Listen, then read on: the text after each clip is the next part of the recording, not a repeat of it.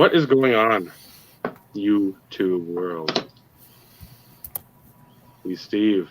I'm Dave. Wow, you got it right this time. Well, I think last time it was late in the broadcast where it was a struggle.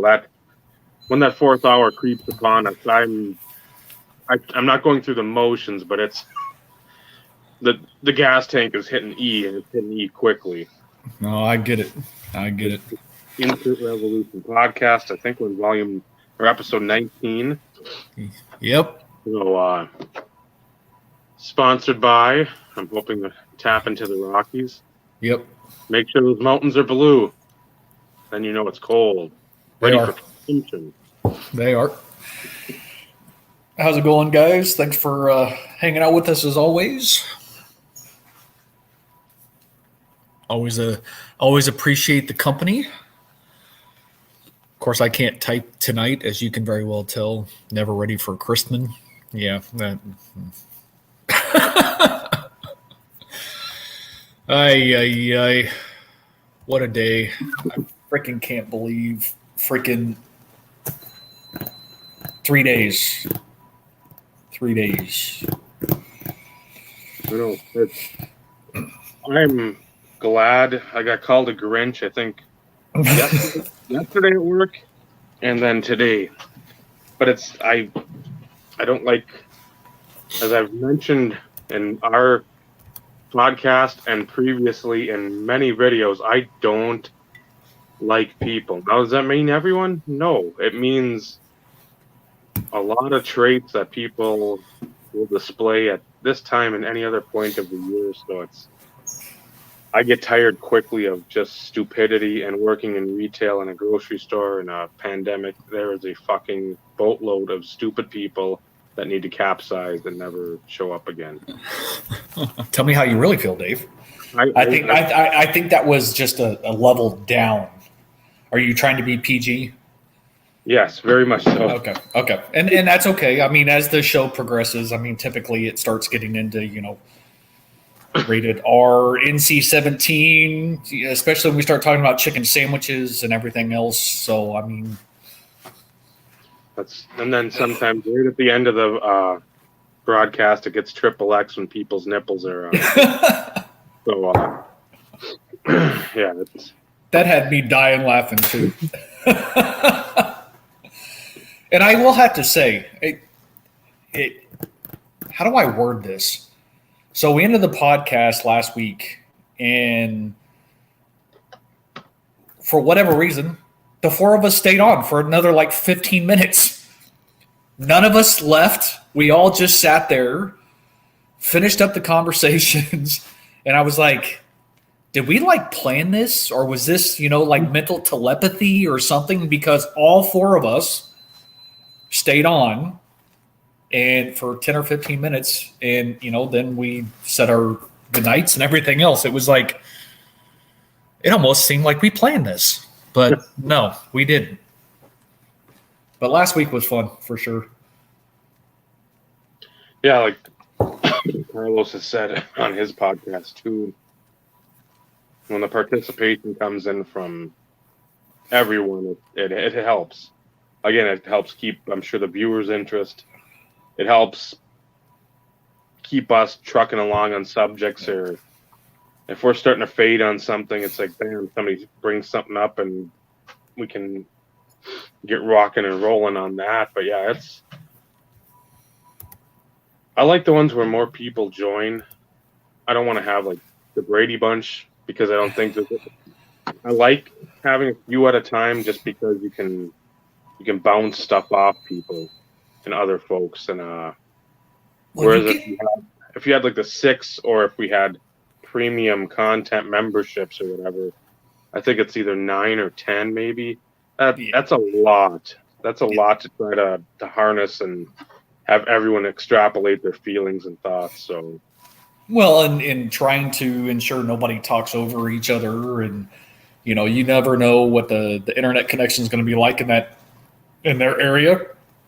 So if there's any sort of delay, it's no different when I'm on video calls or whatever for work. There's times in which you're about to say something, and you realize that, okay, there is a lag. There is that little bit of latency or that delay. And you don't ever want to think that you're talking over somebody. At least the nice thing with us, I mean, for the most part, if we start talking at the same time, it's no, go ahead, finish what you were going to say, because you can usually tell when people's wheels are turning and they have a thought. And that's one thing I enjoy about, at least just the two of us. Not that this is not a slap on anybody else, but we've done this enough and we've talked enough to where we have an idea of when we can interject and things along those lines. And the more we have, the crew on from time to time, the same thing will kind of start happening from a flow perspective. And it's always nice too when you take a sip of our sponsor that I can jump in then and fill that dead air with whatever rambling diatribe that I have planned or unplanned.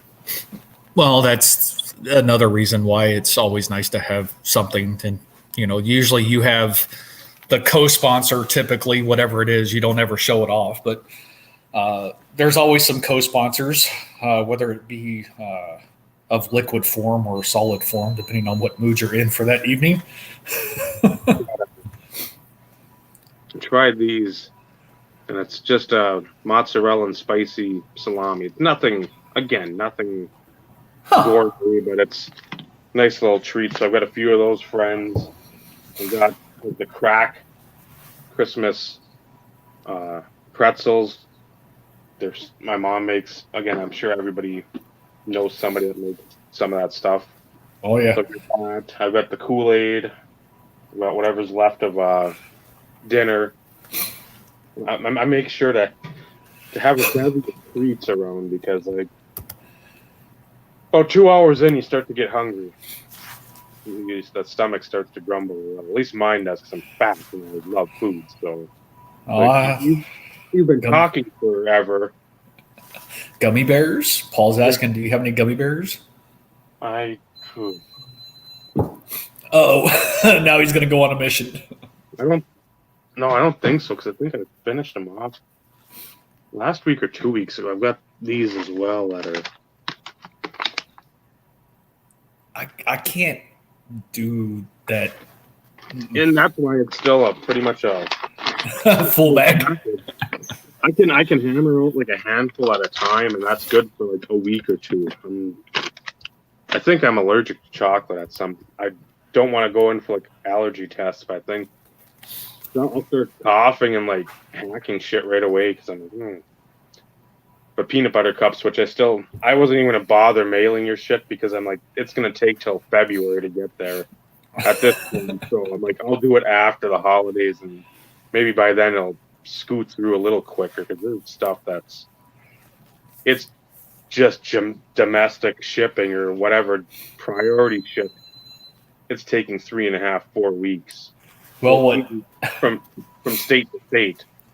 Interesting story. So Vinny was tracking his package, of course, and so was I. And there was something else that my wife had bought for my stepson for Christmas that I want to say shipped like 2 days prior to when Vinny shipped his stuff.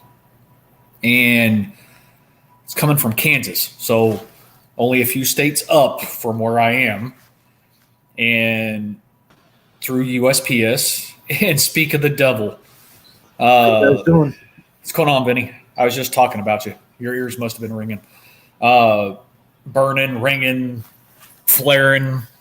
But they actually paid for priority 2-day shipping, where it said on the package 2 days. Mm. And it showed up on Friday. Well, this past Friday. So same amount of time. In the words of Vinny, I'm not going to quote him. So I'm going to show this. I'm going to let Vinny call it out. Code 29. Code 29. In other words, lose that bastard for 13 days. Yep. That's what we think that code is. My mom's package to my kids, it's code 29. It ended up in Tennessee, and now it's on its way back here. So it went from Pennsylvania to Tennessee, now heading back to Michigan. And it's right. post delivered. Oh, even better. So I'm like, she's like, where is that? I'm like, how do I know? I don't know where that is. Mom, I don't live there. I can't tell you what that means. She goes, check your camera, see if they dropped it off. I'm like, no, it's not there. So I'm going to ask, Benny, how you doing today? I hadn't chatted with you today. Yeah, it was a rough couple days, but it's my grandmother passed last Thursday, and she raised me for a good part. My dad's house was right across the street from hers, so they sent me over there when I was really young, and I kept an eye on my grandma and my grandpa for till I left for college. And then when I graduated, she had a stroke, and I came home, took care of her until I moved to Michigan. So it was a rough couple days, but it's good to come on here and clear your mind a little bit of negative things. Well, like I told you, my friend, it's, I don't know if you told Dave. I did share the news with Dave I told Dave. Without your permission, unfortunately, and I should have asked, but it was one of those in which we've started chatting. Yeah, we've been chatting quite a bit, and it's one of those in which I told you many times via text, I'm here when you need me. I can relate. It's tough, and there's nothing I can put into words to make it better. But just know you do have friends that are thinking about you, and we'll be here if and when you need us. Well, I appreciate it. So, that stuff sucks at any point in the year, but then you have it this time of year, and it's just magnified that much more. Yep. 93 years is a long time. So yeah, she lived a good, solid life. Yeah, we can only hope that we make it that long. And she was tough the whole time. So she beat cancer twice. Damn. She, tough old bird, as we used to call her, the tough old bird. Yeah. Just know we feel for you. Thank you. And on I don't want to take away from the situation, but in light of things, it's one of those in which I do try and turn a negative into a positive. I hate to use that term in a situation like this because it's a part of life, but at the same time, to be honest with you, Vinny, I didn't expect you to actually be on the show this week. I'm glad you are, because as you know, you're always welcome, and it's always a pleasure having you here. It was probably no go till Sunday night, and then I kind of sat there in my office down here, and I started sorting cards, and I kind of lost it for a while, and didn't post anything. Kind of just was to myself. Then I found my old red binder from when I was a kid, and I opened it to that first page, and I remember sitting there at her table with my grandpap, sitting there drinking coffee and putting that set together for that 25th anniversary. And that, I'm like, you know what? Of all things to make you feel better, but I think it links to the people, not the cards. Mm-hmm. It's, and like everybody said, 2020, it's been kind of crap, but the good stuff is what you got to focus on, and you go from there. And I actually think it's kind of healing. I sat down here and like cleaning and trying to keep busy and not think about it. And just telling my kids was probably the hardest thing. Mm-hmm. But yeah, my wife and I have had to do that a little too frequent in the last 5 years. It was my grandfather first, then my mother-in-law, and then of course my mother last year in September. So it's one of those in which you have to find ways to keep the memory. You still have to grieve, you still have to heal, and it takes time.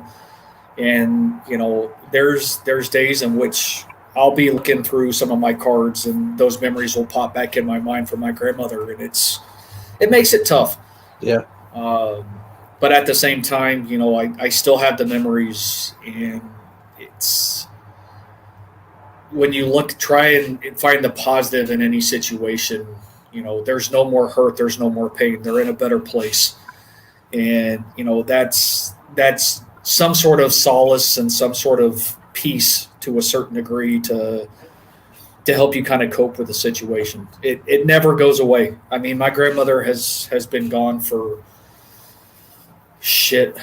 over 10 years now, and it's still tough. It's still tough, especially this time of year, because this was her favorite time of year. Yeah. Christmas was, she was all about Christmas. Same here. And it has a different feeling these days. And now, of course, since my mom is gone, and my mother-in-law, we lost her 2 years ago. It takes on a different meaning. And I know it's supposed to be a positive, giving and all that. It's still tough, man. It's still tough. Well, my grandfather's been gone for 20 years, and there's not a day that goes by that I don't think about it. It's just when you live right next door to your grandparents your entire life, and your mom and dad are in the house next door with your brothers, it's close, and your aunt lives 5 minutes away. We were always together, always. Yep. And it's not that it's not hard with anybody else, but when you're that close, it makes it rough. But go ahead. I lived with mine until I was 13, and then we were a block and a half away for another 5 years. So, and then where I worked was 2 miles from my grandparents' house. So I would go every day for lunch and spend lunch with them and have lunch. So it makes it tough. What in the world?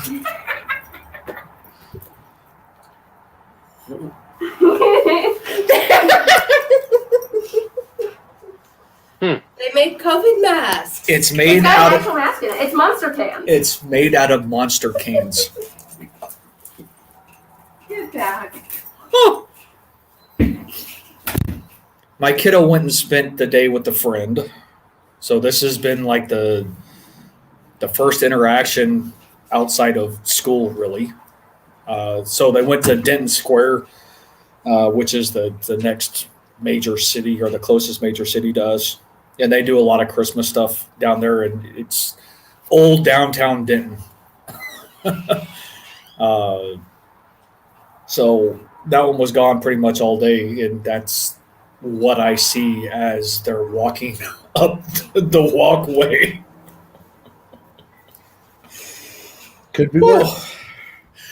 That is an accurate statement. I think it would. Sure. We'll go with that. So I do have to ask, Vinny, is Cecilia going to be near for this, or are you going to let her watch this later? Probably watch it later. If not, if the wife's upstairs with her. She was going to bed when I went down. So okay. She had a long day. Gotcha. So in celebration for Vinny being here, USPS for the loss. We were hoping to be able to do this 2 weeks ago. Dave got his in a matter of days. Code 29 through USPS pretty much says lose it for 13 days. Mine showed up last Thursday, and Dave and I had talked about it, and we wanted to make sure that we actually did this live on camera because to show the appreciation to Vinny and Cecilia, or I should say, as Vinny calls her, CC, or on the package, V and C. So we're going to open these live on camera. And Vinny keeps looking at something. Is she there? Yeah. So I'm not going to show the address, but both of us have priority mailboxes. Dave has held his for a long time. Me, not so much, but it's been sitting here on my table, staring at me since Thursday, and it's been very hard not to open. What? And she's had like 2 or 3 Okay. before. Not in one day, that'd kill us, but we both had 2 today. Ours were. Hi, Cecilia. So What? I said, hi, Cecilia. He said hi. I had to put my ear next to his headphones so I can hear him. Well, both the times I had it was there. Hi. Get ready to go to bed and try to catch my elf. Okay. Oh, gonna try and catch the elf on the shelf. Moving. Okay. Like catch him on video, not like touch him. Okay. Then go ahead and go then. I think it's like Go catch him. Alright, it didn't Why is work. that true? I gotta go grab a knife. It's nothing. So I used a flashlight to shine it on him so you could see his face like It's not 9 o'clock. but because in the monsters, You can hear everything you're saying. Okay, good. I wish I Stick around. Just hang right there. I'm gonna stay. I'll stay. Okay. Now I get to stay Those there. are the 2 Shut up, Dave. I had. It's, So is yours open yet? Can you see me right No. now? They can hear you. No, I said can you see me? A little bit. Okay, good. You can see me. Yeah. Like on the screen, you This knife sucks. you see like on our This is what they see. oh, there we go. Because I see two screens, and then I see one with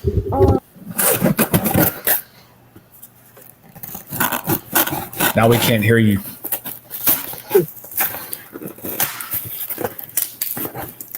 Jeez Louise. I know. I keep bubble wrapping and just like. Oh, and it's bubble wrapped anyways. Holy crap. Jeez.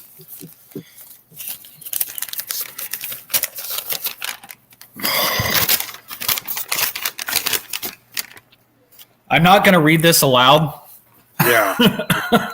but I am going to read it. And there's all sorts of stuff in here. And there's a open me last. Holy cow.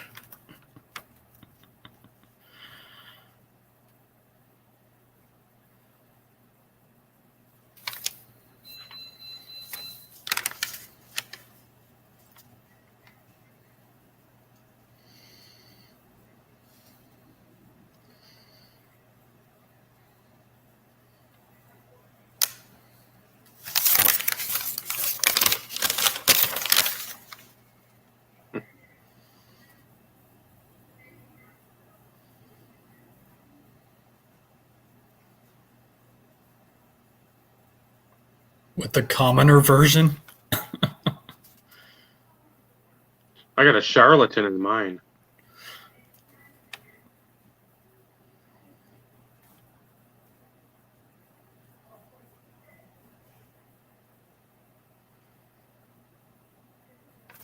appreciate it, Vinny. Anytime, man. Dave's obviously still reading. I'm slow at reading. Do I need to go? Should I go get another Case. while you're still reading? If you want. All right, I'll be right back.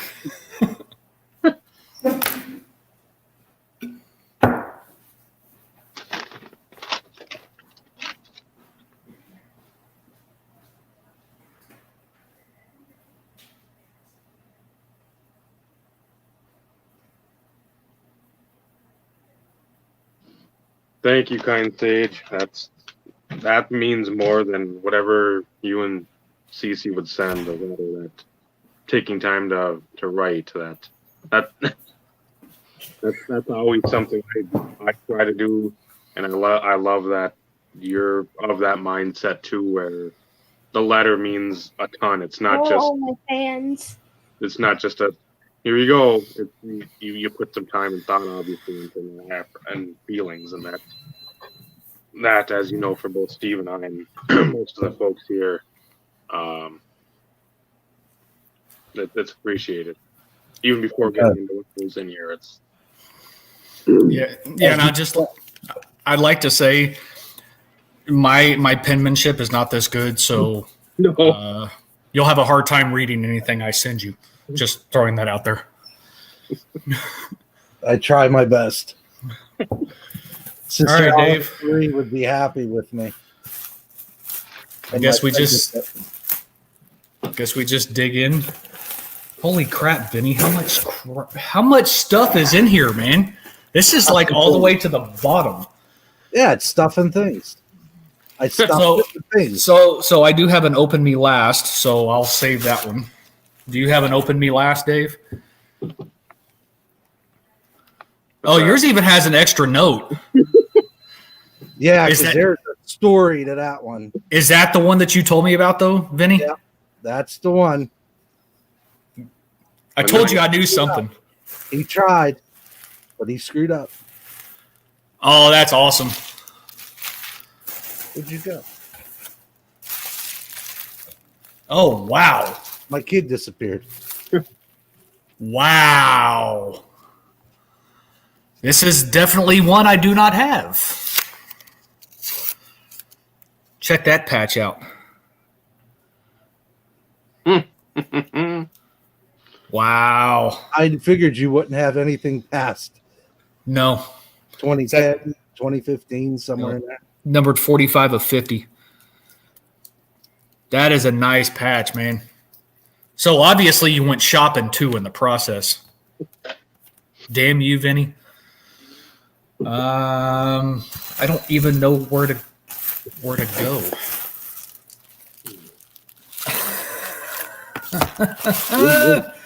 Hey, I get to open some. I get to open some product. I'll have to sit here. I'll make a deal with you too, Vinny. If I can convince my kiddo to sit down, we will open this together, and I'll get it on video. That'd be cool. No promises, but I will try. Man, there is so much stuff in here.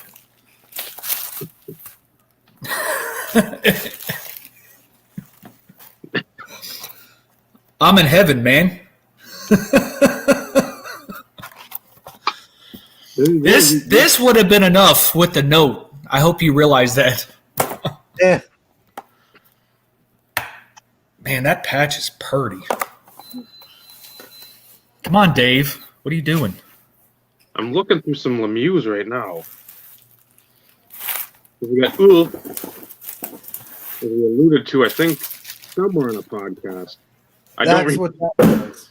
Yeah, that whole container was stuff we talked about in the last 6 months. Okay. So I just threw in a bunch of different, and there's some surprises in there. The Lemieux Skybox, I think Impact. Yep. 95.6. I'm going to be over me some packs, man. Well, good. You haven't had anything to break forever. No, I haven't. You can blame Cecilia for that one. not blame. Thank you. She disappeared again.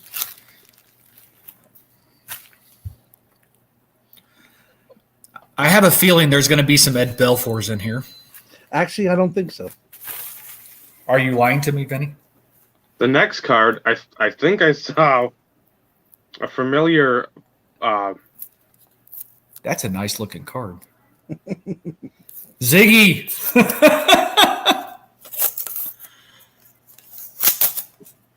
Poor meat, he won't have all the Ziggy policies then. I think he'll survive. Joey Juno, the black gold. Oh, those are cool. I can't remember if those are OPG or tops because I bought like 2 lots of both, and there's I think A is on the tops, and there's no designator on the OPG. Okay.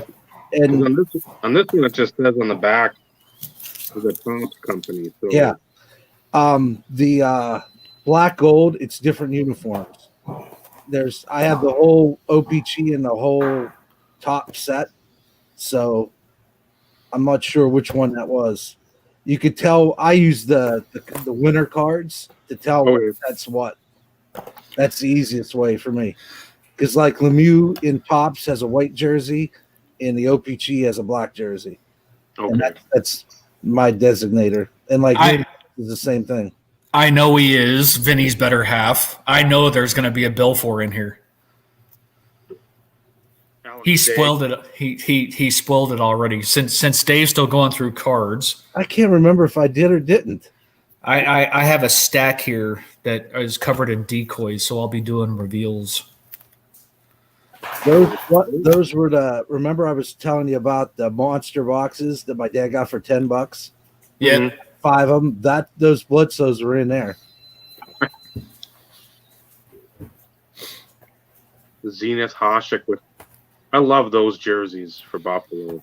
When they went to the red, black, and the white, those were atrocious. This guy, which I never seem to pick up anything of. Natron. I've tried to pick up a little more of this guy. He's a Hall of Famer. Is that Dougie? Doug Gilmore. Okay. And metal, which I don't know how much metal we even had up here. I remember football. We had more football than anything. Is that 95? That looked like 95. I think, yeah, the 90. Yeah, 95, 96. So I put that set together a little while back. Wah, which again, I remember getting back in February, going harder in March, and bidding on the artist proof or having Michael bid on it. And I'm like, oh, 45. That's got to be a decent bid. $99. I'm like, oh, okay. Well, we learned something today. Forsberg. Hello, Pikachu. You have a Pikachu on your head, Vinny. A Christmas one at that. So your better half is wanting us to ask you about metal. We'll wait until later. Merry Christmas, everybody. She's fine, Vinny. She's fine. Let her enjoy herself. A Wah. Oh, that's a cool looking card though. Got the ice being flung in his face. That's cool. The Nordique, which I love those jerseys too. Nishan. Top. Trying to get out of the Michigan, the Tshamba Biakabatukas. Tim Biakabaduka. I had him, I think, 1 year in fantasy, and that was it. He pretty much was out of the league by 2000. I remember playing the old college football on Sega Genesis, and my friend John used to always be Michigan, and he would always say Tim Biakabatuka, and he would just run it up the gut and destroy whoever he was playing. This one, I've never seen this. Some hockey's hip. Skybox. I can't remember if that's Impact or Yeah, it says Impact. there's Yeah. 2 years Impact, I think. Ooh, I went for a velvet cookies last night. Galactic Matter. Go away. Nothing. Go. Those are the free effects. Which is Oh, I just got a box of that I found. There you go. Go. Go. Bro. Go. Print of He's gonna pop his butt right there. Raw or 93 $4. Oh, that's cool. Uh-oh. Sorry, I'm engrossed in what Dave is doing right now. I still haven't even looked at these yet. They're still right here, covered up.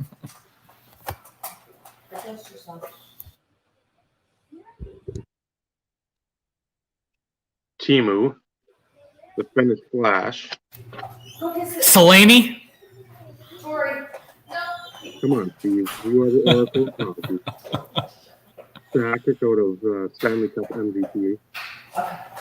Get up. Oh, get up. Out of Crown. Get up. The Water Legend. And then the Marty. Filling in some of the base and gaps. Yeah. Well, I've never had one of these in hand, and I've wanted to because they look cool. They feel cool. Yeah, I finally got to the bottom of that one. I snuck that one in there. A nice ingrained where it's got the wood finish. Yeah, that's really cool. A More Marty. metal. Sakic, upper deck MVP insert. Is that holofoil kind of on the left side, or is that like hologram? Like, It's just a silver, okay. and I think this was like their what was the one in football that had the silver on top and then had the gold? It's the same. One for pack or one for every time. The gold was like one a box, and there was like 40, 30 of them. And then on the top stars, which I enjoyed that too because it was like that sort of finish right over here. Forsberg, Sakic. Yeah, that's top stars. The only year they did it for hockey. Yeah, I put that set together. What, 3 or 4 months ago? And that it reminds me now of the holiday edition out of baseball where it sort of has the sparkle on there and whatnot.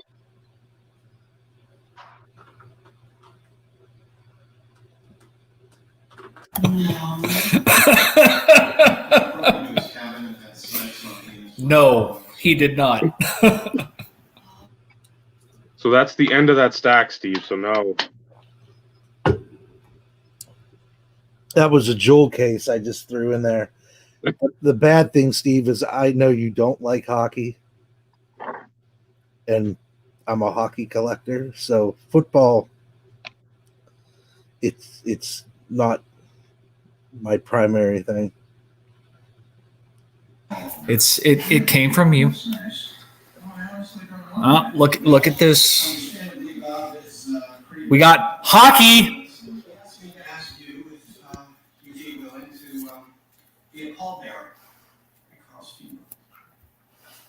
I love holograms. Is that Lemieux? Oh, sweet.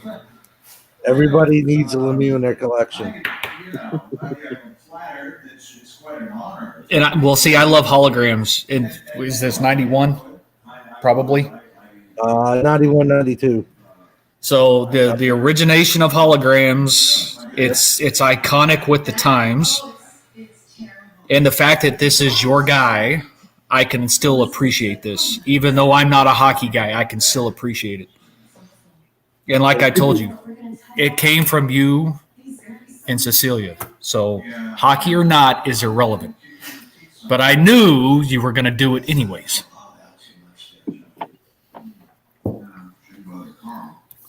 I'll show another one. Oh, that's cool. Out of Atomic. I love. Go ahead. I think it's McDonald's. Is there a McDonald's logo? It is. Yeah, it is. There it is. McDonald's in Canada had those. No shit. Yep. Did you actually get this while being in Canada? No. Okay, I just thought I'd ask. But that I love Pacific. I've said it many times. Base design, insert design. The fact that it's got the die cut up there, that's cool. There was someone in Pittsburgh selling off. I don't know who the collection was, but they had like 60 copies of every card, and I bid on lots. On a Sunday, there was 58 lots of cards of different cards for him, and I won a majority, and like nothing over like $3 or $4, which was fantastic. All right, Dave. I've got a few stacks in front of me. Did you just do the quote too? There's a couple stacks, so I'm gonna go with the bigger. Hey, Bob. How are you holding up? Oh, yeah. Okay. No inserts, but I thought you wouldn't mind searching. It's just life, except you're not here. And this is 91 score.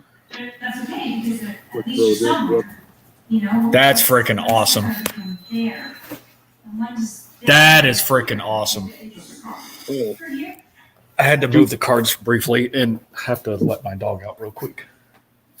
now, do I open them or do I leave it sealed No, you open them. for those investors? So one day, instead of buying it for $5, you can sell it for $6.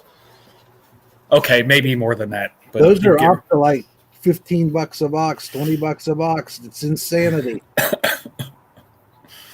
I've watched those mature.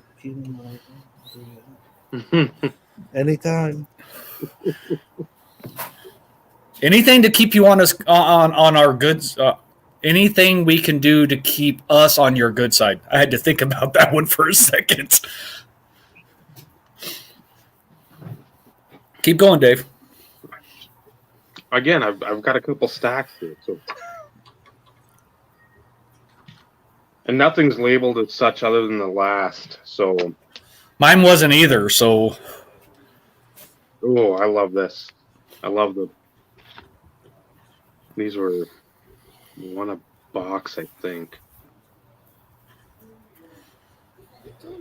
The OPT Premier Finest Dags rookie year. oh, that's cool. Can't read cursive. I didn't write cursive. Kind of looks I thought you just said something about cussing, and I just realized she said something about cursive. Cursive.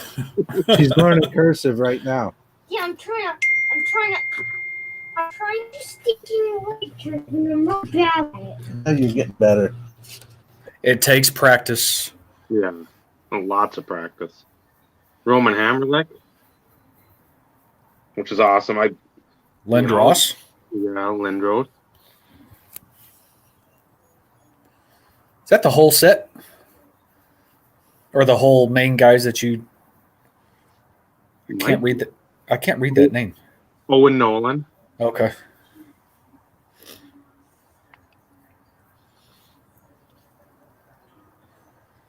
Looks Sundin.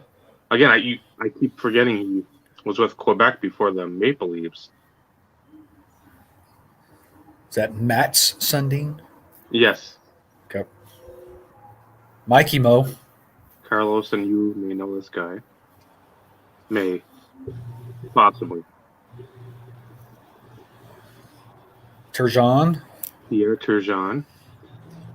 That's got to be the whole freaking. Was it an actual insert set or was it a Yeah. parallel set? Yeah. So it's got to be the whole set then. That's the first year of Finest, 93, 94. I've opened several boxes, as you can tell.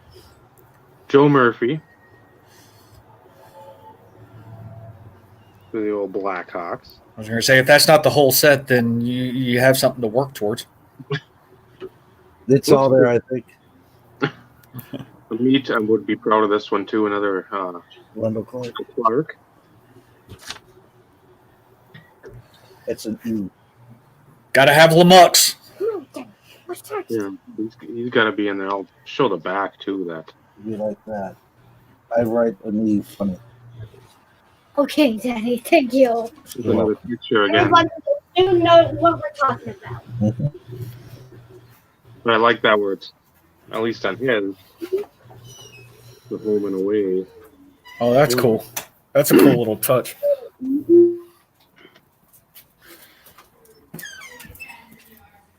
Joey Newendike. Again, that Buffalo jersey. I love those. I don't remember him as a Sabre. He was in Dallas with you for a while. Yeah, he was here when we won the cup. I thought so. Oh, Rob Ramage. There's an interesting selection of people there. Yeah. You don't see too many Rob Ramage inserts. Never see any Rob Ramage. Which is cool, though. That's the thing. And then on the back. Oh, Ice Kings. So Dave showed he had the Solani Ice Kings. So, it's the back. It's like the old Stadium Club. It's got that's from the debut. That's the old Vancouver jersey. Like from because it says his debut 10/11/79. No, that's a Colorado Rockies. I bet. That's what I was going to say. The old Colorado with that C on his shoulder.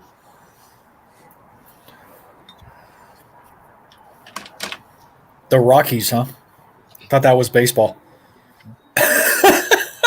Shows you what I know. You know more than you let on. No, I didn't know that. And then the Ice Kings. Patrick Roy. That's cool. But I don't think I've got that one. I do know though. That's cool. Oh, and another one. LaFontaine. Isn't it alright? It took 2 minutes. It's got the blue foil. 2 seconds before. Yager. I know Yager. Everybody should know from the mullet. Oh, the great one. We'll show the traditional old school Big Don with right up.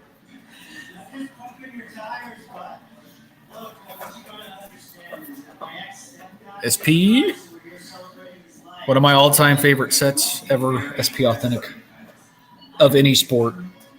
The card designs are pretty. Chelios. Ah, The cat. Potvin. I know that one. OPG Premier, right? Yep. Yep, second year of it. Wow. Another Lemieux. The fact that this is his guy. Yeah.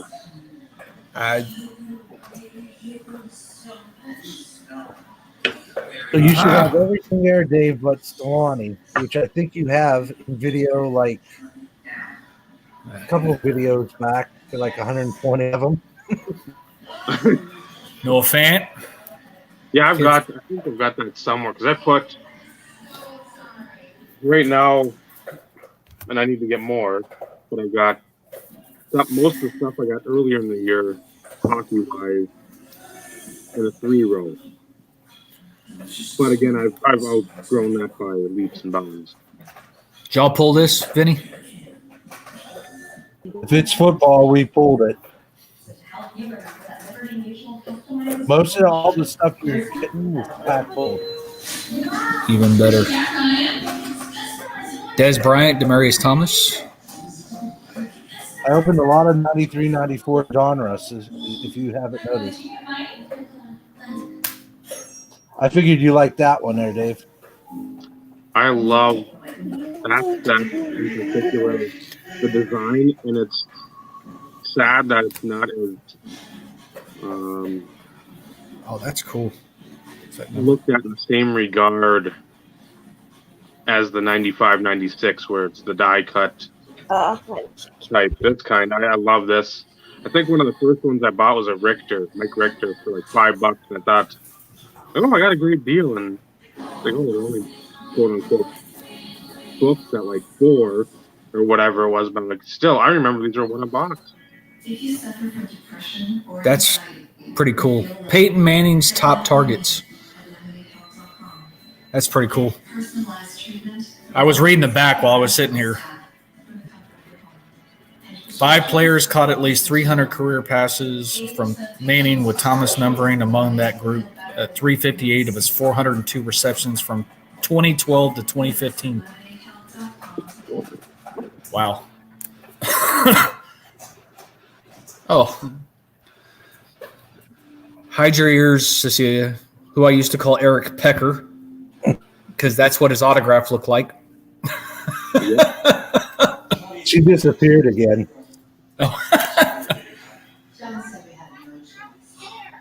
Round numbers: Bradley Chubb and Davenport out of Contenders. Love Bradley Chubb.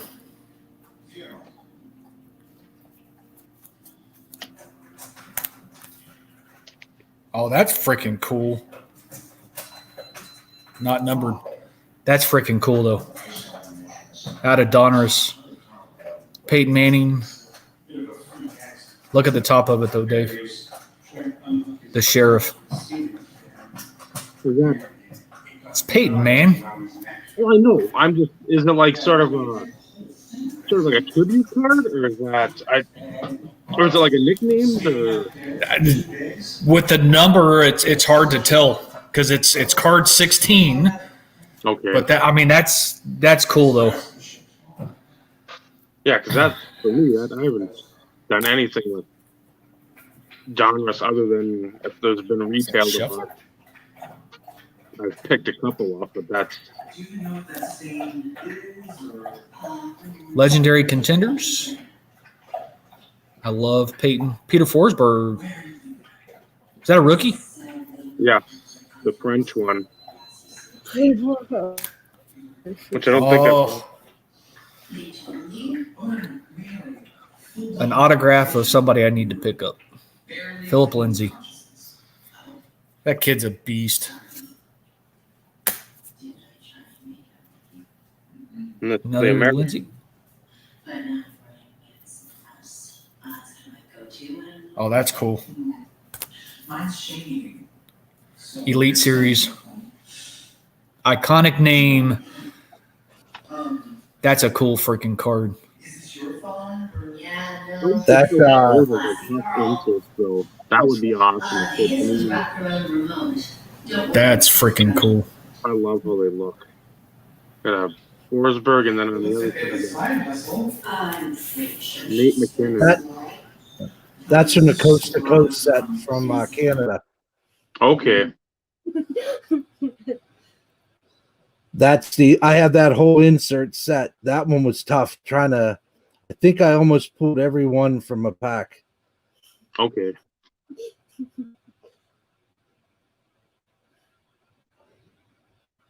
Yeah, I always like the then and now or whatever, but I don't like them to go way back.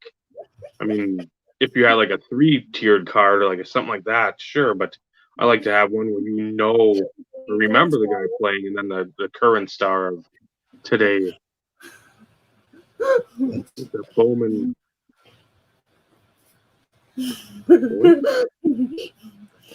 94 596 Bowman, I think. 94, 95 maybe. That's Bertuzzi's first year. Okay. That has Bowman's Best in it. The first hockey Bowman's Best. Okay. Super skills out of tops. That is obscure right there. When I first saw those boxes, I actually went to Steel City, the actual retail store in Pittsburgh, and saw that box for the first time and picked up a couple. And I was very confused how it worked, but the packs actually told what you were getting inside. What a concept. And then all the cards are gold. The parallel is silver or platinum. Okay. More stuff to dig deep into. Well, when you got all those Forsbergs, I was like, son of a gun, I got to take half of this stuff out of here. And I was like, quit buying stuff, Dave. That's not happening. So Yeah, I'm I gonna was say like, I gotta ship this thing quick.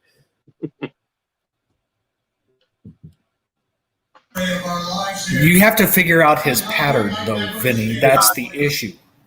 There is Oh, no wait. You can't figure out the pattern. difference maker out of Ultra. The eyes are getting older, so it's going to be us in like 5-10 years at a show. You're trying to look, you'll have everybody looking like, I do that now. well, so do I. Not all the time, but. And so this is 6 cents, and I think that's $7.98 upper deck or $96.97. I think 97, 98.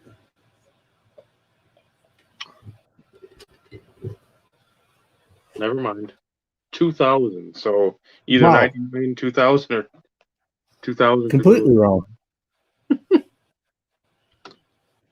In the game, which of course they're not known for their inserts, but it's a nice looking inserts too.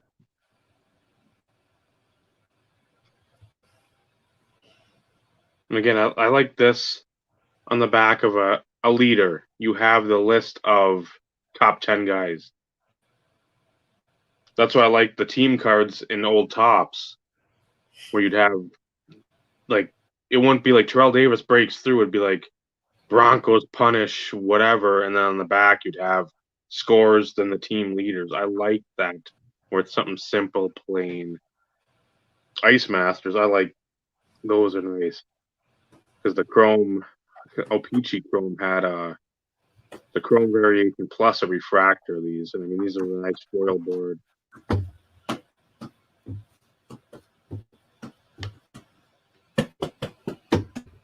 Vanguard. Yep. Open some of that. I got that at Steel City. So we'll pick up with the sort of like holographic around the edge or the rainbow. Yeah, it's a nice design. That's our top stars. Progression. See, well, you got Lemieux, the best player, and Forsberg, and the guy I used to collect way back when, Patrick Stefan, who amounted to a hill of beans basically. But he was the first pick for Atlanta, I think, after moving from Winnipeg.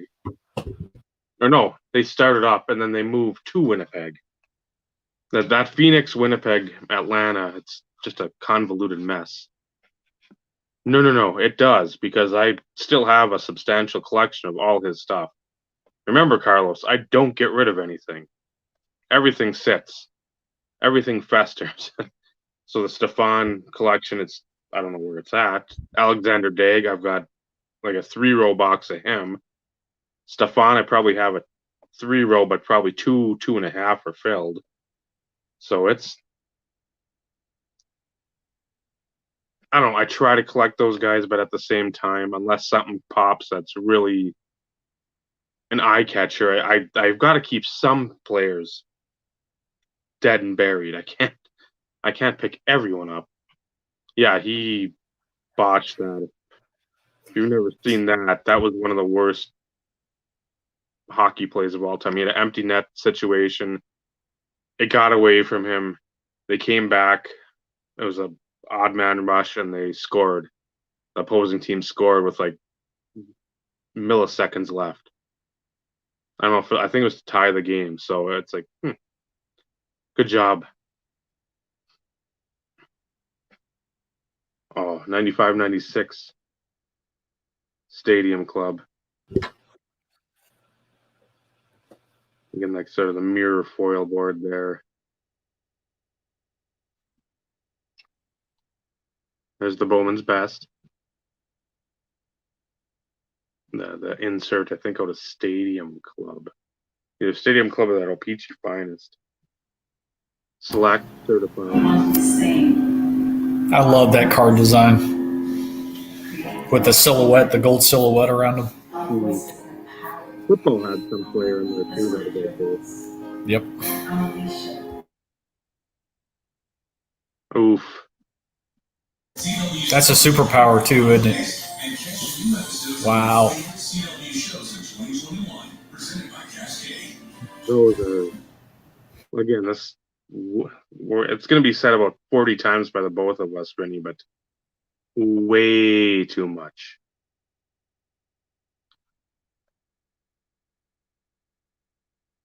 And Carlos mentioned it with Kachuk because Madonna wasn't in one of those sets. But if you get a chance to pick one of these guys up, and I mean, there's some, I'm not going to say lower tier players, but not as heavily collected players in there.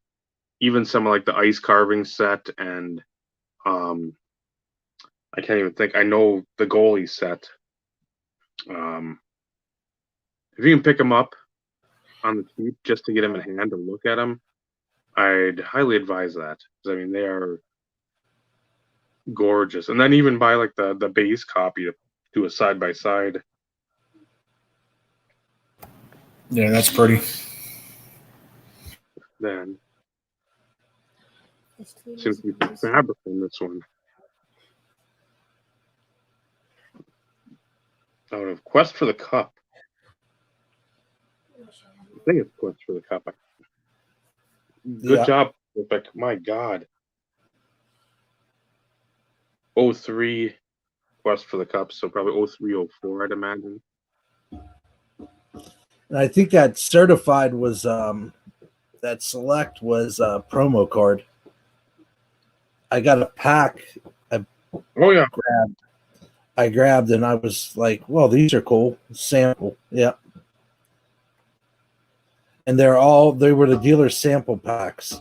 And they're all the same. Yeah, well, I showed Steve right before we went on a couple samples too that I didn't even know existed prior to me seeing them on there. Again, this is far, far too much. I'm down to my open me last, so it's all you, Dave. Keep going. I could be opening packs, but I'm gonna save these.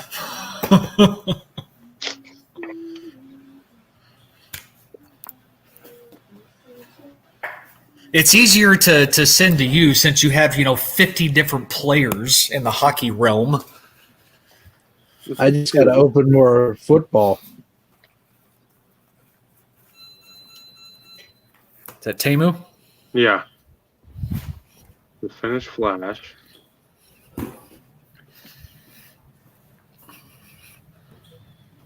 Nowsland.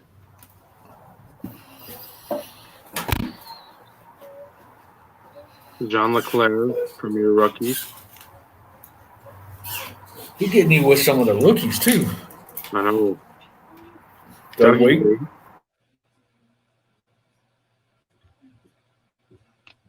Kevin Todd, who was an integral part of the success of the New Jersey Devils. It wasn't just like some rando. If you actually watch the games, he was one of their better grinders.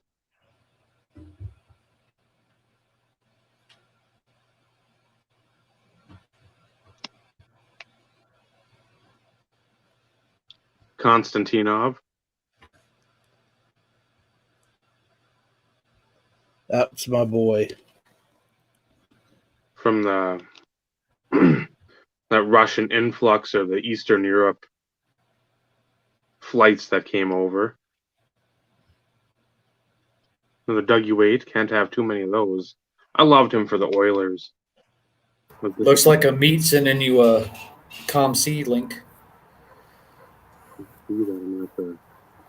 for a Dumba. Nicholas Lindstrom, who hobby-wise is fairly underrated. Yep. For how good he was and where he ranks in the pecking order of defensemen. Amante, who was just a monster for the Blackhawks when he got traded there. He was absolutely him and Daze. I loved watching them. So I think at one point I had a fitted Blackhawks hat when I was like 13. They were the bee's knees. Black gold. Oh, you got one too.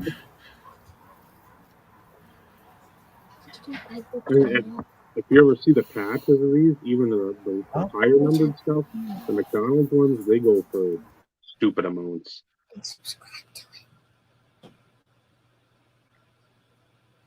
'92, '93 Upper Deck. I remember these.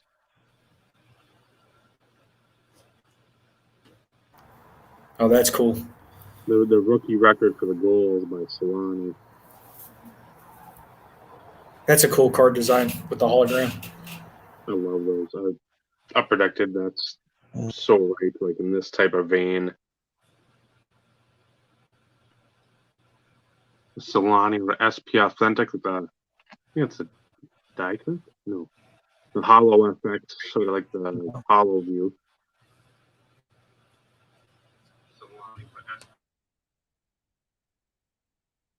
Again, another guy. Again, I want to go down so many of these rabbit holes, but we'd be over 2,800 PCs then, and there'd never been any ground gained. And that's out of Upper Deck. Looks like 05, 06.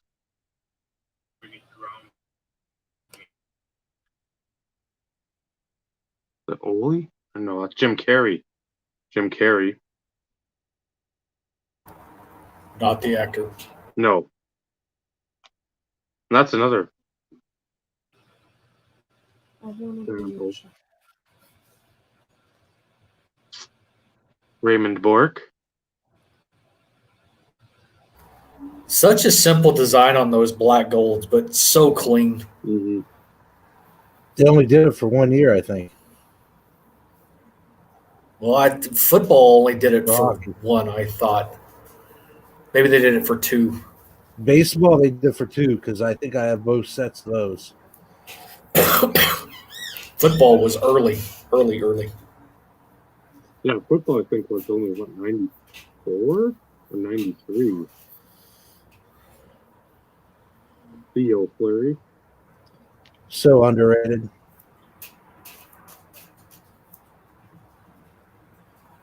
Sundin. Looks like another set that you got there. Oates, Adam Oates. If you don't remember him in Boston, you'll probably remember him from Washington. He was there for quite a while. Dampoose. Another name that's been brought up a time or two. The Golden Brett, who went to college at University of Minnesota Duluth. Mm-hmm. Won the cup for the Stars. Uh-huh. Paul Correa, cha-cha-cha. Is that our top salary?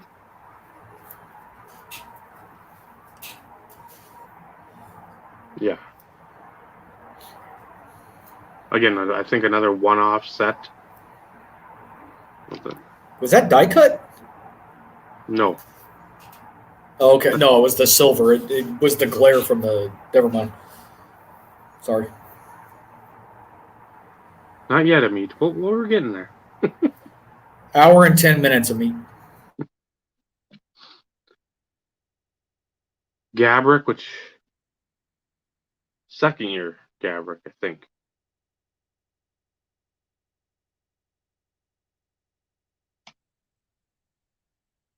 Another one of those back-to-backers with Marcel Dion. And then Anze Kopitar.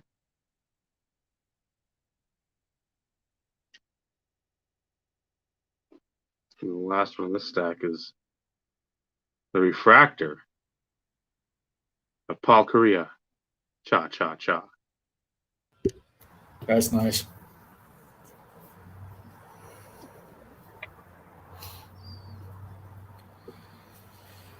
All right, Dave, come on.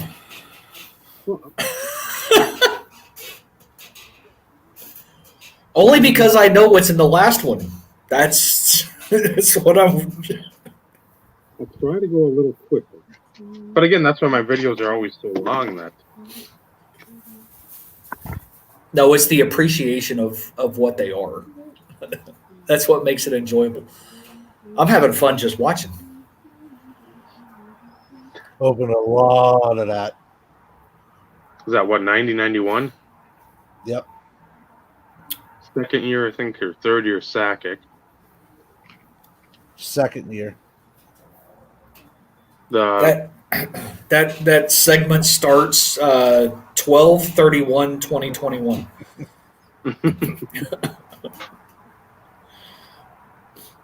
the extreme core out of Stadium Club. More Blackpool. Oh. This is out of UD Vintage. 1,000 games. I don't know if this is an insert or awesome achievements. Got to be. Yep.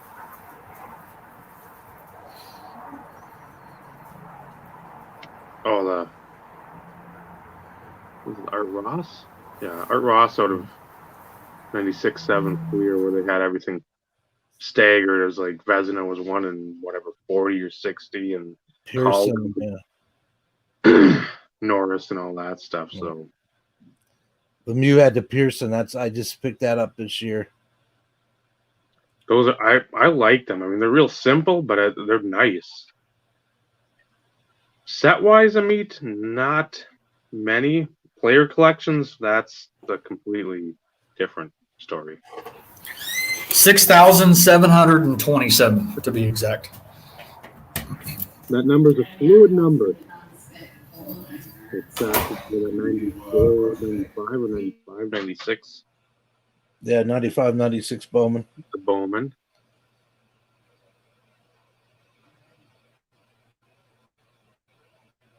SPA.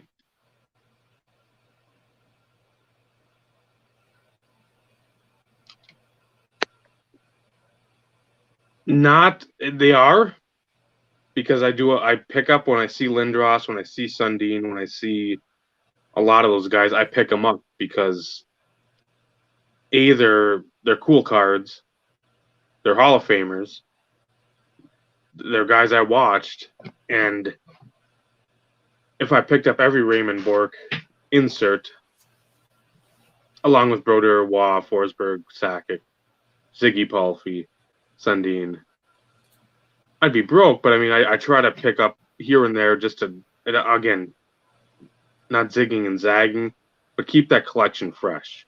I mean, that way you pick up that guy, it's like, oh, it's cool. Maybe I'll go on a little run with him. Like I did Brett Favre a few months ago. I had a couple weeks where I picked up some nice Favre stuff. And again, I collected him huge back in the 90s before they went to the Super Bowl. So I've got a lot of player collections. Are they the main players? No, but they're guys that I'll pick up stuff here, pick it up there, and hold on to it because again, it's just too good of a value to pass up. And they're again, it's a Hall of Fame player for pennies on the dollar when you want to pick up a Jordan base, whatever, for $2,000-3,000 in a grade, or do you want to pick up a cool insert of a equally, to a degree, player for a cheaper amount? We got a Forsberg, or no, Sakic again, Rink Immortals out of Pacific Heads Up. This one. Stadium Club something. Do you still have one more stack after that one, Dave? Perennials.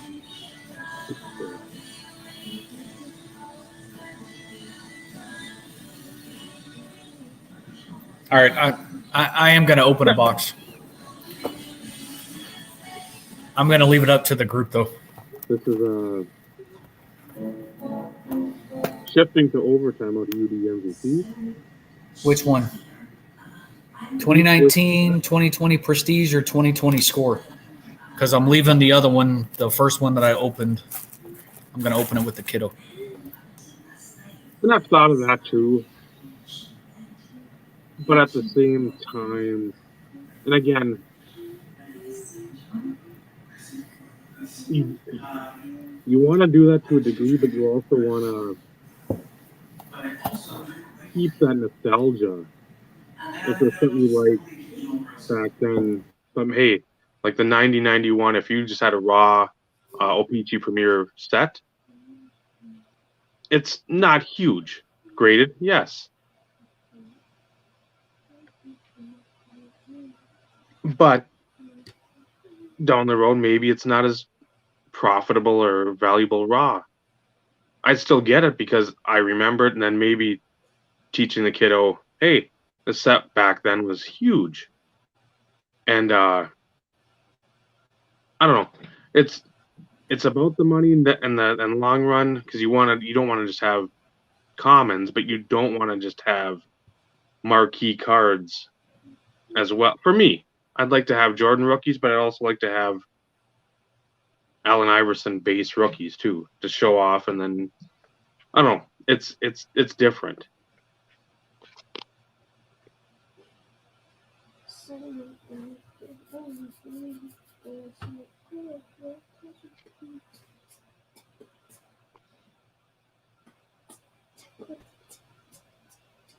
Oh, Carlos. Yo.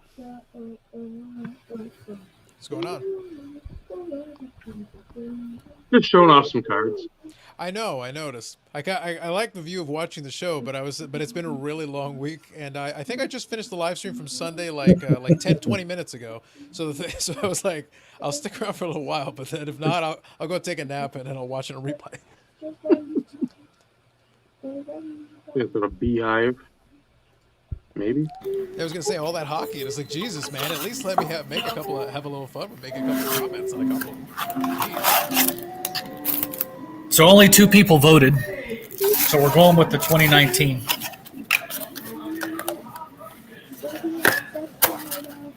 Which brand is the 2019? I saw the box, but I can't remember. Prestige. Oh, that's good. I like Prestige. That's a fun brand. So do I. When I do go to the States, I try to grab a couple of blasters of football. It's fun.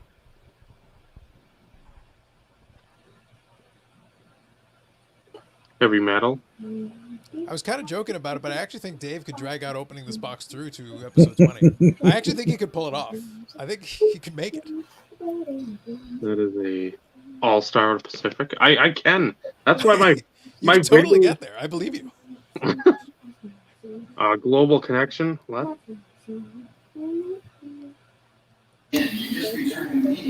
Rising Stars, Leighton Vander Esch. Not a bad rookie either. That's a good one, Bosa. Nick Bosa. I think Vinny has a sweater, Amit, and I have a hoodie, but color-wise, it's similar. It's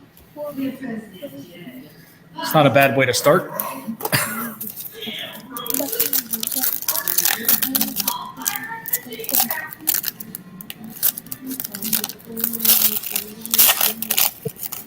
The best part is that Amit thought I was talking about him actually going on the show. I was just sending a message to Dave, and I was like, no, Amit's in the chat. I go, he's good to go. Oh, did I get a hit? Ah, I got a hit. Okay. What'd you get? Oh, Carry On Johnson. Yep. Okay. Not horrible. No, you could do worse. Not one of the worst kids in the draft. You know, I'm no This. Steve in the hockey realm, but I've seen the odd football card in my day. Oh, I just realized this is the actual extra points variation Okay. because I also got There's a this regular one. version? Yep. Oh, okay. Yeah, without the shine. Yep. Nice. And then my rookie is Hunter Renfro. Also not a bad one, considering. That is the kid of Mel Renfro, if I'm not mistaken.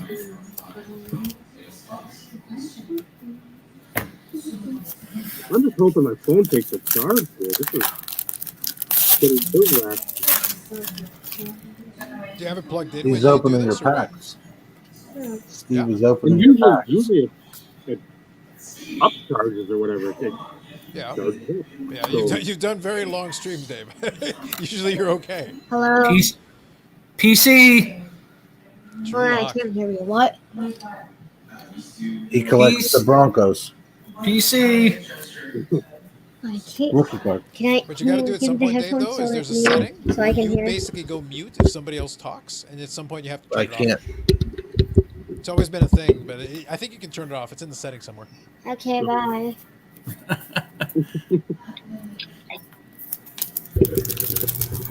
Keep going, Dave. Okay, now I can hear you. Soldier. No, Elmer. What? Have it on loud. It's not even now. Milestone with 400 I- wins.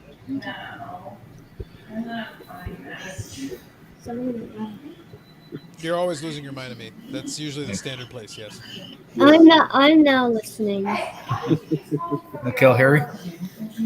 When in doubt, Henry. just assume you're losing your mind. Especially if you're tuning in here. Oh, yeah. You watched we watched a full one of your episodes, by the way. Like one of the longer ones that was close to 5 hours. And then I told him, it's like, you did watch it sped up, right? You didn't actually sit for 5 collective hours watching it. And he's like, I didn't think to speed it up. I'm like, oh my God, child. you watched the replay and then you didn't speed it up. Extra points. Cole Beasley. Not numbered. It is because I have both numbers programmed in. Rock Yasin. I've never heard of the kid. I like the name, though. That's always been a fun name, though, from that draft class. I know. Rated rookie. Brodeur.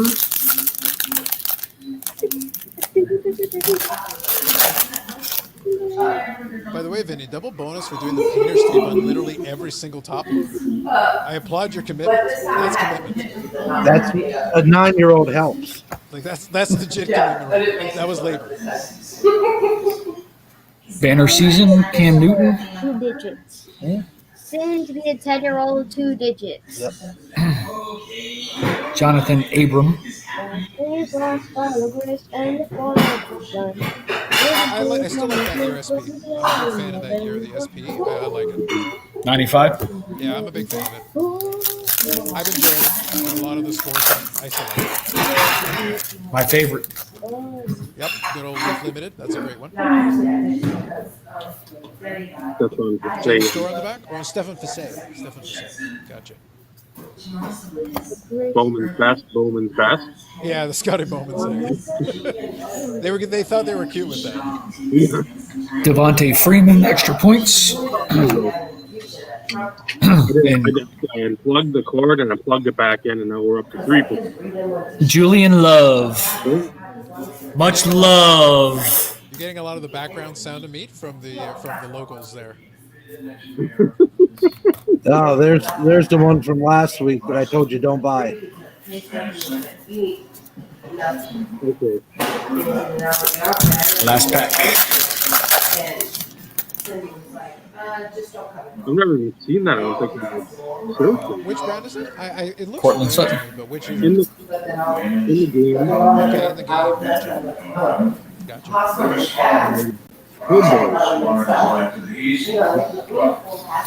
How's that for a name? Jace Sternberger. Yes, I remember Jay Sternberg. That's right.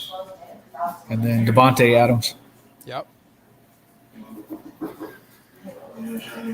Not a bad blaster at all. PC, got a Bosa, got a jersey. As my kid goes, rookie, rookie, rookie, face, face, rookie. Rookie, base card, rookie, base, and rookie. Autograph. Oh, 8889. Oh, Peachy, nice. Oh, so we talked. The Oh, is that reprint. the reprint one? Oh, okay. Yeah, The 2001,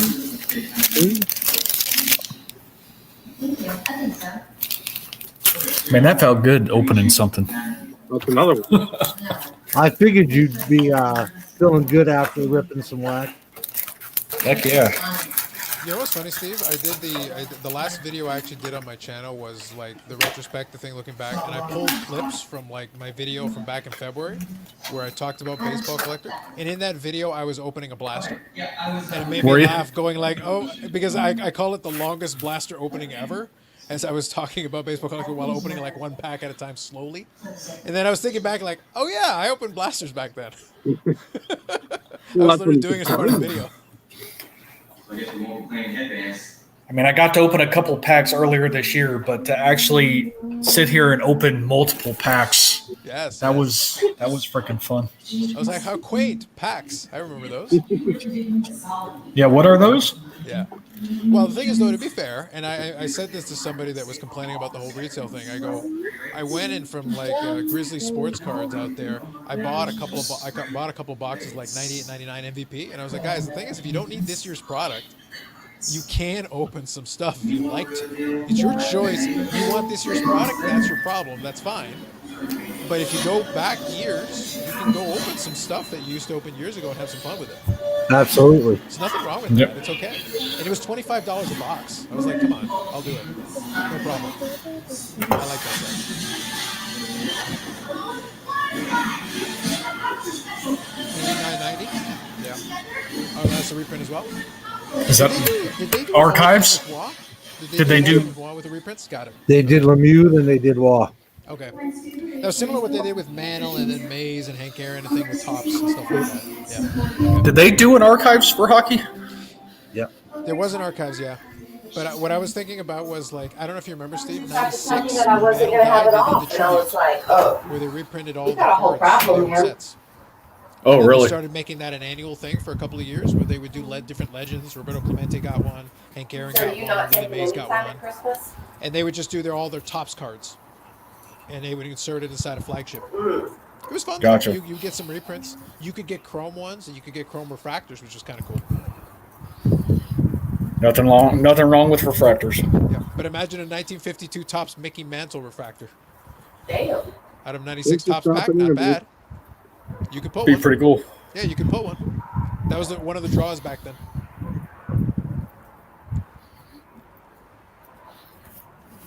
Take it easy, Amit.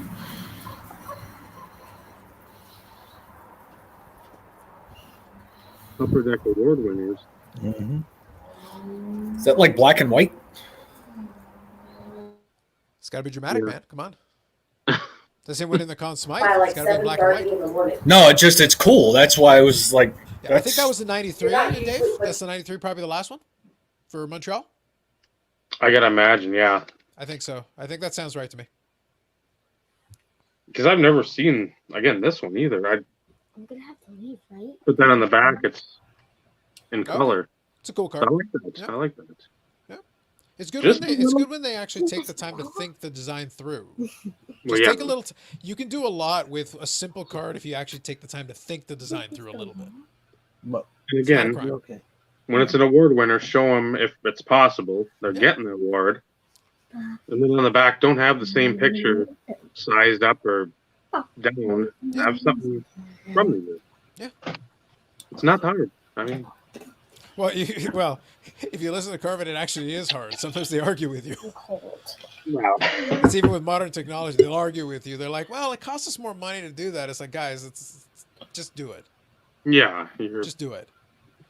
you're gonna make your money. Don't worry about Yeah. it. I'm gonna. Oh, I love that set. I'm gonna Oh. go. Yep. You guys are really lucky to have my father as friends. That we are. We're all so lucky. Very true. Well, but HR keeps approving all these suits FMLA. More black gold. Well, yeah. And one in the back. Again, you won't be able to see, but it's right here. One has the Topps company, and the other one has the Topps company printed in the USA. So that's your differentiating factor on those. They got way too cute with that. I was like, guys, just make it clear what it is. Yeah. There was a stretch there where it's like, guys, it's too.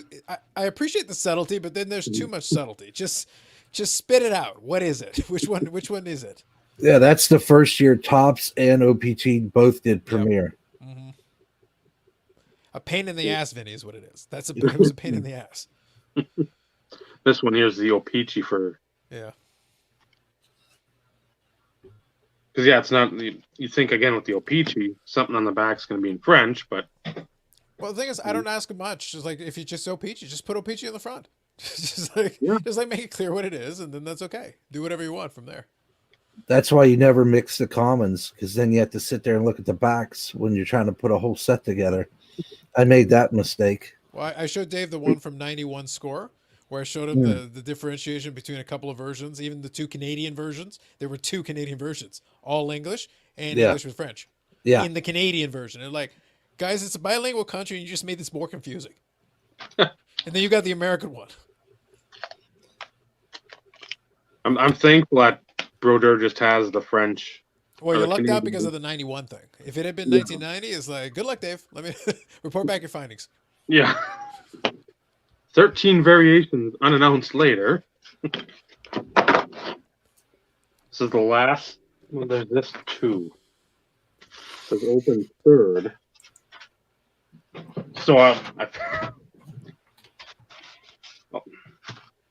think I didn't open them correctly. I know this one's the open last because I can figure that one out. Oh, don't worry, Dave. If you didn't open it correctly, just start again, and Okay. and we'll get to episode 20. They're gonna open something that you put in there. Yeah. Yep, that one. Remember this? No. Well, you will remember it here in a minute. Okay. A minute, Vinny. What an optimist.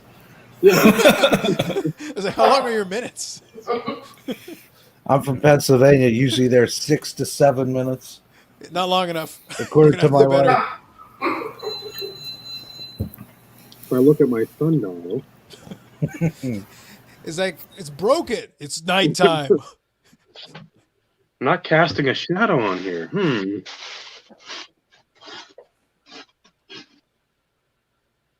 Cease.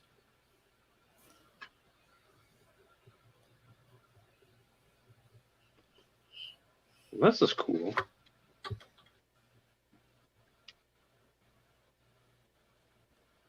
Yeah, Vinny jersey. Oh, that's cool. Yeah. Cease pulled that out of Heads Up. Okay. Yes. Yeah, that's right. They did Grab all that those. box. I think Okay. I think she's the only soup on that one that was worth the damn that won any of that.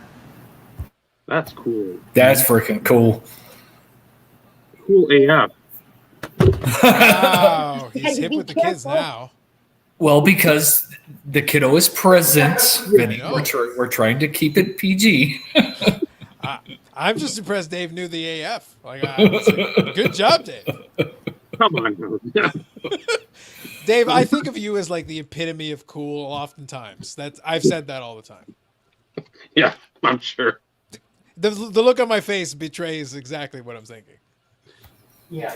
So in other words, that should be one of those moments. Yeah. I could, but the like I ran out of energy after the 47-hour live stream on Sunday. Like this is all I got, guys. I'm doing the best I can. I'm trying. Yeah, I like that. That'll be something I hope to get the actual one to fit me. That'll be a chore to find that. There's a Forsberg too in that. Okay. It's Fleury, Belfort, Bertuzzi, Brodeur, Eisenman, Forsberg, Thornton, Kovalchuk, and Marion Gabrick. That was still early 2000s, right? Was Uh, Belfort on the Leafs at that time? I think that's right. Probably. Yeah, probably. this is what it came out of. 2004. Okay, so probably 03, 04 is my guess. I think this is Fleury's rookie year, if I'm not mistaken. You know what? Maybe yes. Because I know he was before Crosby, and Crosby was 05, 06. Yeah. Yep. He was before Crosby, for sure. And then it was Malkin. That sounds probably about right. That's probably accurate. I believe this. Yes, but we're still trying to be good. I'll leave it at that. Yeah, the rare chance, the rare time to. And Carlos, wasn't the live stream on Sunday? I thought showed only like 4 or something. No, they went 5:20 and change. Yep. We intentionally stopped about 5 minutes short of Carvin's record. Because I was looking at it and I was like, guys, we're dangerously close to Carvin's record, and on a random Sunday stream, I'm not breaking it tonight. I put the foot down, and Bobby and I actually chatted for another hour after, so we could have. Oh, did you? We could have blown the door off of it if we wanted to, but I was like, no, I kind of want Carvin to keep it unless there's a special occasion. Gotcha. That one probably should have ended probably after about an hour, but Jeremy wanted to come on, and then Bobby came on, and then we kept going. So I was like, okay, fine, no problem. If you guys want to chat, I'm good with it. I would have been good turning it off after an hour. I would have recorded my other videos. I got out about 2 hours 40 minutes. Then, and when I got up for work, I looked. I'm like, how long did he go? I'm like, 5:20, man. 5:20. I'm like, oh, he was on for a couple more minutes. Well, the thing is, Bobby was in a chatty mood, and Jeremy came on and hung out for a while. And my thing is always, it was an experiment. I did two things that I never do. I wasn't even 100% sure I was going to do it, because I just asked him, he's like, do you want to do the live stream? And he goes, no, I'm super busy, man. And I go, that's fine. So I sent like the Instagram thing. I go, do you want me to do it? Yes or no? Enough people said yes. All right, fine. We'll give it a go. I had a couple of things I wanted to talk about. I figured it would take about an hour. I showed some cards. I showed the shield, which I wasn't going to do, but I was like, what the heck? You guys are here. I'll do it. And then I was ready to cut it off. And I had left the thing on the screen for a while. I go, if you guys have the guts, basically, if you guys have the guts and you want to come on, you can come on and chat for a bit. Otherwise, I'll kill it wherever it needs to die. And instead I thought about it.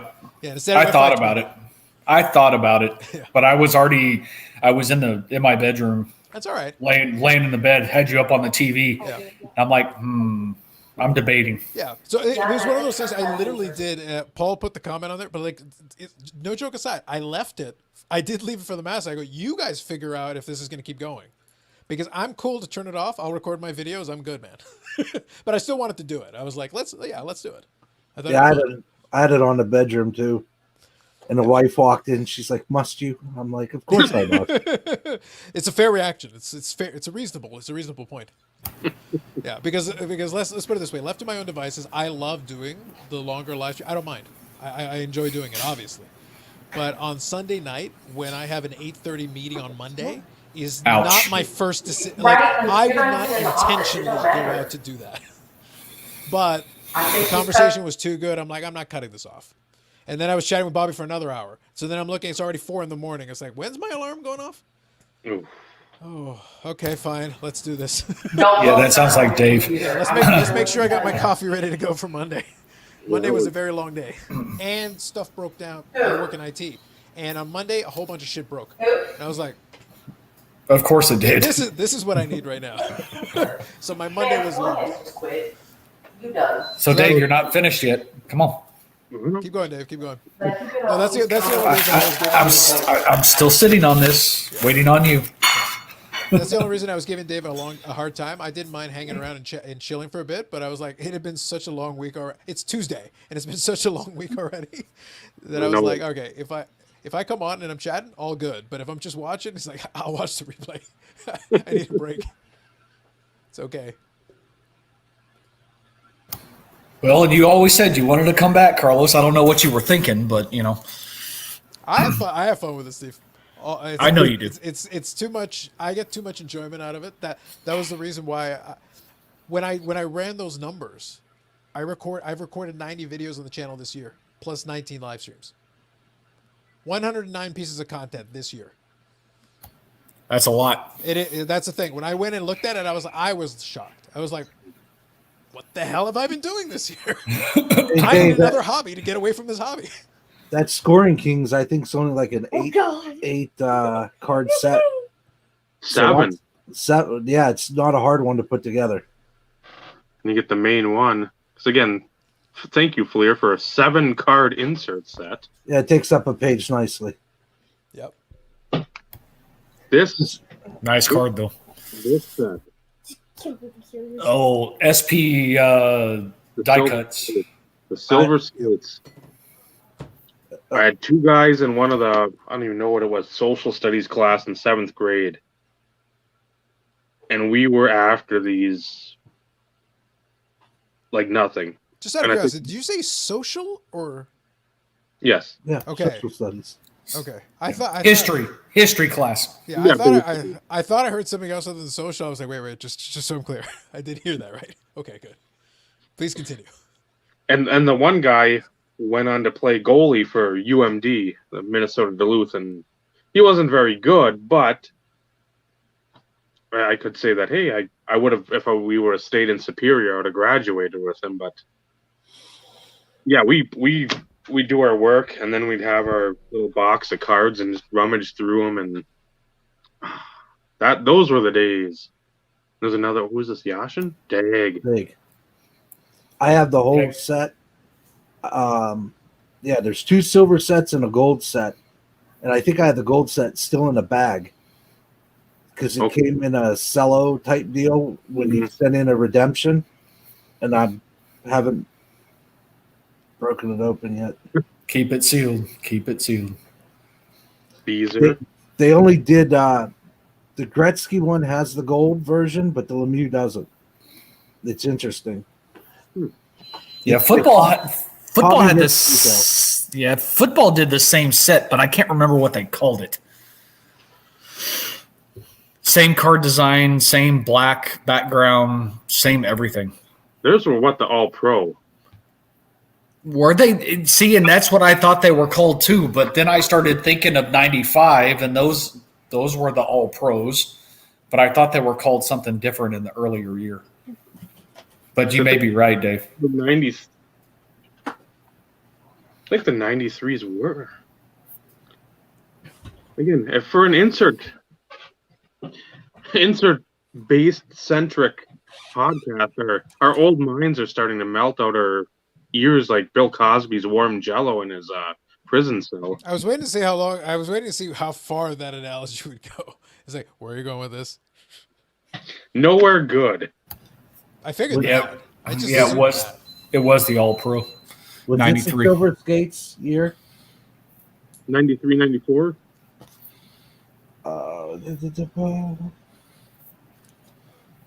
Series 2. If it's not 93, 94, that's 94. Yeah, it's 93, 94. This is yeah. This has the other the SP. The first year they did SP, I think. Inside the set. Okay, like the one per pack or whatever. Yeah. it was. I'm trying to put that together too. Pack pulled. Yeah, that's McDonald's Prism. I remember those. Yeah, the patches, I told Steve a little earlier, those still go for so much. Oh, the McDonald's patches? Oh.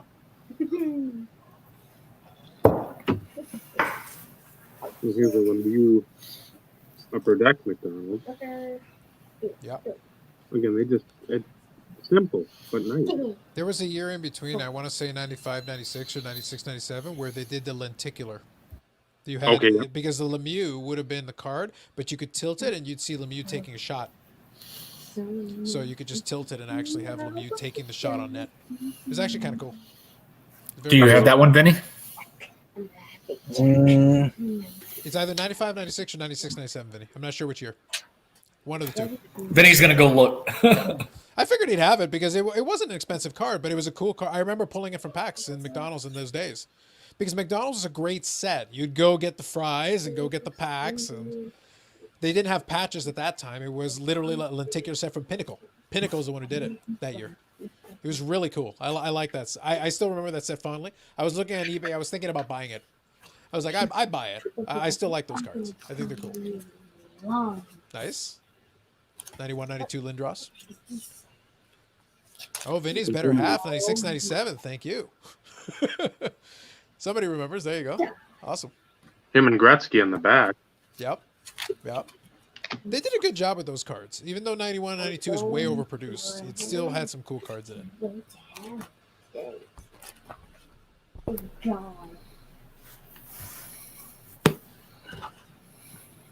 So that was one of the years. So it was the year after that one. Okay, there you go. You got like 9 of them. But that is the lenticular card where Lemieux was taking the shot. So Vinny knows exactly which one I'm talking about. It was a cool card. There you go. That's the one. Yes. Yep. Steve, that's when I was talking about that lot from the guy from Pittsburgh.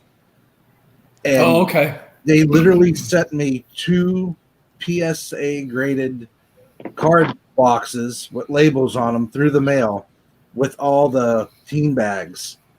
And it was probably almost all of the McDonald's. And most of the McDonald's, Carlos, correct me if I'm wrong, are Canadian. Yeah. It was an annual tradition stemming from about 90 or 91 where they would have a set. Upper Deck did it for years, and then it switched over to Pinnacle for a while, and then eventually Pacific got that. It was like its own license inside a license. So you got to do the McDonald's cards. Yep. And I thought Pinnacle did a really good job. Pacific did a good job too. I like what they did. Yep. Because by the time Pacific got their hands on it, they were doing Upper Deck was doing it at the tail end. They got to do the patches and stuff and jerseys and stuff like that and the redemption cards. They were impossible to pull. And then you'd have the people who would do the deal with the McDonald's manager. Would be like, look, just let me buy like 10 boxes. There'd be 100 pack boxes, and you'd be like, just give me 10 boxes. I'll just buy them all. Just like Tim Hortons today. Yeah, but I'll be honest with you. Tim Hortons just doesn't. It's not the same. I know they do the Tim Hortons, and Tim Hortons is obviously quintessentially Canadian, even though it hasn't been owned by Canadians by like 10 years. But let's pretend it's still Canadian. For reasons. Yeah, exactly. But the thing is, like, the Tim Hortons cards aren't the same. I like them for what they are, but it's not like the old McDonald's cards. Yeah. If they still made the McDonald's cards, I don't even care if I need them. I would go buy the stupid small fry and be like, give me the damn cards. Tim Hortons doesn't work for me. It's not the same. Yeah. Are you done, Dave? I am finally to the point of open last. Dear Lord. All right, so read the note. Read the note out loud this time, though. I didn't get the whole story, but I know what this is. Now it begins with 7 years ago. Our forefathers founded a nation. No, that's not the one. Sorry. Please continue. In watching about 250 of your videos, I've been trying to figure out all of the big cards that you are hunting for. Trying to do the same with Steve and TD. Well, Steve's biggest Terrell Davis is a 2000 finest. I think that's the last card he needs. If I see them out in the wild, I can message you, or if online, the same. I thought I heard you say that one of the big cards you needed was a JJ with Joel Zumaya. If they go to the shows up in the Detroit area, it might be lurking around. Well, I thought I landed you the big one. Emphasis on thought. This popped up and I hit buy it now before anyone could grab it, and you would be out of luck. Now you know why I asked on Carlos's podcast. Well, not the 101 logo, man. It is a card you might need, well, more than likely have. However, this comes with a solid story of your buddy, Uncle Vinny, trying to help chase down your white whale for you. Hopefully that day comes for you, my friend. Sincerely, Vinny. So, your watch.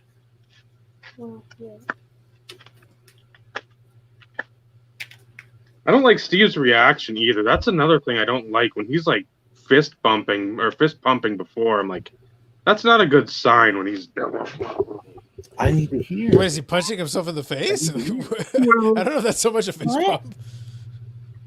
That's the Texas fist pump. I was going to say, jeez. Regional. That's after you get into some serious moonshine. There's a lot going on there. Here. Regional for reason. No. For reasons, indeed. Yeah.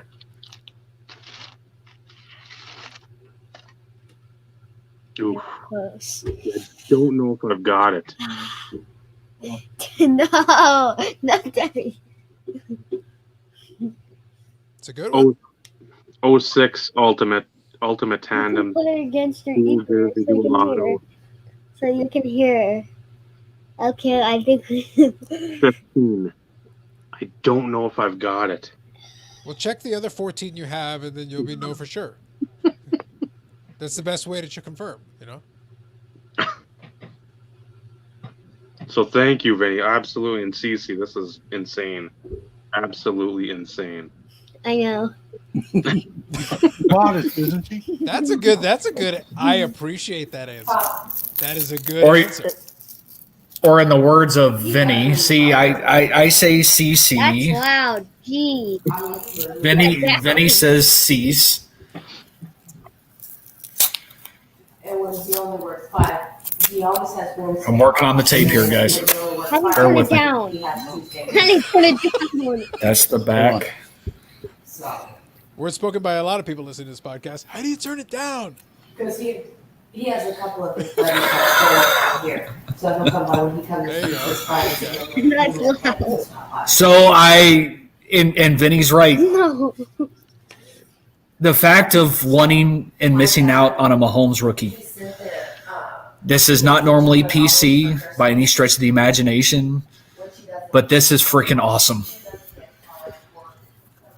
And- Mahomes you pulled. And it happens to be, although a lot of people hate it, I love Prestige. And I used to build Prestige sets for years. Remember when you pulled that? Yeah, I gotta go. Okay, bye-bye. So this now makes me want to find a way to put this set together. It's going to cost me. But this right here, this gives me motivation to put baby. that set together. Was the rest were some of the other rookies and things short printed, Steve, in that year? I never did the short prints. I did the short prints 1 year. Yeah, And that was I'm just wondering because obviously with Mahomes out of the way, who are the other draws in that set? 2017. so Jackson, No, Deshaun? Jackson's 18. Watson. Oh, Watson. Yeah, Thank you. Yeah, Deshaun Watson, I thought was the other one. Yeah, Mitchell Trubisky will cost you a couple of million. Doubtful. That's freaking awesome. Well, the Cecilia- way he's playing,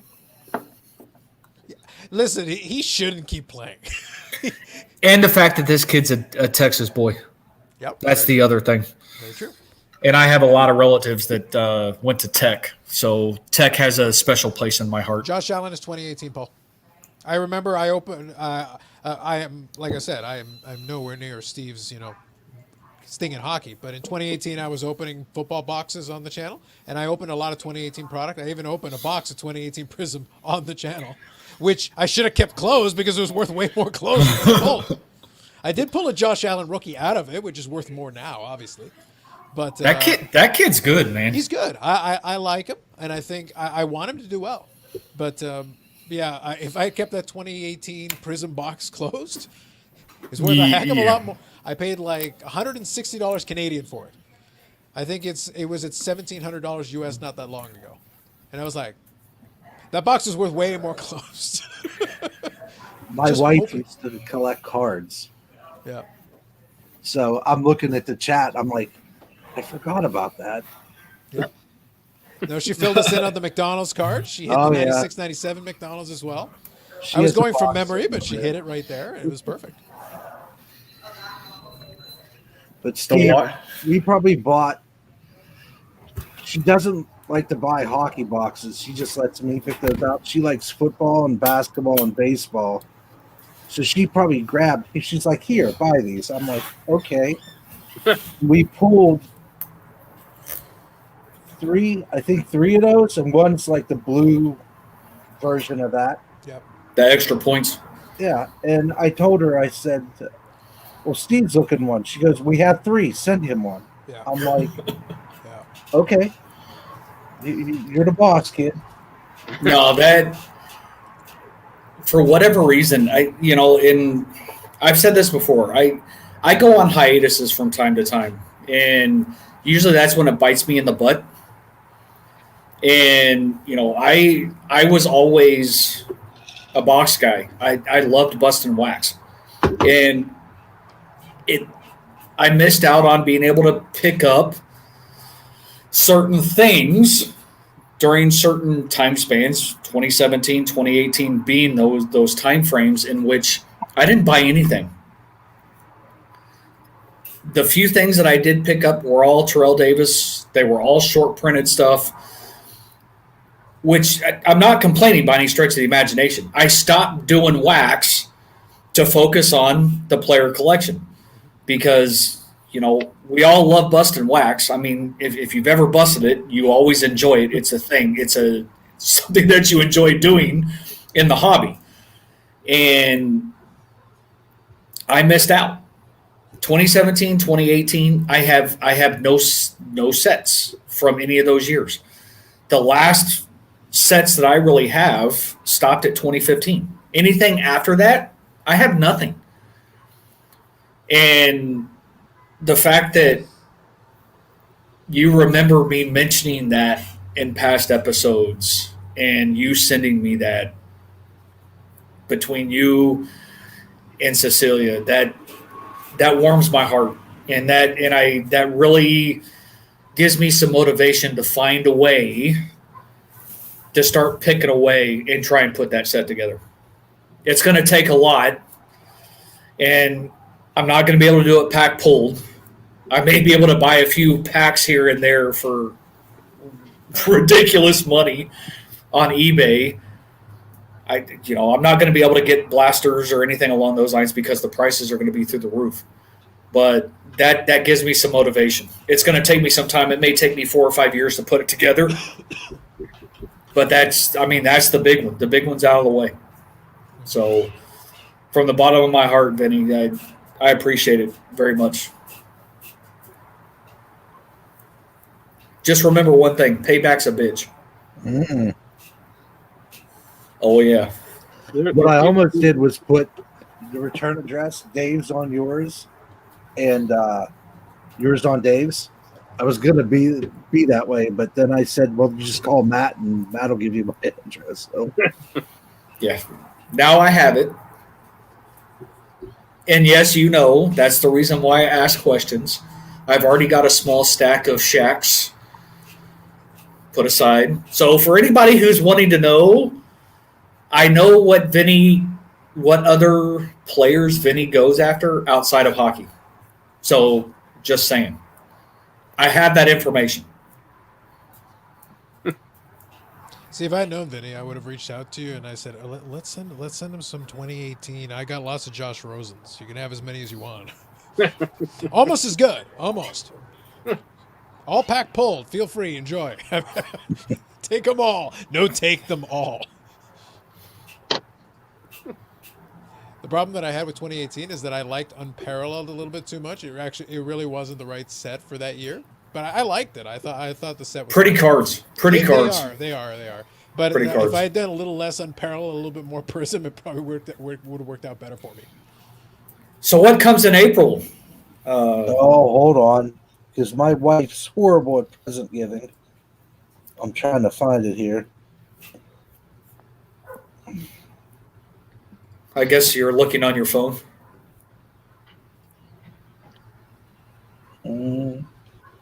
That is an impressive white screen. Yes. That's really good. Yeah. It's not showing up very well. That picture is Dave with a polar bear in a snowstorm. If you look at it real close, you can make it out there. What it says is 2020, 2021 Upper Deck Skybox Metal Universe Hobby Box pre-sale. Ooh. ×2. Look at that. So my wife can't keep a secret for more than 24 hours for Christmas. You have like 3 days, lady. But Nope. Be thankful your wife buys you product. My wife has never bought me any football related anything. Oh, my Ever. wife has. There's a Ever. autographed Lemieux jersey sitting over here. I have to still hang it up. And she got me that 2 or 3 Christmases ago. But payback is also good for her. So 3 days, wife, and you're gonna be you'll be getting yours. And no, he's not spoiling it either, so don't ask. I'm going to enjoy the crap. Oh, you got a big screw you, Vinny. I am going to enjoy. I am going to enjoy open the other 2 boxes, and then if I can, I talk to the kiddo. We'll see. We'll see. That 18 is just a hanger, so it's only one giant pack. That's okay. Just want to make sure you knew. I figured you did, but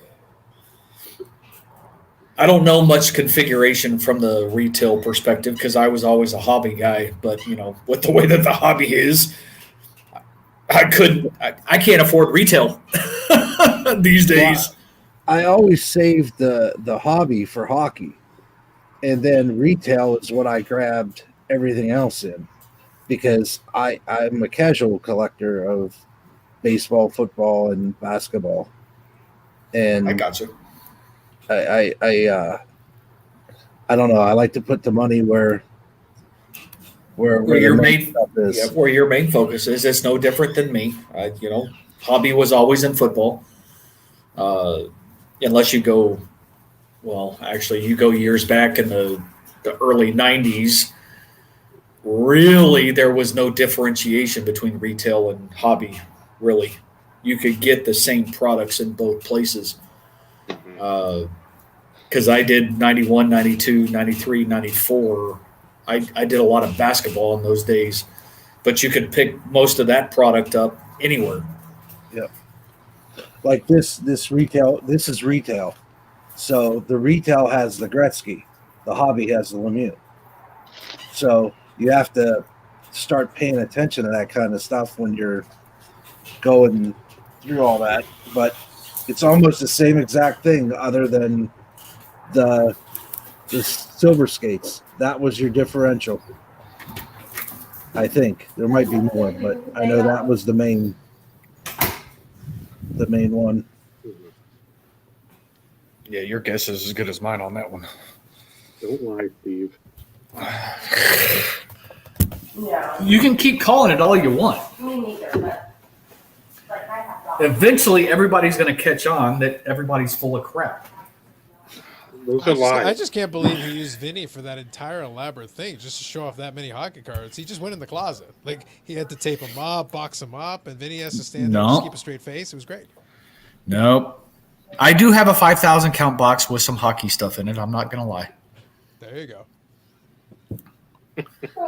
Which poses the question, Carlos.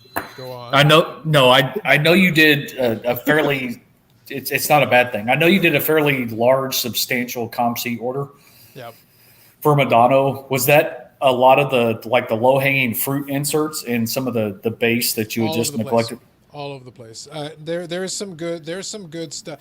The shame about the way ComC is right now is that there are some cards that I would happily have purchased on eBay normally that are really good cards that are like out of 5, out of 9, out of 10, like some rarities and some good stuff. But I got a great price on it, but it's going to take me a while to get it. Gotcha. Like, Well, I get whatever I try to look for, especially if I see a good deal. I have no hesitation. I'm like, I'll buy it because at least eventually I'll get it. well, the reason why I was asking is because, being in Texas, some of the hockey stuff that I have is Dallas Star focused because of the shop. So it was one of those in which as I go through those and I find Madonnos, I want to make sure I send you pictures. And if you need them, I want to make sure that I can get them to you is what I'm going after. Yeah, no worries. It's one of those things where there was a long time where I I started out when I was a young collector. I would collect whatever was out there, whatever was in the store. Now, mostly it was cheap stuff because I couldn't afford much. Didn't have a lot of money, so I did what I could. That was the first several years of collecting. And then it reached a certain point around university, I'd slow down a little, but I'd still buy a card here or there. And then at a certain point, I got bored of trying to do card count. So I said, all right, let me try to focus on a couple of nicer pieces. Let me focus on the autographs for a while. I kind of like the autographs, so that's what I would buy for a while. So I increased the quality. But what that means is now I'm sitting here like at just about 1,700 unique cards, which is good for Medano's checklist. But it also means like sometimes I'll look through and it's like, actually, I'm missing base cards. I'm missing a bunch of seemingly common stuff. ComC is great for that. But then sometimes ComC will show me something like, that's an autograph patch. I'll take that. Yeah, and that's the same thing with me. I mean, there's a lot of low-hanging fruit out there for me, yeah, especially for a lot of the newer sets. Yes. I mean, I'm sitting on right now, and this is still pending the shipment from Germany. Yep. I'm sitting at 2,074. Yeah. So it's, and I've, good night. What's the full checklist? What's the full Terrell Davis checklist? What's the big number? I don't have, do I have? I think I actually do. Yeah. Now, I haven't checked anything new from 2020 in a while. Yeah. But the total right now is sitting at 5317 by my count. The reason I asked is because I figured that the way Terrell Davis's career went, now it was a shorter career, but the way that football does its product, I actually figured you wouldn't be that far off. Medano has about 5,700.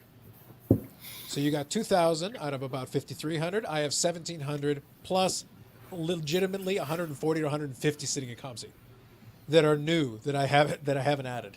So I probably say like 1840, 1850, but I don't count it until it's in my possession. I'm not counting it. No, and It's not real. And that's the same thing with me. I mean, of the cards that are coming from Germany, I know for a fact 57 are needs, Yep. but I haven't bothered to put them in the checklist yet because I don't have them in my possession. So therefore, they don't count. Until it's there, it's not real. Because otherwise, I could have claimed 1,700. And the funny thing is, at the beginning of the year, and I'll do the video for goals and stuff, my goal was to get to 1,400 this year. Wow. I was 1,700 and change. I started the year at about 1,100. I've added 600 that I legitimately count. Wow. To that checklist. And I already had a decent collection to begin with. I had been working on it for years. And I had good stuff already in it. But I've added patches out of 5, cup patches, the shield card that is not officially in my possession, but I bought it. All this. So the back end of the year, the top cards of pickups of the year are like going to be backloaded to the last 2.5 months. Well. And I'm not counting the shield card because it's not my possession. That's a 2021 card. Right. And that was one of the grails that I was going after forever that I got outbid at almost $1,000 on. But you bought for less than half in the end. So things happen for a reason. Yeah. But that's but indicative of the way this hobby year has been. Because I had a bunch of different collections that I was going to work on. But I had to kind of shift everything to buying. The reason the Medanos was so heavy, because it was like, I'm going on eBay and all the time I'm saying like, I haven't seen that card in 5 years. I haven't seen that card in 10 years. I know that's a rare card. I better grab it now because I haven't seen it in forever. Right. Well, and for those who haven't checked Instagram, and I'm disappointed that Dave and Vinny hadn't bothered to see my first Instagram post. It was a legendary post, guys. You gotta frame and immortalize it. That was the first post. 2,000 essential credentials. And that was one of the Germany cards, right? Yes. Yeah, I thought so. Sounds number to 50.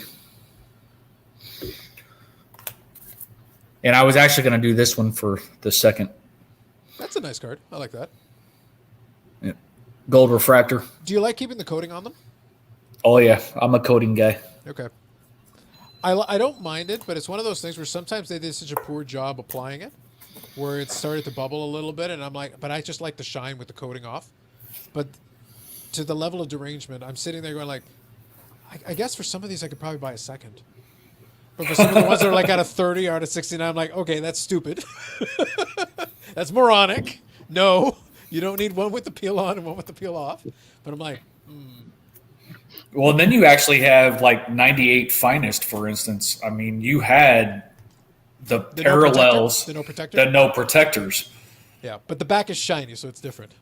It is. I do appreciate they at least made a distinction though. If they just left it, it was like, you guys are idiots. At least do something different. Okay, you made the back a little shiny. Okay, fine, great, I get it. Yeah, I actually stumbled across an Elway Okay, in my collection, already in my possession, that I didn't know I had. that's Go figure. It's all good. But that's been the enjoyment of sorting through some of this, and although actually I think my wife's outside, I'll walk into the bedroom real quick. Since I have my sorting table in here, because I can't very well do it in my office since my wife is working out of there. But since I started sorting through stuff, and by the way, that's the hockey box. One of the hockey boxes. Did you see how light was shining off of it, Dave? It was that real brief move. You saw that? But this is, I mean, you're not going to be able to see any of the writing or whatever. Yeah. But this is all the various sets that I started notating all the gaps and stuff in all the sets. Because when I was busting products for as long as what I was doing there for a while, I kept a lot of the base stuff because nobody wanted it. Yep.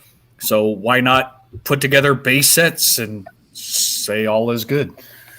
But just to give you an idea, Vinny, now this isn't all Vinny's stuff, but this is a combination of Dave and Vinny and Bob Lewis, all just sitting here. Just saying. Oh, and Ed. There's stuff in here that's also for Ed. It's nothing major. There's a few inserts, but most of it's base stuff from doubles and sets and stuff. But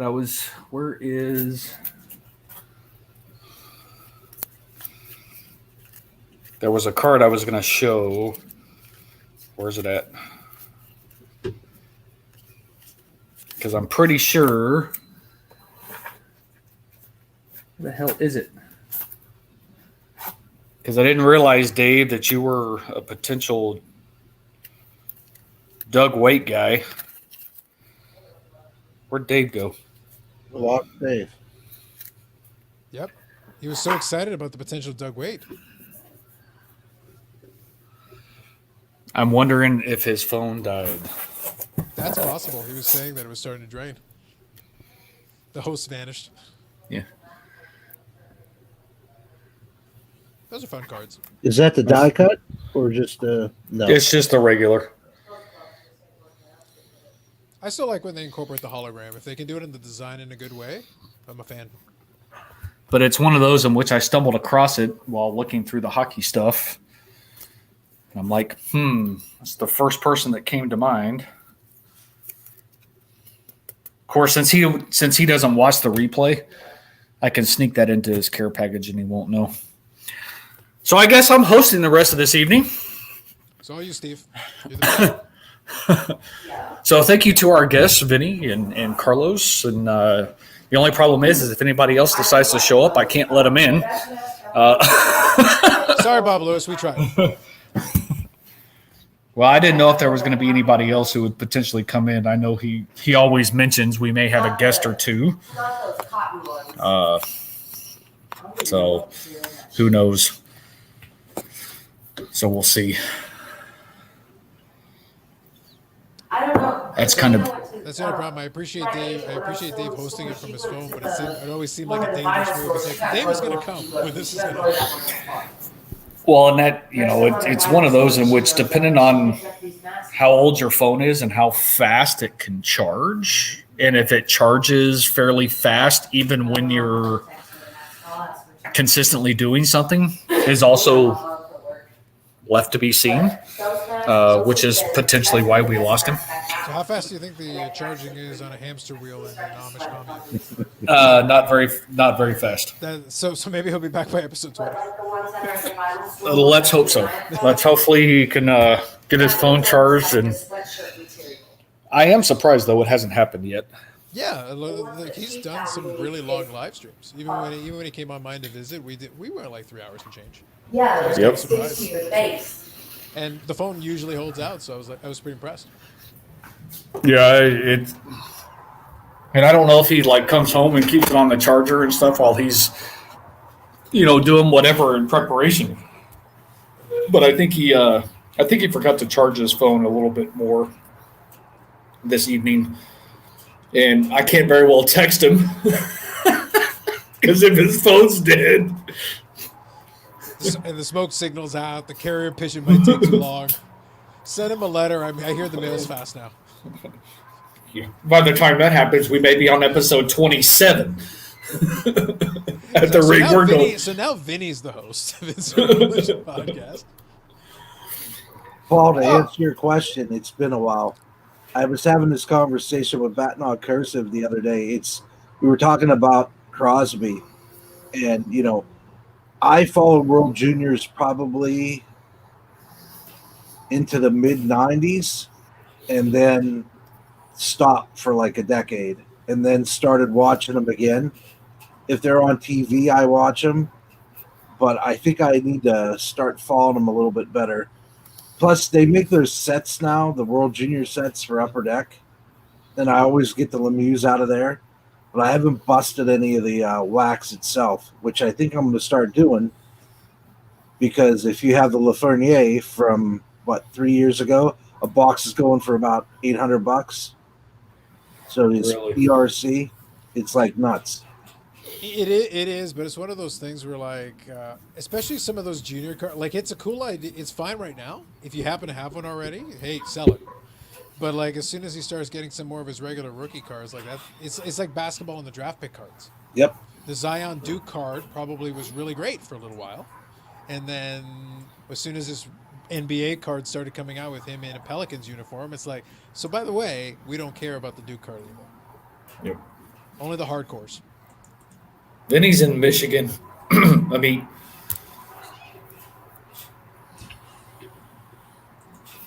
he's in Michigan. And if you can, and if you can tell, we've lost our host. We think his phone died, but I can't very well confirm or deny that because his phone's dead. At least that's the assumption we all have. Yeah, the Lafreniere is the PRCs on ComC are up there. Well, in fairness, though, ComC is a fun thing because there's really no downside for you to like put a really high price just to see like if you can get somebody or even somebody to make an offer. You could get somebody potentially to make an offer and maybe see something you like and you go for it. Wow, there are already young guns on there. I have did no not doubt. expect to see that. Yeah, this quickly. They're really expensive. They're going for a lot right now. You would rush that. You would be like, get that in the database. Yeah, but on the flip side, though, they can't ship anything out, but they're processing stuff in faster than they are shipping. Yep. Mm-hmm. Yep. There's a problem with that. Yes. Holy, they have the redemption on here already. The MVP redemption. How did someone get an MVP redemption in a matter of 3 months? That's insane. So you're saying we need to ask ComC Barry? That's a good Barry, question. what did you do? Did you walk it in the door? Don't lie to me. Blue script, Alex Lafreniere, number 25. And here's green script. Amit, you're like 25% owner of ComC. Can you confirm or deny if Barry personally walked that one in? Could you let us know? Amit's a big power seller on ComC. That's why I have a little fun with it. But because he has tens of thousands of cards on the platform, so he does a lot of business through it. So that's why it's like, me, you own like 25%. You probably got a seat at the table. Could you just let us know? What are the processing times looking like right now? So the same guy you had on Sunday. Yes, What's Barry. that? No. Barry's never been on my show. He's been on Jeremy's show. Oh, okay. But he did an episode not long ago, and it was one of those things where I listen, right now, a lot of with a lot of Jeremy's show, what I do lately is the chat gets kind of delayed because they'll usually talk for a while and then eventually go in. And I'm kind of like Bob Lewis. I have my little fun comments, but it's like if there's a time delay, it loses the impact when it was from a comment 25 minutes ago. It doesn't work the same way. But I also, when it comes to a lot of business interviews, I want to listen more than I want to comment because I don't really have a question. And really, this is something I've always thought was interesting, is that maybe the problem is that I'm at the stage of my collecting where, like, look, if I really have a question, I'm just going to ask you myself. Right. Honestly, I'd rather just bring you on my own show and ask you my questions myself rather than do it through a chat. Makes sense. Yeah. So it's like I respect though that he does do it. Barry's a good guy from everything I've heard about him. But it's one of those things. ComC is in this weird position. I don't envy them. But when they go and do their thing and they talk about, well, COVID and all that, it's like, well, yeah, man, but I work at a retailer. And you know what happened when COVID happened? They had to close all the stores. And you know what they did? All the executives got in a room on a conference call for days and made plans. And they said, we got to do something. We can't sit here and wait. We know this is a problem. What can we do? It took them a couple of weeks. They moved the website and the infrastructure ahead 10 years. They doubled the capacity. They doubled it again. They doubled it again. He's That's all they back. had to do. Hey, Dave. He's back. You found a charge? And it showed up earlier today, and I hate them because they're stupid. But like the system update on the phone. Oh. Before it's like, okay, the battery, you don't have enough battery, we can't do it. I'm like, whatever, close it. So then it's like, it's going to restart in 10 seconds. And I'm like, okay, usually you see a countdown with that. So I'm just, and then boom, it's gone. I'm like, huh, oh, okay. So. Well, we kept it going without you. However did you do that? It was tough, man. It was tough times. Vinny took over. And, he took over as host, and we rolled. Yep, it's better than it ever has been. Feedback was off the charts. Yep. Viewership, Patreon, everything. You've been getting. I don't know if you pay attention. You've been getting donations. Like Amit has donated like $37,000 to the podcast already. He says $40K in there, so you might lose some on taxes. Are you going to share that, Dave? Huh? Are you going to share that, Dave? No. Well, what the hell am I still doing here? You'll see when episode 20 and he's on a throne. Yeah. I'm on a yacht. Yeah. No, the key, Dave, would be that you would have the throne, but literally be in the same room. Yeah, the one in the green. You spent all the money on the throne. That's all you spend it on.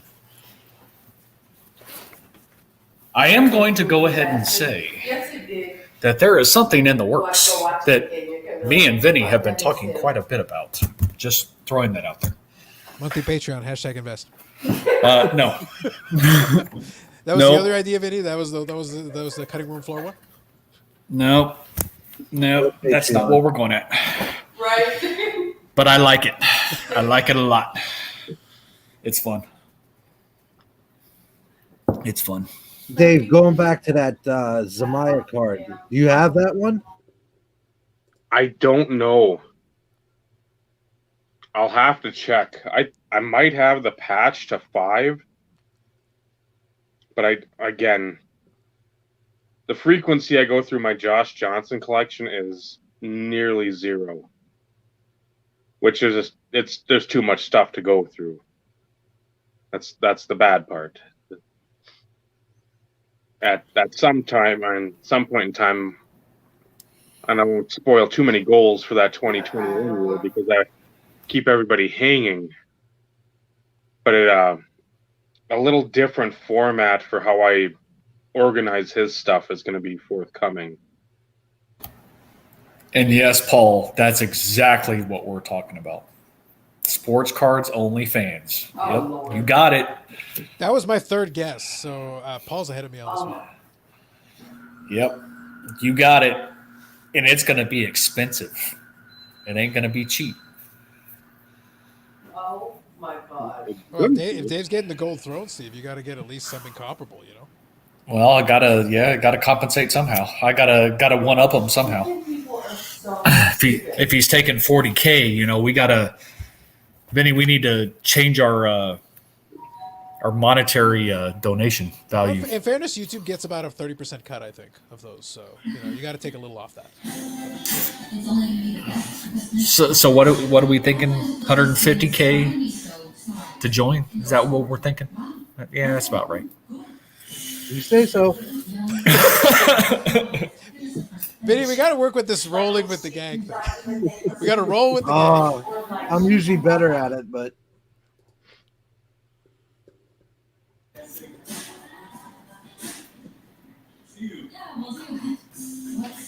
Nah, we don't need to be careful with Carlos. Carlos has been here before. Carlos is fun. Carlos is fun for reasons. I actually gotta ask a question. I am positive I said it, but like I feel like it was in some video, and then I saw Bob reference it. I'm like, okay, which specific video did I say 4 reasons specifically? I'm sure I said it. I just don't know where it was. She asked me. You're asking the wrong person. I edit the videos, and I'm like, I haven't heard it. Well, I was like, what? So I was like, I'm sure I did. She ended up calling me on my Positive. cell phone. I don't know when. It's always in live streams, though. That's possible. That's She possible. asked me the question That again. probably makes more sense. Are you smoking right Yeah, now? that's where I've noticed it most, Carlos. Now, granted, I haven't gone back and watched historical videos quite yet. I'm trying to stay current, and I seem to fail miserably at that, for that matter. But Like you're still working. and the ones that I have been watching as of late, I'm usually like a week behind. Yeah, what the hell is wrong good. with I've never heard it, but live streams, it's usually there. Yeah, that probably makes sense. In the course of a lengthy conversation, 5, 6, 14 hours, I'm sure it came out. I'm sure. Well, it's no different. Yeah. You've never heard me sit there and with my tagline in any of my videos, at least I don't think, just saying, only comes up in the podcast. Now, Dave, on the other hand, his and again, that's usually in some of his videos. Dave, it'd be kind of a fun video for year end, like as like a 2020 goals video. You label it 2020 goals, and it's just a super cut of you just saying, and then again. Literally just, that's all it is. Just a loop for like 25 minutes, and then again. Nothing else. You may have to double that time frame. Yeah. Make it hours, whatever you want to do. Because it happens frequently in the podcast. Well, if you really want to go next level, Dave, you do the supercut, and then you do a live where you play the supercut and then walk away. The live is you playing the supercut. It just runs. It's still a live video. Could do that. Yeah. Could do that. It may help the views, Dave. I'm not completely convinced that wouldn't be the video that would suddenly be like, so what was Dave's most watched video? So it was like a 3-hour loop of him saying then again on a live stream. Well, how many views did it get? 47 million? People just kept showing up and being like. Now's the time that you would need to monetize. It's like, what happened? 47 million views and it wasn't automatic written. Damn it. I could somehow, shape, form, or fashion, though, I could see that happen. Well, that was the joke when my channel's been around not as long as yours, but my original channel started a long time ago. 5 or 6 years ago, I did some live streams with many ninjas, and some of those eventually got viral accidentally, and 2 of those videos are over 1 million views. But when that happened, most of those views were not monetized. So I said, "There's I got 2 million views in 2 videos, and not like really? Come on, you're killing me." It happens, unfortunately. Yeah, But then I would again, have taken those couple extra bucks. It would have been all right. I would have taken it. I'm not here to make millions. Last night, or no, Sunday during Carlos's stream when he had Joe on. Yep. He jacked your style, Steve, and I immediately was like up in arms, and when I heard him say nomenclature, I said, Yes, "What? that's true. He did say that. That's right. Fuck." I'm like, no way. He threw a couple of references in there. I had that copywritten. He's never been here. I would defend that copyright, Steve. Get on it. Defend it. I'm suing. That's when you should have went on and been like, "Pardon me, good sir." It's like there can only be one. That must have been after I ended up shutting it off last night or Sunday night. Because I think I shut it off at 10:30 my time, give or take. Yeah, that's fair. There's only 7 or 8 more hours after that, so there was a lot missed. But he did throw in, yeah. I think I caught it. I think when he said that, and I was just like, because there were a couple where Joe would like randomly throw something in there where, yes, technically that is the correct word, but I was like, I wasn't expecting it. Yeah, there's a few of them because I'm Came like a little out of left field on that one, but all right, I like it. Fair enough. I'm gonna have to go back and watch it and find it, and I'm gonna have to comment. Yeah. It's like, how dare you, Joe? Yeah, I'd say after that 2 hour mark. Well, yeah, that's basically about the time they came on. Well, about an hour. It was like an half hour or and so. an hour and a half thereabouts, but yeah, that's about right. So yeah, that was sort of listening and stuff. What the nomenclature with it? I'm like, what the fuck are you? What? What is Steve? What is Steve on the show? And I just don't know it. Why is Steve named Joe? Why is that backwards? That's not what is this an unannounced gimmick change? What was Steve became a surfer dude in California. What happened? I'm a master of disguises. You never know when I'll pop He's up. doing the opposite Stone Cold. He went from Stone Cold to like surfer the blondes, the Hollywood blondes. That's fair. That's valid. That would have required me to dye my hair. That ain't happening. Sure. So that OnlyFans money. Well, Vinny's got to get that lined up first before any of that money comes through.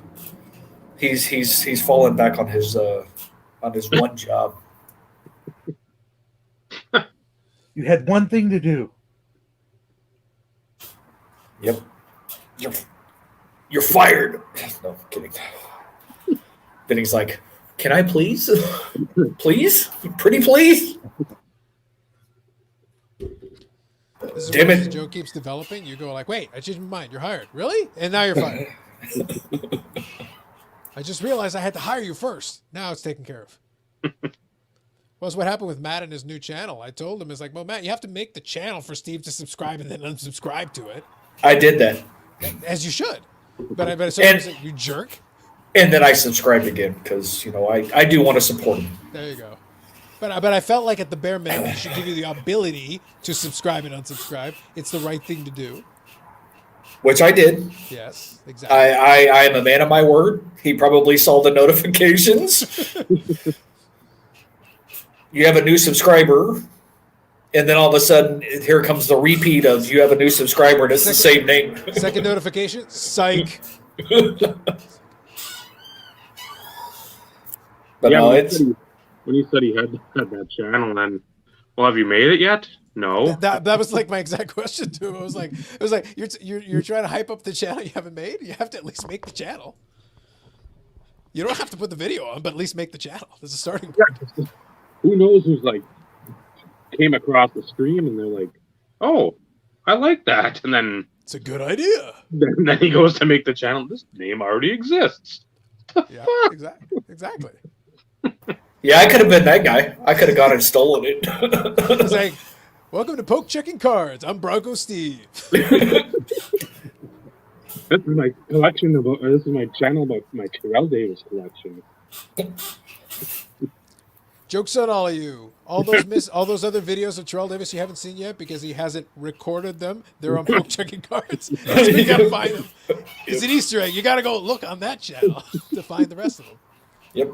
We It's won't like, be why are talking they all in 4K. That's weird. He's in a studio? What?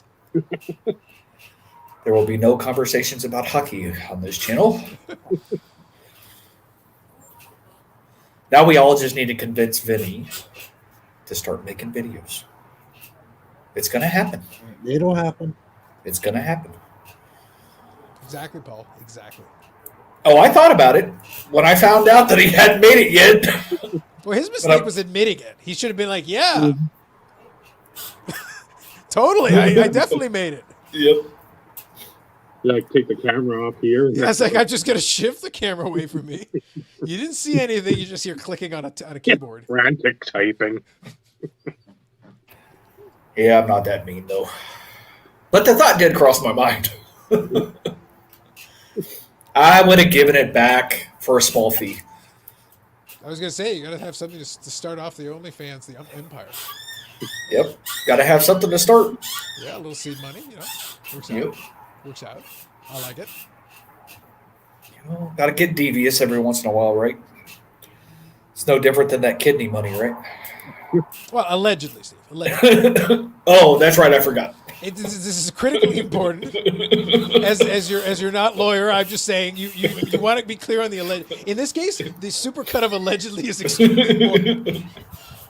Allegedly, you know, for legal reasons, in theory, hypothetically, And for more reasons. for many reasons, a multitude of reasons. Here, Dave, a cornucopia of reasons. There you go. Just for you, Dave. Just for you. Just as long as we're using the right nomenclature. Correct. Yes, sir. Yes, sir. Just saying. We're out of catchphrases, but you need one. Dave, you missed out on the opportunity. And again, it's already passed, Dave. I know. I was waiting for you to say that and stop, and then I was said, and again, I'm late to the party. Yeah. It's fair.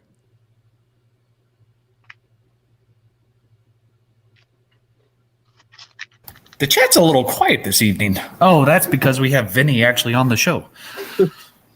I'm trying to follow it. I have it on the screen over And here. then, of course- Paul's carrying the load right now. Yep. And then plus we actually have Carlos. So two of the main chatters are actually No, on the I broadcast. was legitimately thinking about trolling myself from the chat. I did think about it, and I was like, just out of habit. That could get interesting, Carlos. I'd like to see you do that. I'm perfectly capable of such things. Perfectly not a capable. Of such things. surprise. Oh, we know you are. Yeah. We know you are. It's like no one's immune. You know who I really hate? Carlos. What a jackass. Worst YouTuber in the world. Without question. I'm surprised the meat didn't stick around longer to razz you.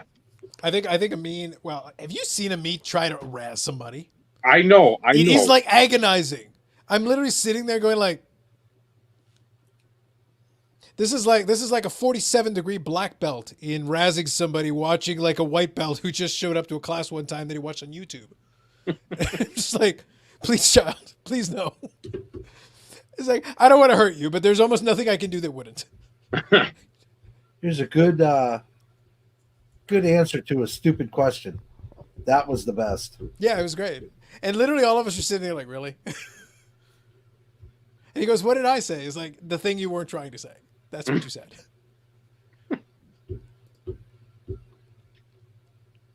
Yeah. Amit's a good guy, but he'll try sometimes. Sometimes he'll try. My favorite, though, is when he tries to derail the conversation after it already ended. Like, I'd be like, I literally moved on already. You can't derail the conversation that already passed. Well, you can. It just doesn't really have any merit or any weight. Yeah, but that's what'll happen. And then he'll just stare at me like, and he's like, let's move on. Like, I just wanted to stare at you awkwardly until you accepted it. So, Carlos, I do have to ask the question. You know, Uh-huh. Amit's a regular guest. You've had Dave on. You've had Matt on. Yep. Why haven't I been invited on your show? You literally just got Instagram like 47 seconds ago. That's usually my form of communication to send the initial link. Otherwise, how would you like me to reach you? That was a few weeks ago, but good try. It wasn't that many weeks ago. It was a little while ago. It's been 3 weeks. Yeah. 3 weeks tomorrow, I think, as a matter of fact. All right. Do you like Sundays? Not really, Yeah, I but was going to say. The thing about the Sunday stream is that I have never had any moral objection to it. The thing with Sunday that's tricky, this past one was an exception, obviously, because when Bobby came on and Jeremy came on and they wanted to chat, it was fine. But Sunday, I like it because the meat will like run out of gas. So like naturally, it'll have a nice ending point. He won't drag it out too long. But like on the Sunday, it's tricky. I don't mind going longer, but then Monday's miserable. Well, and that would be my issue because it'd be no different than Yeah. doing Sunday with you. Yeah. Now, it's one of those in which I can be less wordy, unlike Dave. Dave has the words. He knows words. A lot of them, but at the same time, it's hard enough for me to get up on Wednesday morning, even though it's nowhere near like to the extreme of what Dave has to do on Wednesday morning after a 3 or 4 hour stream and getting only a few hours of sleep. I have the ability to sleep a little bit. Yeah, that's why. That's basically why the Carvin streams were both times. I said Friday. We're doing it Friday. Carvin was good with whatever, but no, dude, we're doing it Friday because I knew I was like, that gives me Saturday. I can chill, take it easy, sleep in, have brunch, and just take it easy on Saturday. That works. So your mail day videos, do you do those earlier on Friday then? No, if you do like the long, I am a night owl. That's why Friday Okay. doesn't bother me. I'm generally not. So the thing is, and this is to my detriment. It's not a good idea. I'm usually awake until 1 or 2 in the morning normally on a weekday anyway. So like on Saturday or Friday, it's not a big deal. But the thing is, when I know there's an 8:30 meeting on Monday, I'm like, okay, I'm a night owl, yes, and I can go with a lot of sleep deprivation. But there is a certain limit where, unfortunately, I work in technical industry. So when they ask me how to fix something or something needs to get fixed, I need some faculties about me to be able to do my job properly. I'm the only system admin we have, so I better be on my game. If something breaks, I have to fix it. no, makes sense. I mean, I get it. Yeah, so I have to have a little gas in the tank, otherwise it's going to be problematic. As Vinny yawns. I don't think I've ever yawned during any of them till today. Usually I'm bright-eyed and bushy-tailed, but You've had a lot on your mind, my friend. yeah, it's been it's been an interesting couple of days, but Well, hopefully, us finally getting a chance to open live brightened your day a little bit. Yep. I know your kiddo enjoyed it. well, she was there like, is this it? I'm like, yeah, this is what we do. I was like, there's no explosions or Flash graphics or anything. we're talking about cards, kid. You should have seen what happened when Dave's phone was down. The National Guard rolled in for a couple of minutes, and they're like, "Is everything okay?" Yeah. Go back. It's fine. Don't worry about it. The Android is getting updated. It's all good. And I thought about that the other day. I'm like, man, I haven't seen those updates in a good while. And then, of course, today. Why not? It's always an inconvenient moment, right? For reasons. I did mine earlier today.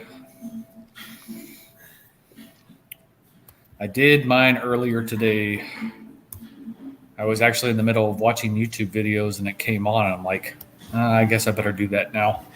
Not that it really matters because I use my laptop when we do the stream. So That's fair. Yeah, that's what Dave needs to invest in, so we can do some share screen stuff. Yeah, I know. Dave, get a Chromebook. It doesn't even have to be like a full-fledged laptop. It literally just needs a browser. I would wager like a Chromebook would probably work. Is that like a Tops product? Yeah. Yeah. If you open enough Chromebooks, I think you can get an Acuna. It's probably That's cheaper than cool. Topps Chrome. Yes, actually, yes. The Chromebook would be cheaper than opening Topps Chrome. At this rate, Especially Topps Chrome like Black or whatever that one's called. Yes. sorry, I'm perusing eBay 2017 Prestige. I've literally been scanning eBay the whole time we've been Yeah. talking. The benefits of a second screen. It's very helpful. Yeah, well, I don't have to see you guys on the screen here in order to peruse eBay. Nice. No, outrageous. I know it's crazy to think. Oh, But yeah, so kind of alluding to what you said though, Steve, is like, yeah, no, I'd reach out, but it would probably be like a Friday or a Saturday, be something like that. I'll ping you, and then we can work something out.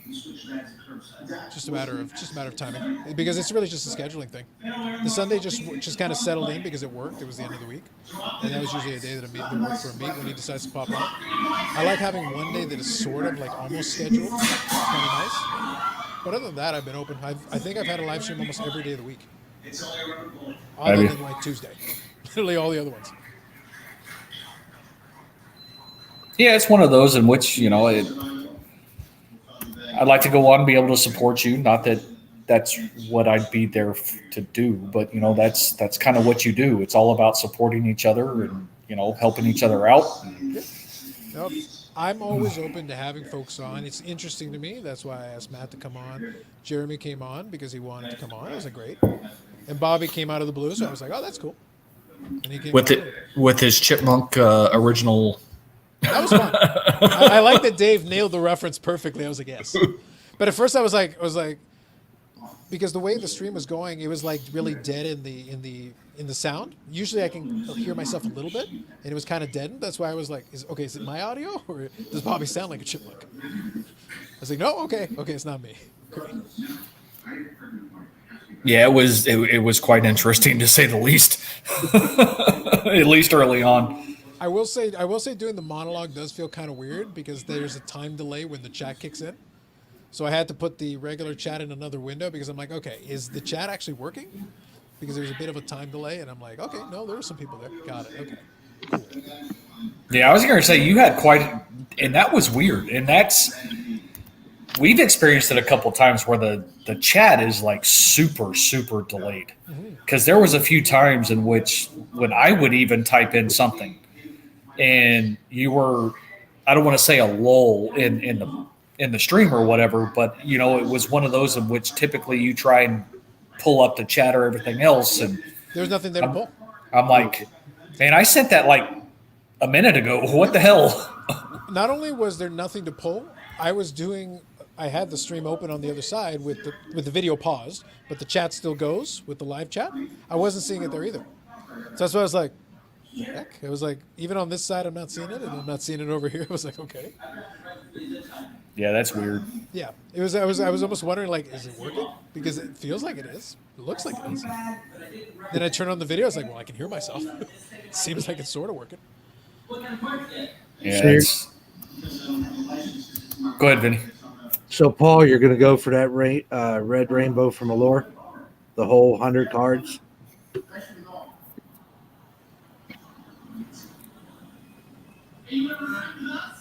Oh, Canadian Ice, nice. I like those Canadian Ice cards. Yeah, Paul posted that he got like a dozen of the red Allure from last year. I think that's right, yeah. I just picked up a box. Of Allure? It's the first time I bought hobby for anything new for a while. I kind of went, I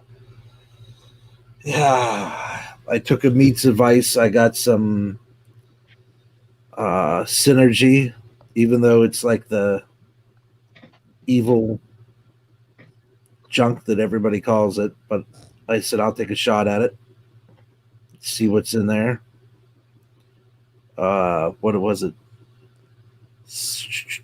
It was 1819 and 1718 for $40 a box, which is kind of low. That tells you how popular it was. Yeah. I'll take it. Yeah. You want to weigh in on that one? Because I think, if memory serves me, and Dave, remind me if I'm wrong. I feel like that was like the 97 Mirrors, Starcrest Gold, 98 Atomic. I feel like that was during his retirement before he came back again. Mm-hmm. Yeah. That was in between. Yeah. Yeah. So anything 96, 97 was the last. Yes. Then there's some pinnacles in the middle there. Giant Eagle, Pittsburgh grocery store, did a 25 card pinnacle set. Then you had 99 2000 had that it's the Hero the Cup Heroes, or I can't think of what it is, but it's from Topps. There was it's a holofoil card, and then it has a refractor. And then 2001 started the tribute set for Mario. It was all of his Topps and O-Pee-Chee cards. There's 25 cards. And then the next year, they did all of the supplemental cards, including Bowman.